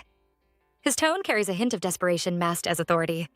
Iris responds with a bright and playful smile, making it clear that she has no intention of making such a promise. Her lighthearted reaction only irritates him further, though he struggles to respond. She lightly coughs into her hand before teasingly suggesting that he should not be so jealous of her. The comment catches Elahard completely off guard, leaving him momentarily speechless. He prepares to protest, confused and indignant at the idea, but before he can gather his thoughts, Iris reaches out and casually pokes his cheek. The unexpected gesture stuns him into silence. For a brief second, he freezes, unable to process what just happened. Then, as if suddenly regaining awareness, he turns sharply and rushes away at remarkable speed, clearly flustered. As he retreats, he loudly insists that it is precisely this kind of behavior that makes him suspicious of her, though the statement feels more like an excuse than a genuine accusation. Iris watches his departure with visible surprise, noting the cloud of dust left in his wake. A warm and genuine smile spreads across her face as she quietly concludes that Elahard truly resembles an adorable and overly dramatic teenager. The earlier tension fades completely from her perspective, replaced by mild amusement. Meanwhile, Elahard storms off in search of someone who might validate his frustration, eventually finding Nathan. Without hesitation, he begins to complain, insisting that Iris is treating him like a child. However, instead of receiving sympathy, he is met with indifference. Nathan listens calmly before pointing out that, from an outsider's perspective, it is Elahard who appears strange. Since Iris's arrival, the estate has remained peaceful, with no significant problems arising. More importantly, K-Brandt himself appears happier than ever before. Nathan emphasizes that K-Brandt had never once considered marriage in the past, dedicating himself entirely to duty and responsibility. Yet now he seems genuinely in love. Nathan's tone grows colder as he continues, suggesting that Elahard's behavior appears less like concern and more like jealousy, as though he resents losing his brother's attention. The accusation strikes harder than expected, leaving Elahard momentarily speechless. Nathan continues his criticism without restraint until an unexpected interruption shifts the focus. A voice casually questions when Nathan developed the habit of decorating the pistol in his hand with jewels. Nathan glances down at the weapon, momentarily surprised, before explaining with a hint of pride that it is intended as a wedding gift for Iris. He expresses confidence that such a weapon will help protect someone as seemingly fragile as her. Elahard struggles to process this revelation, his confusion deepening. Nathan then delivers another blow, casually mentioning that Eugene and Wallace have already prepared their own gifts earlier that day, before asking what Elahard plans to give. The question hits its mark instantly. Elahard realizes he has completely overlooked the matter, placing him behind everyone else. Almost immediately, his frustration transforms into determination as he becomes focused on finding the perfect gift, something that will not only match but surpass the efforts of the others. The idea energizes him, providing a new outlet for his restless thoughts. At the same time, elsewhere within the estate, Iris sits beside K-Brandt, recounting the earlier incident with Windy in a cheerful and animated manner. Her tone carries amusement rather than concern, clearly entertained by the events. K-Brandt listens attentively, noting that Elahard's wounded pride is a fitting consequence for his earlier behavior. However, Iris does not share his view, expressing genuine confusion over when exactly Elahard had been rude to her. K-Brandt, familiar with his brother's personality, insists that such behavior is typical and suggests that if Iris feels uncomfortable, arrangements can be made to exclude Elahard from the wedding entirely. The suggestion surprises her, and she immediately questions the need for such a decision. When K-Brandt reveals that James informed him about their first meeting, Iris gently disagrees, stating that sending Elahard away would not be a good solution. With a sincere smile, she explains that Elahard is still part of K-Brandt's cherished family, and his presence matters. She wonders aloud whether K-Brandt also wishes to receive his brother's blessing, subtly encouraging him to value that connection. Her words carry a deeper meaning as she reflects on her own happiness, acknowledging that not everyone in the world will like or trust her. She recognizes that expecting unconditional acceptance from everyone would be unreasonable and even arrogant. Her words leave K-Brandt unsettled. Beneath her calm tone, he senses a quiet sadness that he cannot fully understand. For a brief moment, it feels as though an invisible distance separates them, as if Iris is standing in a place he cannot reach. He struggles to find the right response, wanting to reassure her but unsure how to bridge that gap. He recalls Elahard's earlier observations about her unusual soul and begins to wonder if there is more truth to them than he initially believed. Perhaps her ability to foresee certain events is connected to something deeper. Even so, he reminds himself that he has no reason to doubt her. If anything, he considers the possibility that his own strength may counterbalance such abilities, allowing him to stand beside her regardless of what she carries within. Despite this reasoning, a quiet disappointment lingers within him, rooted not in distrust, but in the realization that there are parts of Iris he still does not understand. Meanwhile, Iris's thoughts drift elsewhere entirely. While she reflects on K-Brandt's belief that she deserves universal acceptance, her attention shifts to a more pressing concern. The impending arrival of the Crown Princess weighs heavily on her mind. Members of the royal family rarely leave the palace, and such appearances are never without significance. The Crown Prince, known for being especially cautious, has unexpectedly accepted the invitation to attend the wedding. This unusual decision leaves Iris with a sense of unease, as she quietly wonders what consequences such a presence might bring. Iris finds herself quietly reflecting on the imminent arrival of the Crown Prince. her thoughts circling around uncertainty as she wonders whether he will prove to be an ally or an enemy. A deeper concern lingers beneath that question as she considers the possibility that his presence may not be for her at all, but rather connected to Brittany.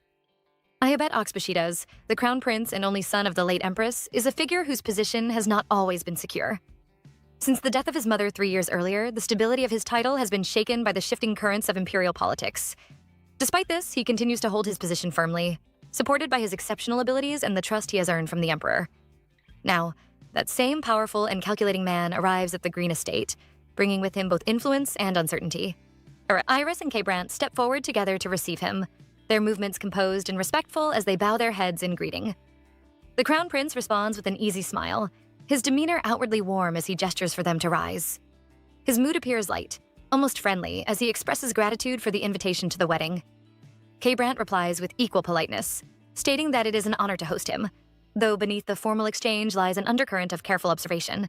The crown prince's attention gradually shifts, his friendly exterior giving way to a more analytical gaze as he studies Iris closely. At first glance, Iris meets his expectations. Her beauty aligns perfectly with the rumors that have circulated throughout the empire. However, his curiosity runs deeper than appearances. He recalls that a portrait of Brittany had been sent to him previously, yet it is Iris who captures his attention now, particularly because of the Duke of Whitlow's apparent preference for her over her elder sister. He considers the possibility that her appearance alone might have been enough to influence K-Brant's decision, but such a conclusion leaves him dissatisfied.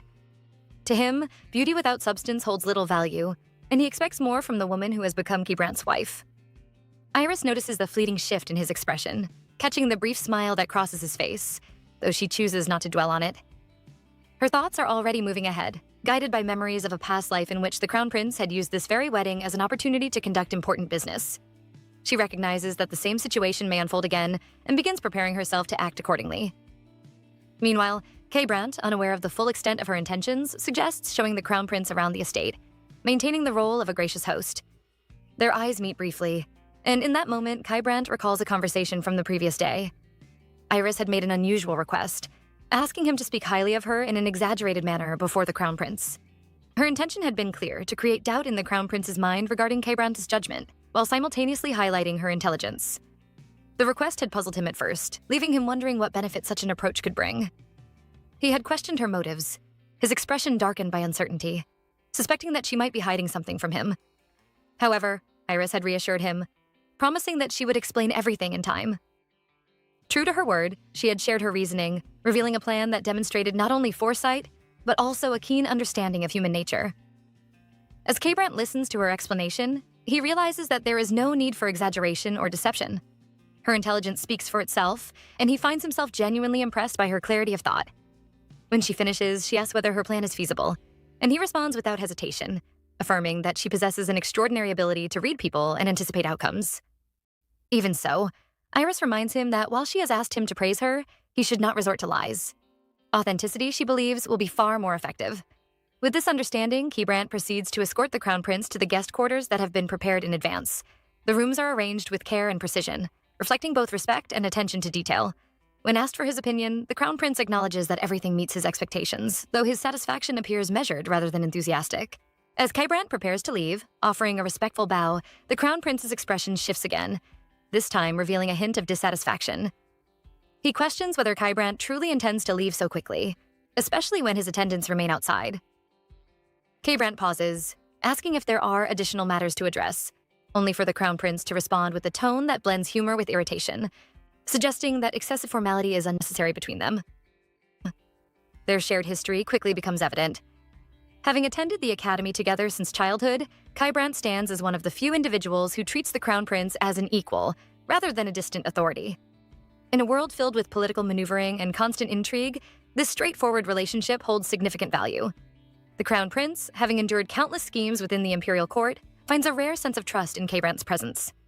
It is precisely this trust that prompts him to set aside formalities and demand a clear explanation for the sudden and unexpected marriage. He expresses his confusion openly, noting that the situation appears unusual and difficult to understand. K-Brant attempts to deflect the question with light humor, suggesting that at his age, marriage is only natural. However, the explanation fails to convince.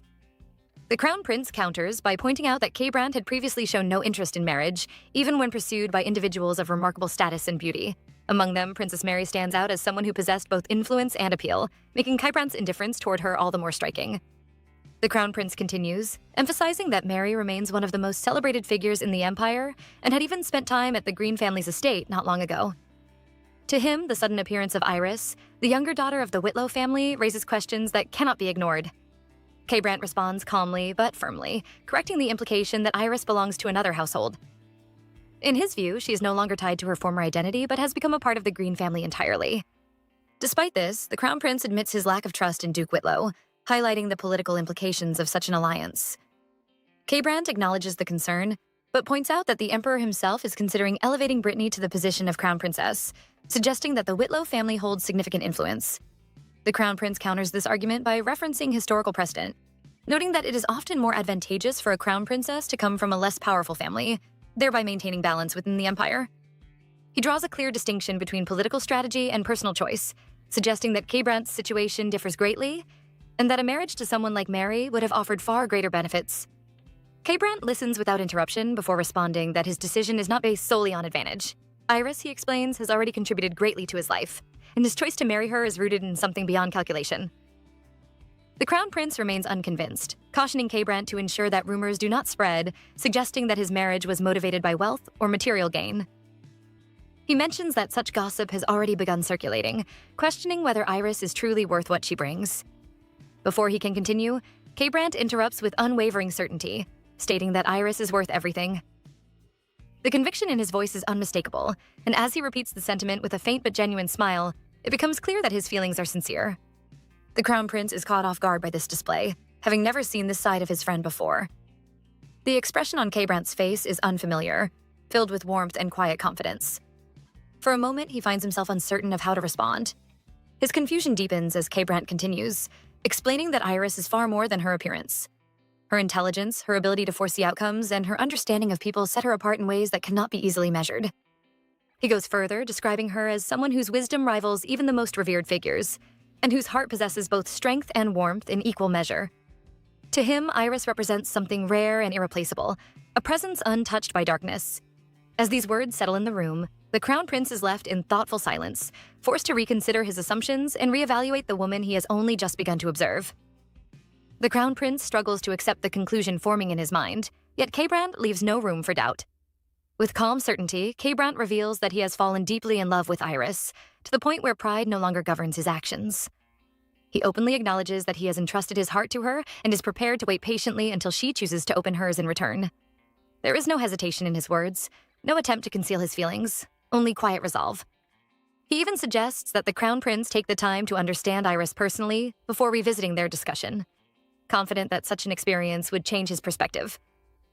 To Kybrandtt, this is not merely a matter of affection, but a truth he believes others will come to recognize if they look closely enough. As he leaves the Crown Prince behind, Kybrandtt walks through the long corridors of the manor, his thoughts heavy yet strangely clear. He reflects on the unfamiliar path he now walks, realizing that he has done something he once believed impossible. For a man who has always valued control and dignity, the act of lowering his pride for someone else feels both foreign and transformative. He pauses briefly, leaning against the wall as a wave of introspection washes over him. There is a lingering question in his mind, whether he revealed too much of himself during that conversation. The vulnerability unsettles him, yet he cannot deny that it feels honest. A quiet sense of disappointment follows, not directed at Iris, but at the distance that still exists between them. He reminds himself that trust cannot be forced, and that Iris must choose when and how to reveal her truth. For now, patience is the only path forward. With that thought, he straightens himself and continues on, determined to see this journey through regardless of uncertainty. Elsewhere, the estate is alive with preparation as the long-awaited wedding draws near. Every detail has been carefully arranged, and the atmosphere carries both excitement and anticipation. Inside one of the chambers, Iris stands ready, dressed in attire that captures attention effortlessly. Christina and Arowella remain by her side, their admiration genuine as they take in her appearance. Their expressions reflect both pride and amazement, as though they are witnessing something rare and unforgettable. When Kybrandtt enters the room, his usual composure falters for a brief moment. He announces his presence with quiet warmth, yet as his eyes fall upon Iris, words escape him entirely. The sight before him leaves him momentarily speechless. There is a stillness in the air as he takes in her appearance, not simply as a bride, but as someone who now holds a place of deep importance in his life. The moment lingers, filled with unspoken emotion before the flow of events continues. As the time of the wedding approaches, the green estate transforms into a center of social activity. Guests of all ranks and statuses arrive, filling the manor with energy and conversation. Some take residence within the West Wing, which has been prepared specifically for those staying overnight, while others choose accommodations nearby or within their own estates. The gathering reflects both the significance of the event and the influence of the families involved. Following tradition, Iris remains absent from public view, as the bride is expected to stay in seclusion before the pre-wedding celebrations. In her place, Brittany steps forward to fulfill the role of hostess. She moves gracefully among the guests, presenting herself with charm and elegance, ensuring that every interaction leaves a favorable impression. Her efforts do not go unnoticed. Many guests remark on her warmth and attentiveness, noting that Iris's absence is hardly felt due to Brittany's presence. She responds with humility, expressing gratitude for their kind words while subtly reinforcing the idea that Iris is diligently preparing for the ceremony. However, beneath her composed exterior lies a different intention. With careful calculation, she shifts the conversation, warning the gentlemen present to exercise caution. Her expression softens as she introduces the idea that Kebrant possesses a possessive nature, suggesting that any attempt to approach Iris, particularly for a dance, might provoke his displeasure. The guests interpret her words as concern for maintaining harmony during the celebration and accept her warning without question. Gradually, they distance themselves from the idea of interacting with Iris in such a way. Brittany observes this reaction with quiet satisfaction, her thoughts far removed from any genuine care for her sister. In her mind, she has already set the stage for Iris to be overlooked, ensuring that no one dares to invite her to dance, effectively isolating her during a moment meant to celebrate her. At the same time, Brittany envisions her own success, imagining herself at the center of attention, standing beside the crown prince as the highlight of the evening. So far, her efforts appear successful, as many guests focus their attention on her presence. As Duke Whitlow escorts her through the hall, he notices her heightened excitement and issues a warning, advising her to remain cautious and avoid reckless behavior. Though she outwardly agrees, Brittany pays little attention to his concern. Her mind is already fixed on her goal.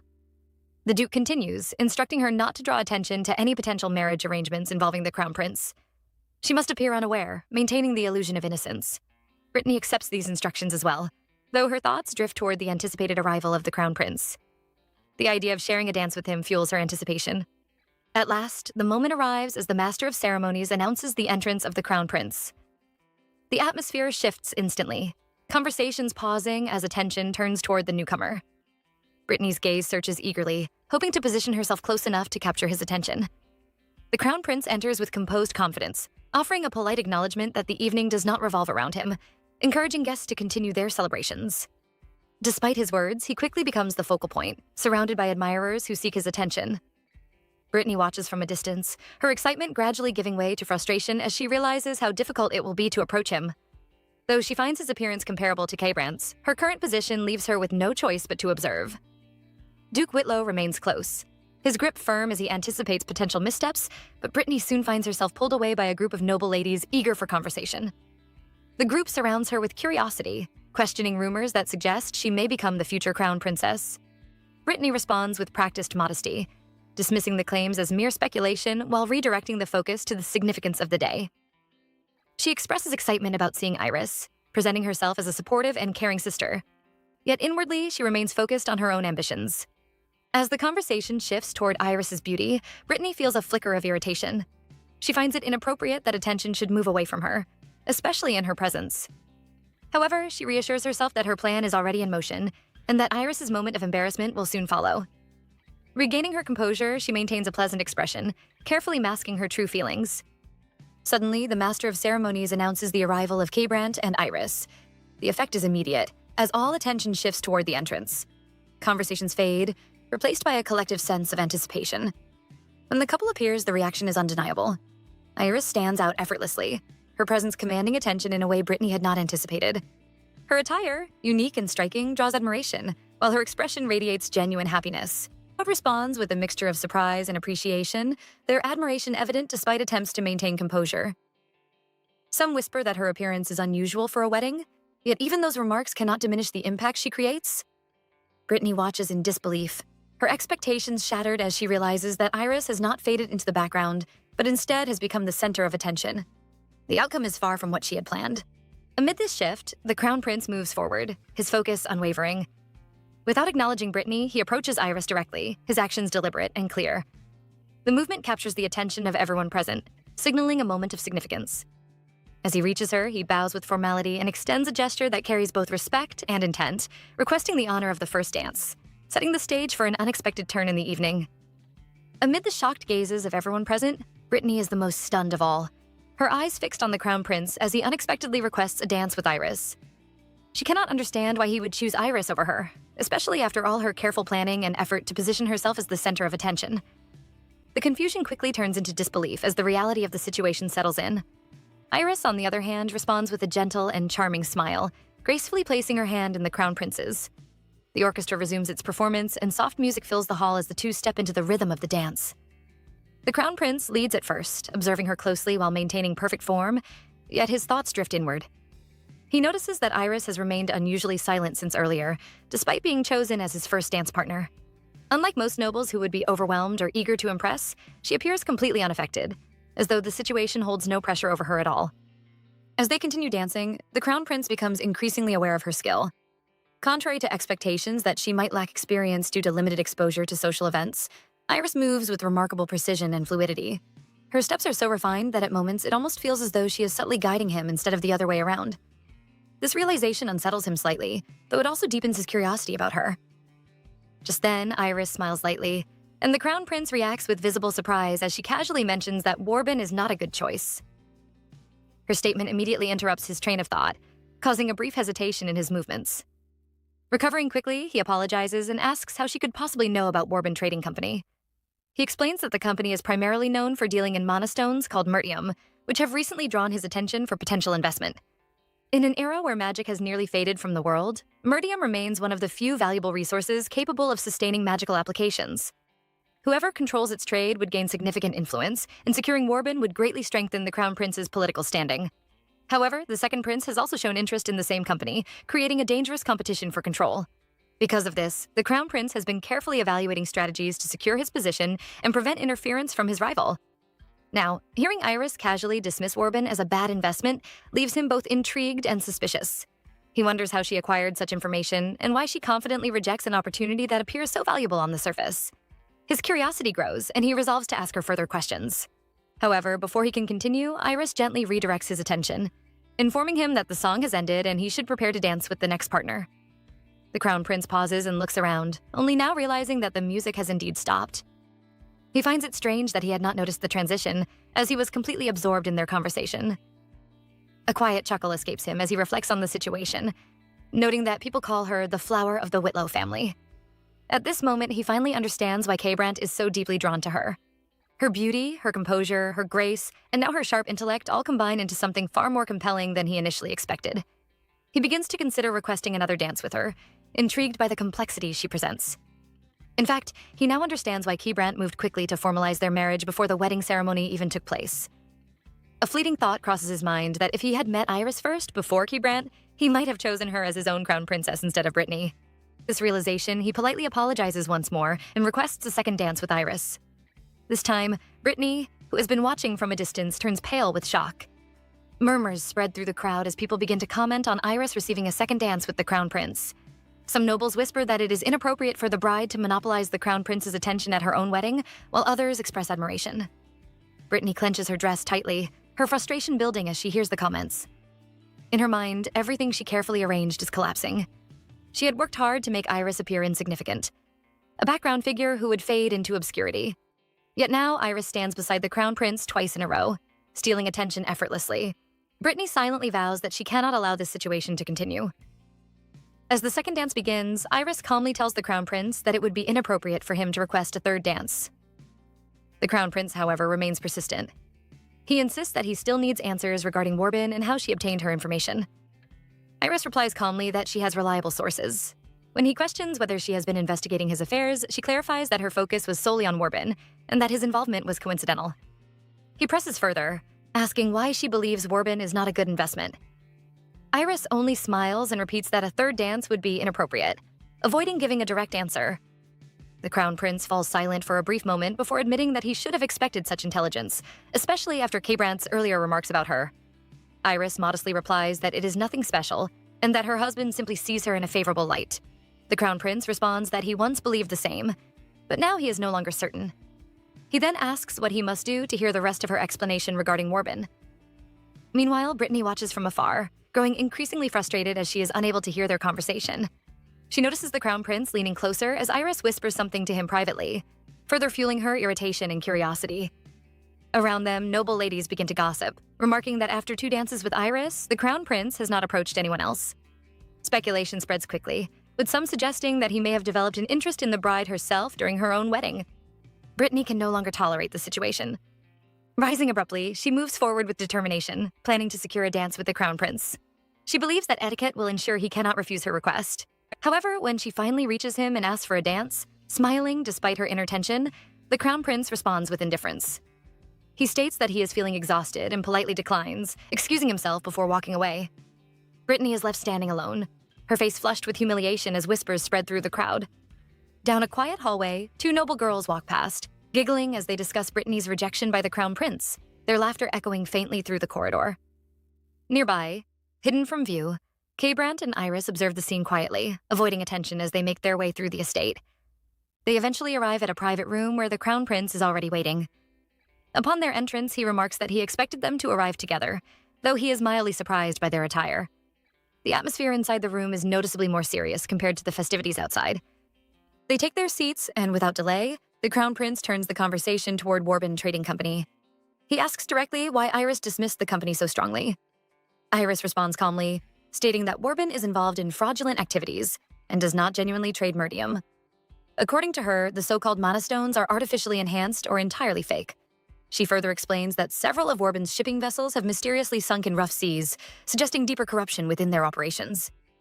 The Crown Prince listens carefully but initially disagrees. He claims he has personally seen merdium and even observed its magical properties. Iris calmly counters this by producing a pouch of stones, placing them before him and demonstrating their nature.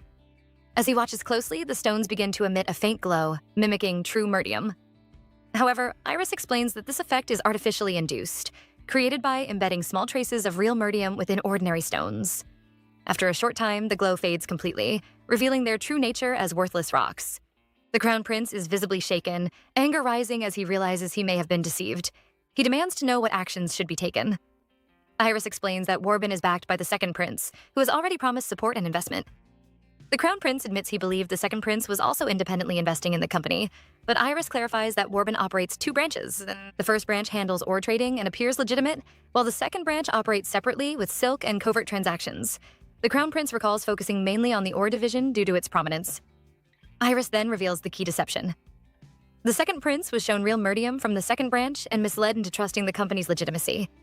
In reality, Warbin has no intention of long-term trade and plans to exploit investments before fleeing entirely.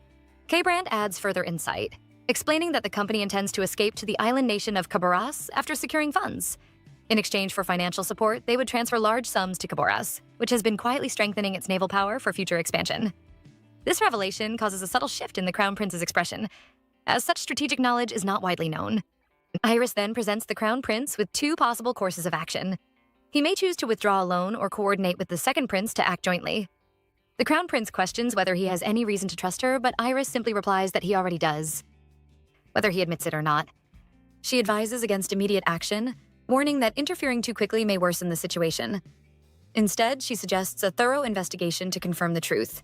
If he validates her claims personally, he may come to trust her judgment more fully. She sets a clear time frame, insisting that a decision should be made within 1 month. If he follows her advice, she promises that he will gain far greater wealth and stability than Warbin could ever offer. The Crown Prince lowers his head and lets out a quiet laugh, amused by her boldness. He reflects internally that it is rare, perhaps even unprecedented, for someone to speak to him so openly. Yet strangely, it does not feel offensive. He clears his throat and agrees to consider her words, stating that the discussion on Warbin is concluded for now. He then shifts focus, requesting to speak with K-Brant privately. Before leaving, Iris rises and offers a final remark, stating that Brittany is not a suitable match for him and that a better partner will eventually appear, someone more capable of standing beside him. Once she departs, the Crown Prince turns to K-Brant and half-jokingly asks whether he has any intention of betraying him. K-Brant responds firmly that the Crown Prince already knows the answer, as he has never aligned himself with the Second Prince. The Crown Prince sighs in acknowledgement, accepting this truth. He then admits something unexpected. From his perspective, Iris appears unusually trustworthy, despite his general reluctance to place faith in others. He even wonders if K-Brant's wife might possess some form of influence or ability that affects people's perception. K-Brant scoffs at the idea, questioning whether any such power could truly make someone universally trusted. The Crown Prince concedes the point but adds that Iris is indeed exceptional. If her claims about Warbin prove accurate, he would consider K-Brant fortunate beyond measure. He then revisits her earlier comment about Brittany, questioning its meaning and implications for imperial politics. K-Brant explains that Iris is no longer, and never truly was, the flower of the Whitlow family in spirit. Even if she once held that position formally, she will not continue to do so moving forward. The Crown Prince wonders if this suggests a complete severing of ties with House Whitlow, finding the entire situation increasingly complex. K-Brant concludes by urging the Crown Prince to verify Iris's claims regarding Warbin himself. He emphasizes that only through investigation will the truth become clear, leaving the Crown Prince with much to consider as the events of the day continue to unfold. Iris returns to her room and stands quietly beside the window, her gaze fixed on the dark stone resting in her hand. The object is a fragment of murdium, an ore known for its deep black color that appears to absorb every trace of light around it. Murtium is widely recognized for its ability to store mana for extremely long periods, making it an essential material in the creation of magic stones. Unlike ordinary stones that easily shatter under mana infusion, creations made with murdium can maintain stability almost indefinitely. However, its rarity and the difficulty involved in extracting it make it one of the most expensive resources in existence. As she lowers herself into a seated position, Iris studies the small embedded fragment within the stone. Even this tiny amount of murdium required significant resources to obtain, costing her nearly 10 gold coins. Now that the Crown Prince has been misled and realizes the information he once trusted is false, she anticipates that he will act quickly out of urgency and caution. Iris understands that his current emotional and political pressure makes him highly usable in the right circumstances. Her goal is clear as she quietly analyzes the situation. She is aware of a merchant organization that specializes in murdium trade, but her current limitation lies in funding and access. The Crown Prince, however, becomes the perfect bridge to connect her with that group. Although he appeared defensive during their earlier conversation, she is confident that he will return before a full month passes. When he does, she plans to provide him with the name of the merchant organization, carefully guiding the flow of events in her favor. A faint smile forms on her lips as she considers the success of her planning. Almost immediately, she pauses and touches her face, realizing she has smiled without consciously intending to. A quiet thought crosses her mind, wondering if she is becoming excited by the unfolding events. Ever since her regression, the outline of her future plan has grown clearer than expected. What she once assumed would be a difficult and uncertain path is progressing with surprising ease, almost unnaturally so, as though an unseen force is subtly guiding each step in her favor. Her thoughts are interrupted by a sudden knock against the window. The sound startles her, causing her to flinch before she looks up. Outside, standing in an unexpected and precarious position, is K-Brant. Without hesitation, Iris opens the window and urges him inside, concerned about the danger of climbing to such a height. She questions his reason for coming in such an unusual manner, but before she can press further, he pulls her gently closer and states that he has a request. He asks her to come with him. Soon after, they leave the mansion together. As they walk, Iris notices that they have been moving for quite some time, gradually distancing themselves from the estate. Curiosity builds within her, and she eventually asks where they are going. K-Brant responds that their destination is a place where no one else will be present, a space reserved only for the two of them. He adds that what he intends to do cannot be shown to anyone else. His words leave Iris momentarily flustered. Her thoughts begin to wander in unexpected directions, imagining scenarios she quickly realizes are overly personal and embarrassing. Internally, she becomes aware of a growing impulse within herself whenever she is near him, a feeling she struggles to define or openly acknowledge. Though she tries to rationalize it, she finds herself increasingly sensitive to his presence and words. At the same time, she senses something different about him. His demeanor feels slightly distant, as though he is carrying something unspoken. The familiarity she once felt when looking at him seems partially obscured, replaced by a subtle sense of unfamiliarity. This unsettles her, though she is unsure whether it is real or simply her imagination. Unable to ignore her concern, Iris asks if he has been feeling down lately. K-Brant pauses and questions what made her think so. She responds honestly that it is simply a feeling she has, something her intuition tells her because she cares about him. After a brief silence, K-Brant instructs her to step back. In an instant, his form shifts, transforming into his wolf state. In this form, he explains that he has something important to show her and that they must remain quiet, avoiding unnecessary sound or movement. They take cover behind a large tree, and K-Brant gestures for her to look ahead. In the distance, Iris notices a deer standing cautiously among the trees. K-Brant reveals that the creature is Wallace. The sudden revelation causes Iris to react in surprise, unable to immediately process what she is seeing. The deer, sensing attention, abruptly shakes and flees deeper into the forest. Iris questions why it ran, and Brandt calmly suggests that it likely felt its presence had been exposed. He explains further that Wallace, like others of his kind, feels embarrassed in this form. Brandt continues, explaining that during the full moon, their instincts intensify, causing their blood to boil and their emotions to become harder to control. Once a month, they are compelled to run in their transformed states, and during this period, their patience decreases significantly. Even small disturbances can provoke irritation. This is why he chose to reveal Wallace to her, ensuring she understands that such behavior is not unusual during this time. By showing her this truth, Brandt is also revealing part of his own vulnerability. He explains that this is something he would normally not expose to others, especially during the full moon cycle when control becomes more difficult. In doing so, he is expressing a deep level of trust, indicating that he believes in her sincerity and will accept whatever she chooses to share with him in return. Overwhelmed, Iris steps forward and embraces him, thanking him softly. She admits that she has been afraid of the possibility that if she were ever forced to reveal her secrets, no one would believe her or accept the truth. In response, she makes a silent promise to herself that when the time is right and she is able to fully explain everything, she will reveal all without hesitation. For now, she chooses to hold on to that hope quietly. Another ceremony is held at the Green Mansion, and the estate once again fills with guests and noble chatter. Groups of young ladies stand together, whispering among themselves about whether the Crown Prince will attend the event today. They recall how he previously requested 2 dances from Iris, sparking speculation about his interest in her. Their conversation soon shifts toward Brittany, who is seated alone in a corner, gripping her dress tightly with visible frustration. The girls comment on her behavior, noting that she is clearly trying to appear unaffected despite her embarrassment. They recall how she was rejected by the Crown Prince when she requested a dance, and suggest that most people in her position would not have the courage to attend another event afterward. Their words grow sharper, labeling her actions as shameless and pitiful, further isolating her socially. Unable to endure the humiliation, Brittany suddenly rises from her seat. The girls immediately disperse, pretending to have other matters to attend to. Left alone, Brittany's anger intensifies. She walks into the banquet hall, her thoughts consumed with resentment. In her mind, she is certain that Iris is behind everything.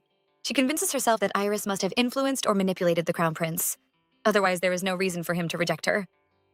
Yet, even as frustration builds, she reassures herself that her presence still matters. She believes that those who mocked her today will regret it once she becomes the Crown Princess. A faint, calculating smile appears on her lips as she strengthens her resolve. At that moment, an announcement signals the arrival of Count Green's household. Brittany turns her attention and sees Iris enter, radiant and composed. Iris notices Brittany's gaze and offers a gentle smile. Brittany misinterprets it as mockery, her anger rising further. In response, she steps forward abruptly, but her movement is stopped when Elahard intercepts her and grabs her hand firmly. The sudden interruption draws attention from nearby guests, and murmurs spread quickly through the hall. Brittany attempts to defend herself, insisting she has done nothing wrong, but Elahard maintains his grip and questions her behavior, pointing out the hostility in her gaze toward Iris. Brittany looks around and realizes that no one is stepping in to support her. Her father is also absent, leaving her without assistance. Attempting to regain control of the situation, she quickly changes her tone, claiming it is all a misunderstanding, and that she only intended to compliment Iris on her appearance. However, Elahard remains unconvinced, stating that her expression did not resemble admiration. He further questions whether her actions stem from resentment over yesterday's incident involving the Crown Prince. He also reminds her that her behavior had caused embarrassment not only to Iris, but also to the Whitlow family as a whole. Despite the tension, Duke Whitlow remains passive, choosing not to intervene as the situation escalates. Overwhelmed and unable to defend herself further, Brittany ultimately leaves the event in frustration, declaring that she will not forget the humiliation she has suffered. After she departs, Elahard turns to Iris and remarks that his actions should be considered repayment for the incident with Windy. Iris responds calmly, stating that she never required his help and did not view his earlier actions as assistance either. Unexpectedly, she reaches up and gently pats his head, observing that he has likely been holding on to resentment while also acknowledging his kind nature beneath his strict behavior. Elsewhere, within the Whitlow estate, Brittany is seen crying as her mother attempts to console her. Duke Whitlow, however, remains stern and visibly frustrated. He scolds her for ignoring his instructions and acting recklessly, despite being warned to stay out of trouble. He emphasizes that her repeated disobedience is the cause of her current humiliation, and insists she has no one to blame but herself. He continues bitterly, expressing frustration that everything he has worked toward is being undone by her actions. Internally, he reflects that if Iris were in Brittany's place, things would have been easier, as Iris would likely have followed instructions without question. However, he quickly dismisses this thought, recognizing that Iris has changed significantly. She now holds influence within the Green family, distancing herself from the Whitlow household entirely and undermining their plans. He once intended to use Iris as a means of gaining leverage over the Green family, but that opportunity has now disappeared. Instead, he views her as someone unpredictable and dangerous, like a young tiger concealing its claws. Concluding that reconciliation may no longer be possible, he decides to take action. Without further explanation, he storms toward the door, ignoring Brittany's question about his destination. As he leaves, he orders her to remain in her room while he goes to meet the Crown Prince's aide. Inside a well-guarded building within the Crown Prince's estate, Kuryan, the second aide, is engaged in a quiet conversation with another official when his name is suddenly called out loudly. The interruption draws attention, and he immediately recognizes the voice. Duke Whitlow approaches with visible agitation, his expression lacking any trace of courtesy or restraint. Kuryan frowns slightly, clearly displeased by the public display, and questions the Duke's behavior upon arrival. The Duke, unable to hide his frustration, demands to know whether Kuryan is aware that the Crown Prince refused to dance with Brittany. Sensing the number of listening ears nearby, Kuryan presses his fingers against his temple in mild irritation and calmly suggests relocating to a more private setting. The Duke reluctantly agrees, and the two men move into a secluded room where their discussion can proceed without interruption. Kuryan is widely known as a man of sharp intellect, but his reputation is equally defined by his strong desire for wealth. In contrast, Setni, the chief aide, is unwavering in loyalty and resistant to monetary influence. Because of this difference, Kuryan naturally becomes the Duke of Whitlow's preferred contact within the Crown Prince's circle. Over time, large sums of money have passed from the Duke to Kuryan, strengthening their alliance. Through this arrangement, Kuryan has consistently advocated for Brittany to become the Crown Princess. Setni, recognizing the Whitlow family's influence and standing, does not oppose the suggestion, and the Crown Prince himself has shown no strong resistance to the idea. As a result, it once seemed inevitable that Brittany would ascend to the position. However, recent events have complicated matters in ways neither Kuryan nor the Duke anticipated. Seated across from each other, Kuryan acknowledges the situation but reminds the Duke that there is no official rule requiring the Crown Prince to invite a potential Crown Princess candidate to dance. The Duke counters sharply, emphasizing the importance of tradition and social expectations. He explains that during formal gatherings, it is customary for the Crown Prince to invite the leading candidate for Crown Princess to the first dance, just as the current emperor once did in his youth. From his perspective, the Crown Prince's decision to dance with Iris instead and then refrain from dancing with anyone else carries significant implications. Internally, Kuryan views the Duke as narrow-minded and somewhat oblivious, noting that the situation could have been avoided if the Duke had exercised better control over his daughter's behavior. He calmly points out that Iris is also a daughter of the Whitlow family, and that the Crown Prince inviting the bride to dance before her wedding symbolizes imperial approval, an honor that should benefit the entire family. He questions why the Duke reacts with anger instead of gratitude. Shifting the focus, Kuryan brings up Brittany's conduct, subtly but firmly criticizing her actions. He highlights that her decision to approach the Crown Prince for a dance violates proper etiquette, as it is considered improper for a lady to initiate such a request. He further notes that she has previously displayed similar boldness toward Count Green, which may have once appeared confident but now seems reckless when directed at the Crown Prince himself. The Duke listens with growing tension, his fists tightening as he internally condemns his daughter's actions. Despite his anger, he understands that maintaining Kuryan's support is essential. The financial investment he has already made is too significant to abandon. Forcing a strained laugh, the Duke attempts to smooth the situation, attributing Brittany's behavior to anxiety and reaffirming their prior agreement. Kuryan rises slowly, his tone becoming colder as he expresses disappointment. He remarks that he had believed Brittany to be composed and suitable for such a prestigious role. Yet her inability to control her emotions has now jeopardized everything. The Duke, increasingly desperate, questions whether all the money he has already provided has been in vain. Kuryan reacts sharply, warning the Duke against speaking carelessly.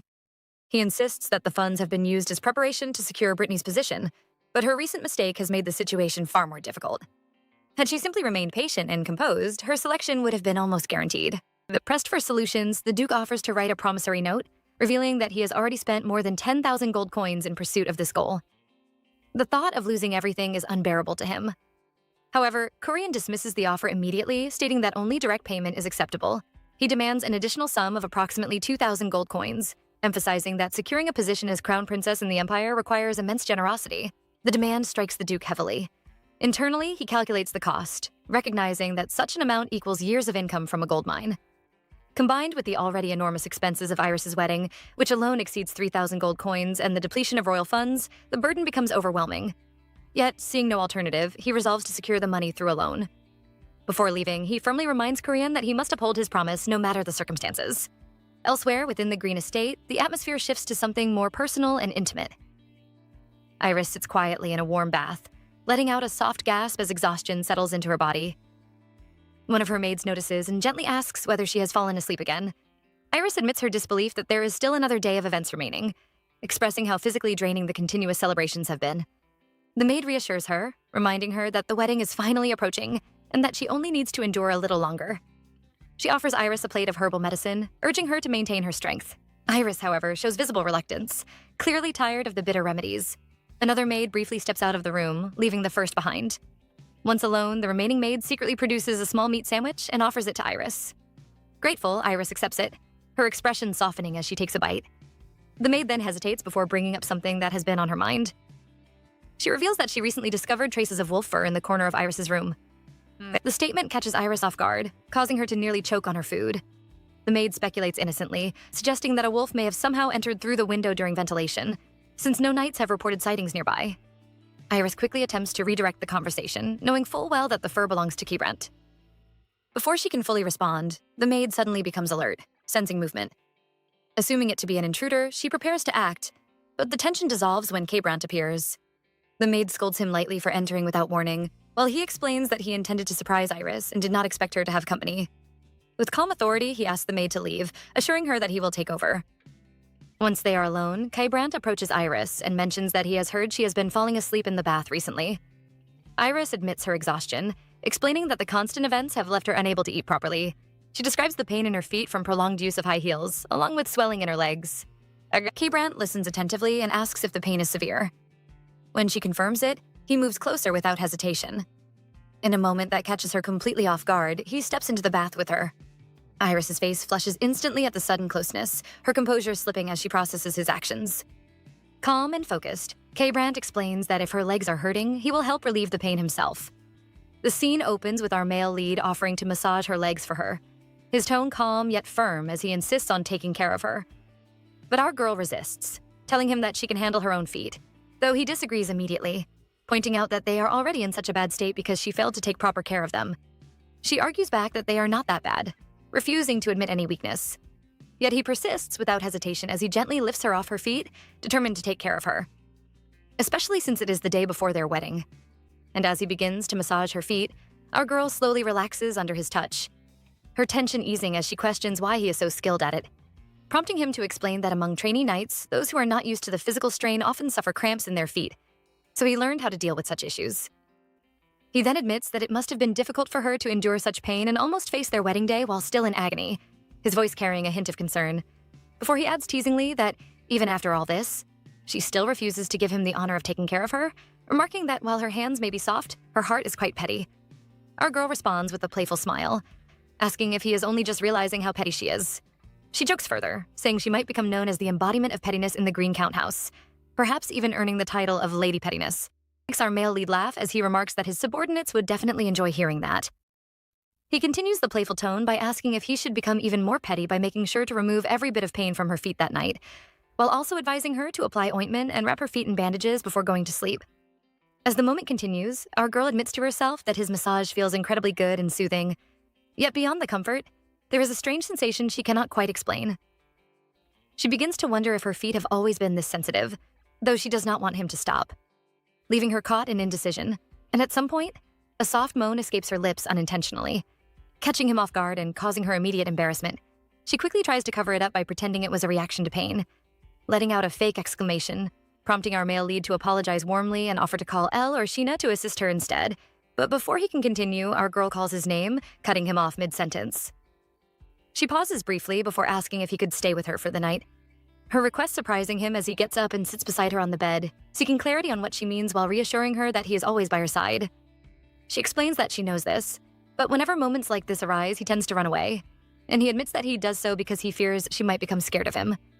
She then reminds him of what she said in the beginning, that she already knows everything. She confesses that while she was stubborn before and did feel a bit afraid of him, that fear is now completely gone, assuring him that she will never reject him. Hearing this, our male lead leans in and moves to kiss her lips. Yet just before their lips meet, he stops himself and withdraws, leaving her surprised by his sudden restraint. He then calls out to her, noting that Jen is perceptive and suggests that they save this moment for something even more passionate the next day. He leans closer once more, but instead places a gentle kiss on her forehead, keeping the moment tender rather than intense. And as the scene shifts, a bright day unfolds with clear skies and a warm, welcoming atmosphere. The wedding decorations are beautifully arranged, creating an elegant setting that draws admiration. As Brittany observes the scene, she admits that everything looks splendid and beautiful, exactly what she would expect from Countess Nelanicus, whose work is widely known, yet her thoughts drift as she wonders whether the crown prince is supposed to officiate the ceremony. She grows slightly annoyed at how extravagant everything appears, reasoning that since her father instructed her to sit beside the crown prince, things must be going according to plan. She reflects that even if Iris boasts about the prince's presence, she alone will be the one to marry him unless something unexpected happens. Convincing herself that this is her winning moment, but her attention shifts to a carriage in front of her, causing her to question who could be inside. Briefly considering if it could be Iris, though she quickly dismisses the thought, believing Iris would not do something so careless at her own wedding just then, and announcement interrupts her thoughts as the ceremony begins. The announcer introduces himself as Jamie Russell, declaring that he will host the ceremony.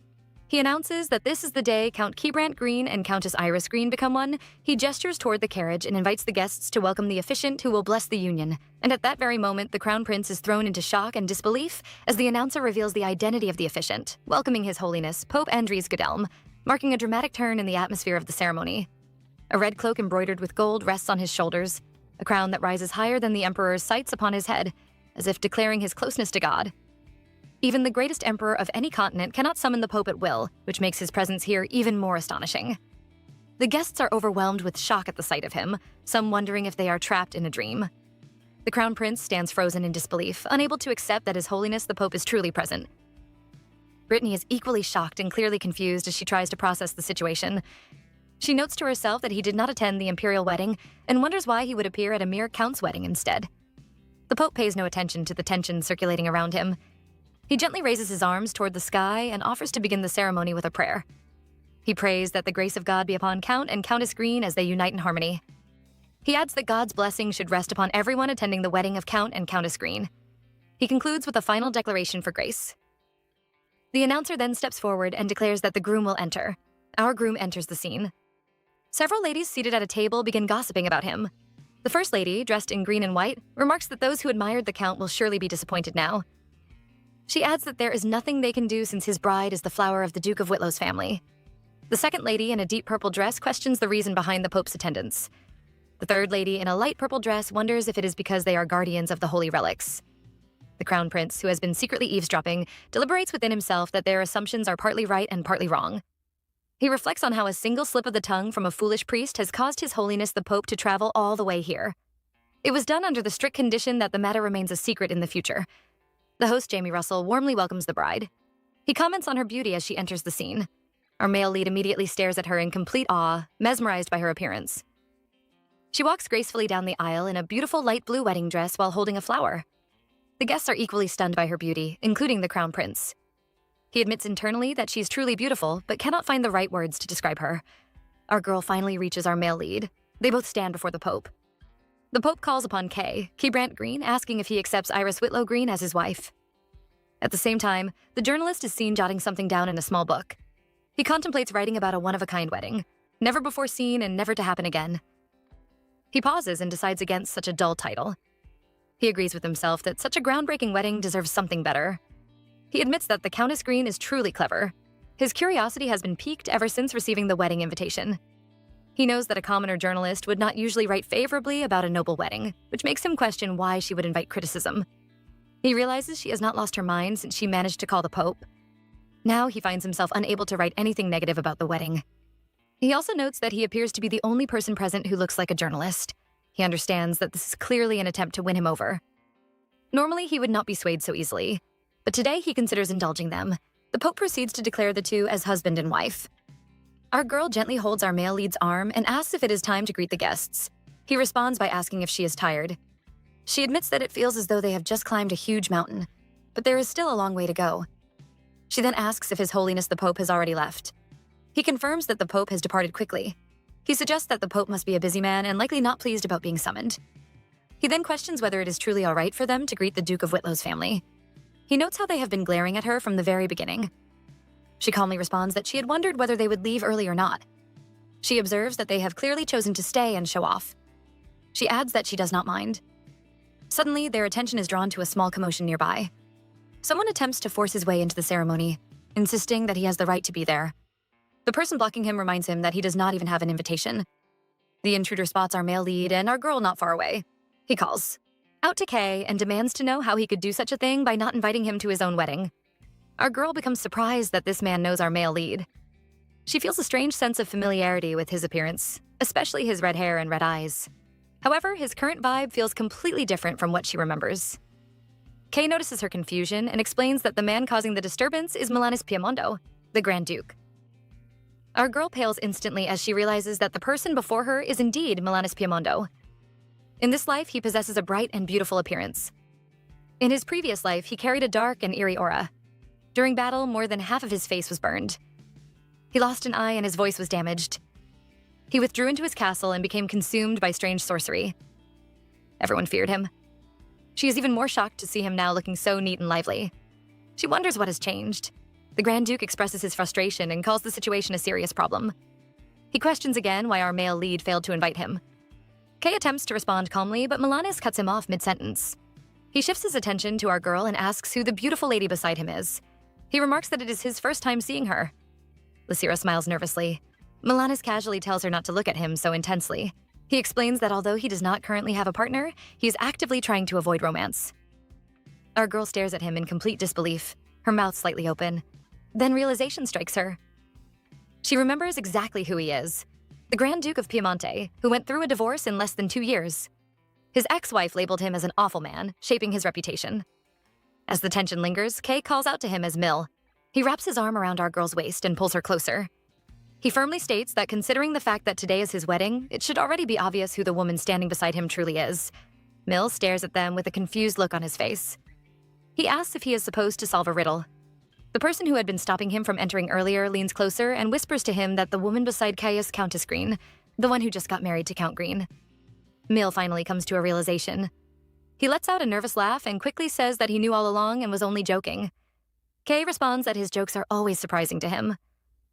Mill continues, saying that he is still disappointed, and asks once again how Kay could fail to invite his closest friend to his wedding.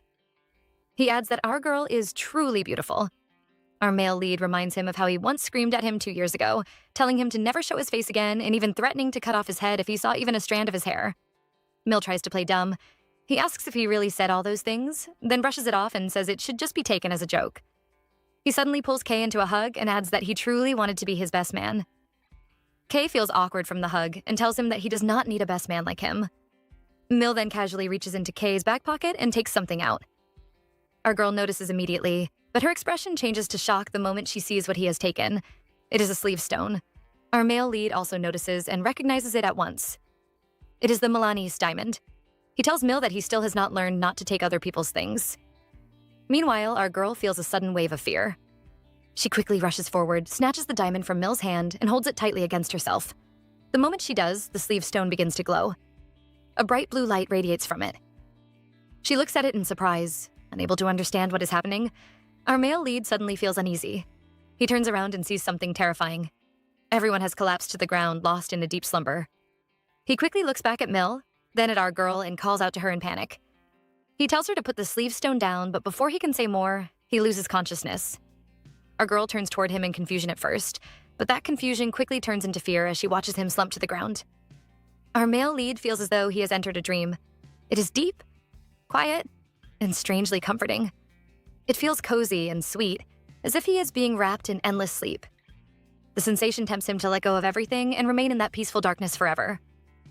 Slowly, a voice begins to reach him. It is faint at first, but it grows clearer. He hears our girl calling out to him, begging him to wake up. He slowly opens his eyes and realizes that his head is resting on her lap. Tears are running down her face as she calls to him. He sits up slowly, holding the right side of his head, and asks her what happened. She tells him that something is wrong with the sleeve stone. Everyone collapsed and no one is waking up. Kay looks around with growing fear. The entire place is silent. All the guests have passed out. He quickly gets to his feet and offers to help our girl up. As she tries to stand, she tells him that she has not been able to move her body properly since earlier. He asks her to explain exactly what happened. She tells him that all she did was take the sleeve stone from Duke Piemondo. The moment she held it tightly, something strange occurred. She felt as though all the energy in her body was being absorbed. He looks at her with deep concern and asks if she can stand properly now. She assures him that she is fine. He then says that he will try to use his powers to wake the others. He adds that it is better to fix the situation quickly before more time passes. She asks if there is anything she can do to help. He thinks for a moment and says that since he cannot wake everyone alone, they should first find people who can help clean up the situation. People who know his secret. Our male lead decides to wake Jamie first. He places his hand near him and begins to channel his power. As he does this, he notices that his strength is draining faster than expected. It takes longer than usual to awaken just one person. He has never seen a relic affect so many people so strongly before. After some time, Jamie slowly regains consciousness. Our male lead urges him to wake up, telling him that something serious has happened. Still dizzy, Jamie sits up and asks what is going on. Kay explains that the sleeve stone has gone out of control. He says that they need to handle the situation immediately. Jamie becomes concerned and suggests that they wake LD next. LD is lying nearby, completely motionless in a deep sleep. Our male lead moves closer and raises his hand above LD's head. Shortly after, LD suddenly wakes up with a gasp. He sits upright, clearly shocked, and asks why he was asleep. Kay explains that the relic lost control. He says he will explain everything later, but urges LD to get up so they can fix the situation quickly. LD frowns and tells him not to brush this off so easily. He reminds Kay that even though he is his younger brother, he should not be treated lightly. He points out that he is also the vice captain of the Holy Knights. If a relic cannot be managed properly, then it must be handled seriously. Our male lead admits that LD is right. He knows it is almost impossible to lie to him. However, he insists that this time it was not his fault and that the incident happened suddenly. He silently hopes that this situation will somehow help our girl. LD listens carefully and struggles to believe what he is hearing. He says that if what Kay is saying is true, then it means our girl can handle relics. Our male lead confirms it. He points out that while he fell unconscious, Lysira remained awake. LD looks genuinely amazed. He says it sounds absurd and even suggests that Kay might just be praising his wife. Still, he cannot deny how unbelievable it would be if someone capable of handling relics truly exists. He then suggests another possibility. The cursed relic may have simply gone out of control and released its power on its own. He adds that all the artifact handlers are missing. Our male lead shakes his head slightly and says that it does not matter what they believe right now. What matters is fixing the situation. He says that the only person who can do that is Lysira. He then hands the sleeve stone over to her. He explains that waking everyone one by one will take too long. With so many guests gathered, anything could happen in that time. Our girl accepts the relic, her face filled with determination and concern. She assures him that she will handle it. Kay then turns to Jamie and LD and tells them that they need to come up with a suitable excuse for what happened while she focuses on waking everyone. LD suggests blaming it on the Ramba tribe. Jamie offers to transform first so he can check how far the disruption has spread. Kay agrees with his suggestion. Our girl closes her eyes and prepares herself. She is determined to succeed. She remembers how earlier she held the relic tightly so it would not be taken from her. It felt as though the sleeve stone was trying to absorb all her power. She now believes that this is what made it so strong. If that is the case, then she might also be able to use it to reverse the effect. She holds the relic tightly against her chest again and focuses. Suddenly, the sleeve stone begins to glow once more. The same blue light bursts out, even brighter than before. The energy spreads across the area.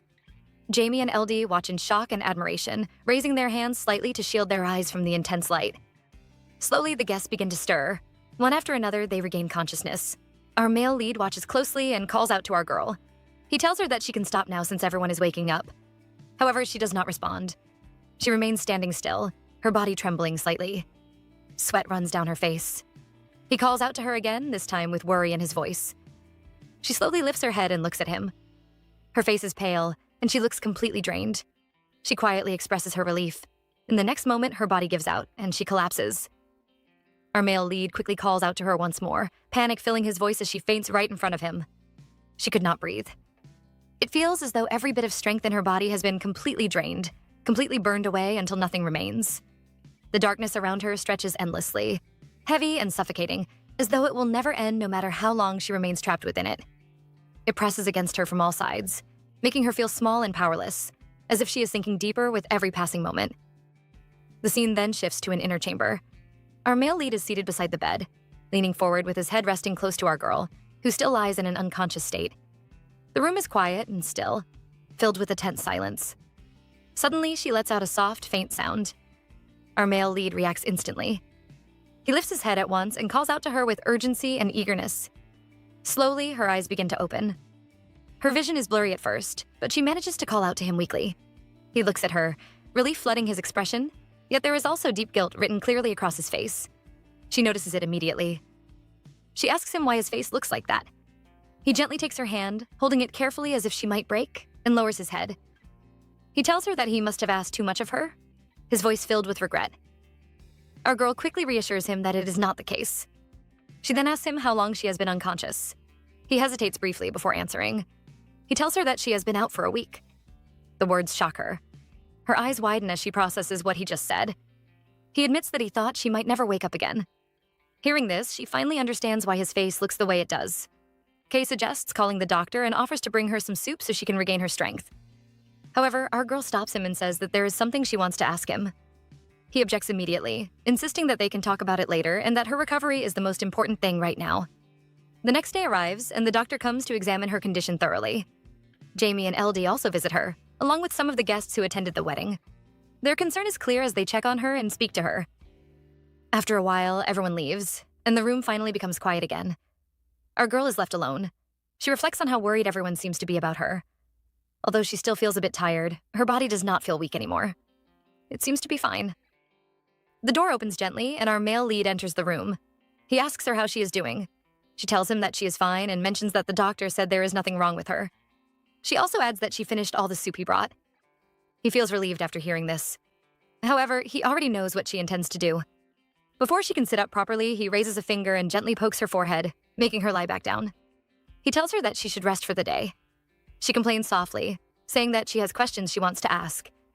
He tells her that she can listen while lying down.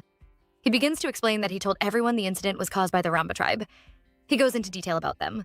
The Ramba tribe lives deep within the southwestern jungle and possesses power comparable to a small nation. They have allied with the king of the Alatsuki kingdom, who seeks to claim the emperor's throne. Because of this alliance, they have been advancing north, aiming to invade the southern cities of the Gaviar Empire. As a result, the empire has already been on guard against them. According to the explanation he gave, the Ramba tribe used a cursed magic stone to put the city into a deep sleep in order to carry out their invasion. However, thanks to our male lead and his shadows, along with LD, who is immune to magic, they were able to stop the attack. Our girl listens carefully and then asks if people actually believe such a story. He tells her that everyone was confused, so they likely accepted it. He adds that when they declared they would subdue the Ramba tribe, the imperial family agreed. Even if there are doubts, it is easier for them to ignore it if it means removing a threat.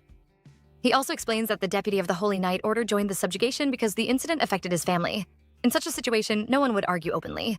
He further reassures her by mentioning that LD possesses mind control abilities, so she should not worry too much. He tells her that Jamie and LD left immediately after the incident to handle the tribe. He also mentions that Mill declared war on the Ramba tribe in a frenzy.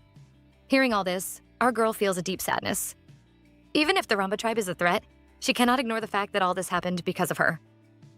She feels like she endangered many people and blamed those unrelated to the matter. The guilt weighs heavily on her. She apologizes to Kay. He looks at her in surprise and asks why she is apologizing, assuring her that it was an accident. She grips the bedsheets tightly and says she understands, but she cannot deny that everything happened because of her inexperience. She questions what would happen if she truly has the power to cause something like that again. Before she can continue, he gently places a finger on her lips and tells her to rest. He says he can hear her voice breaking. He pulls her into an embrace. She tries to protest, saying she still has questions, but he does not respond. He simply holds her quietly. She calls out to him again, but there is no reply. She realizes that he has fallen asleep while holding her. She looks slightly surprised and softly whispers that there will be another chance to talk later. Or so she thinks. The scene shifts again. Our girl is now walking with clear annoyance. She feels that our male lead is doing too much. Too much time has passed since their wedding, yet she has not had a proper chance to talk to him. Even though they share the same bed, she feels he has been avoiding her. Her parents have already left, along with Jen, and she truly wants to discuss her abilities with him. She heads to his study and opens the door. She calls out, asking if he is there, but receives no response. The room is empty. She wonders where he could be. Shortly after, Wallace enters, carrying a long row of books and complaining about how much work the captain has given him. He then notices our girl and becomes surprised. He asks what she is doing there. She tells him she came to check if Kay is around and asks where he has been lately. Wallace tries to act clueless, saying he is not sure. She sees through him immediately and calls his name firmly. He becomes nervous and starts to jitter. He admits that he probably should not say it, but reveals that our male lead has been spending a lot of time in the forest lately. He quickly adds that it is not to avoid her and insists he is just busy. He tries to reassure her by saying that although he lies often, He is telling the truth this time, and even admits he did not expect her to be this scary. She cuts him off and tells him that is enough. Since he is in the forest, she believes she knows where to find him. Without hesitation, she decides to go and find him herself. Enjoying this so far? Comment Iris below. Until next time, ciao!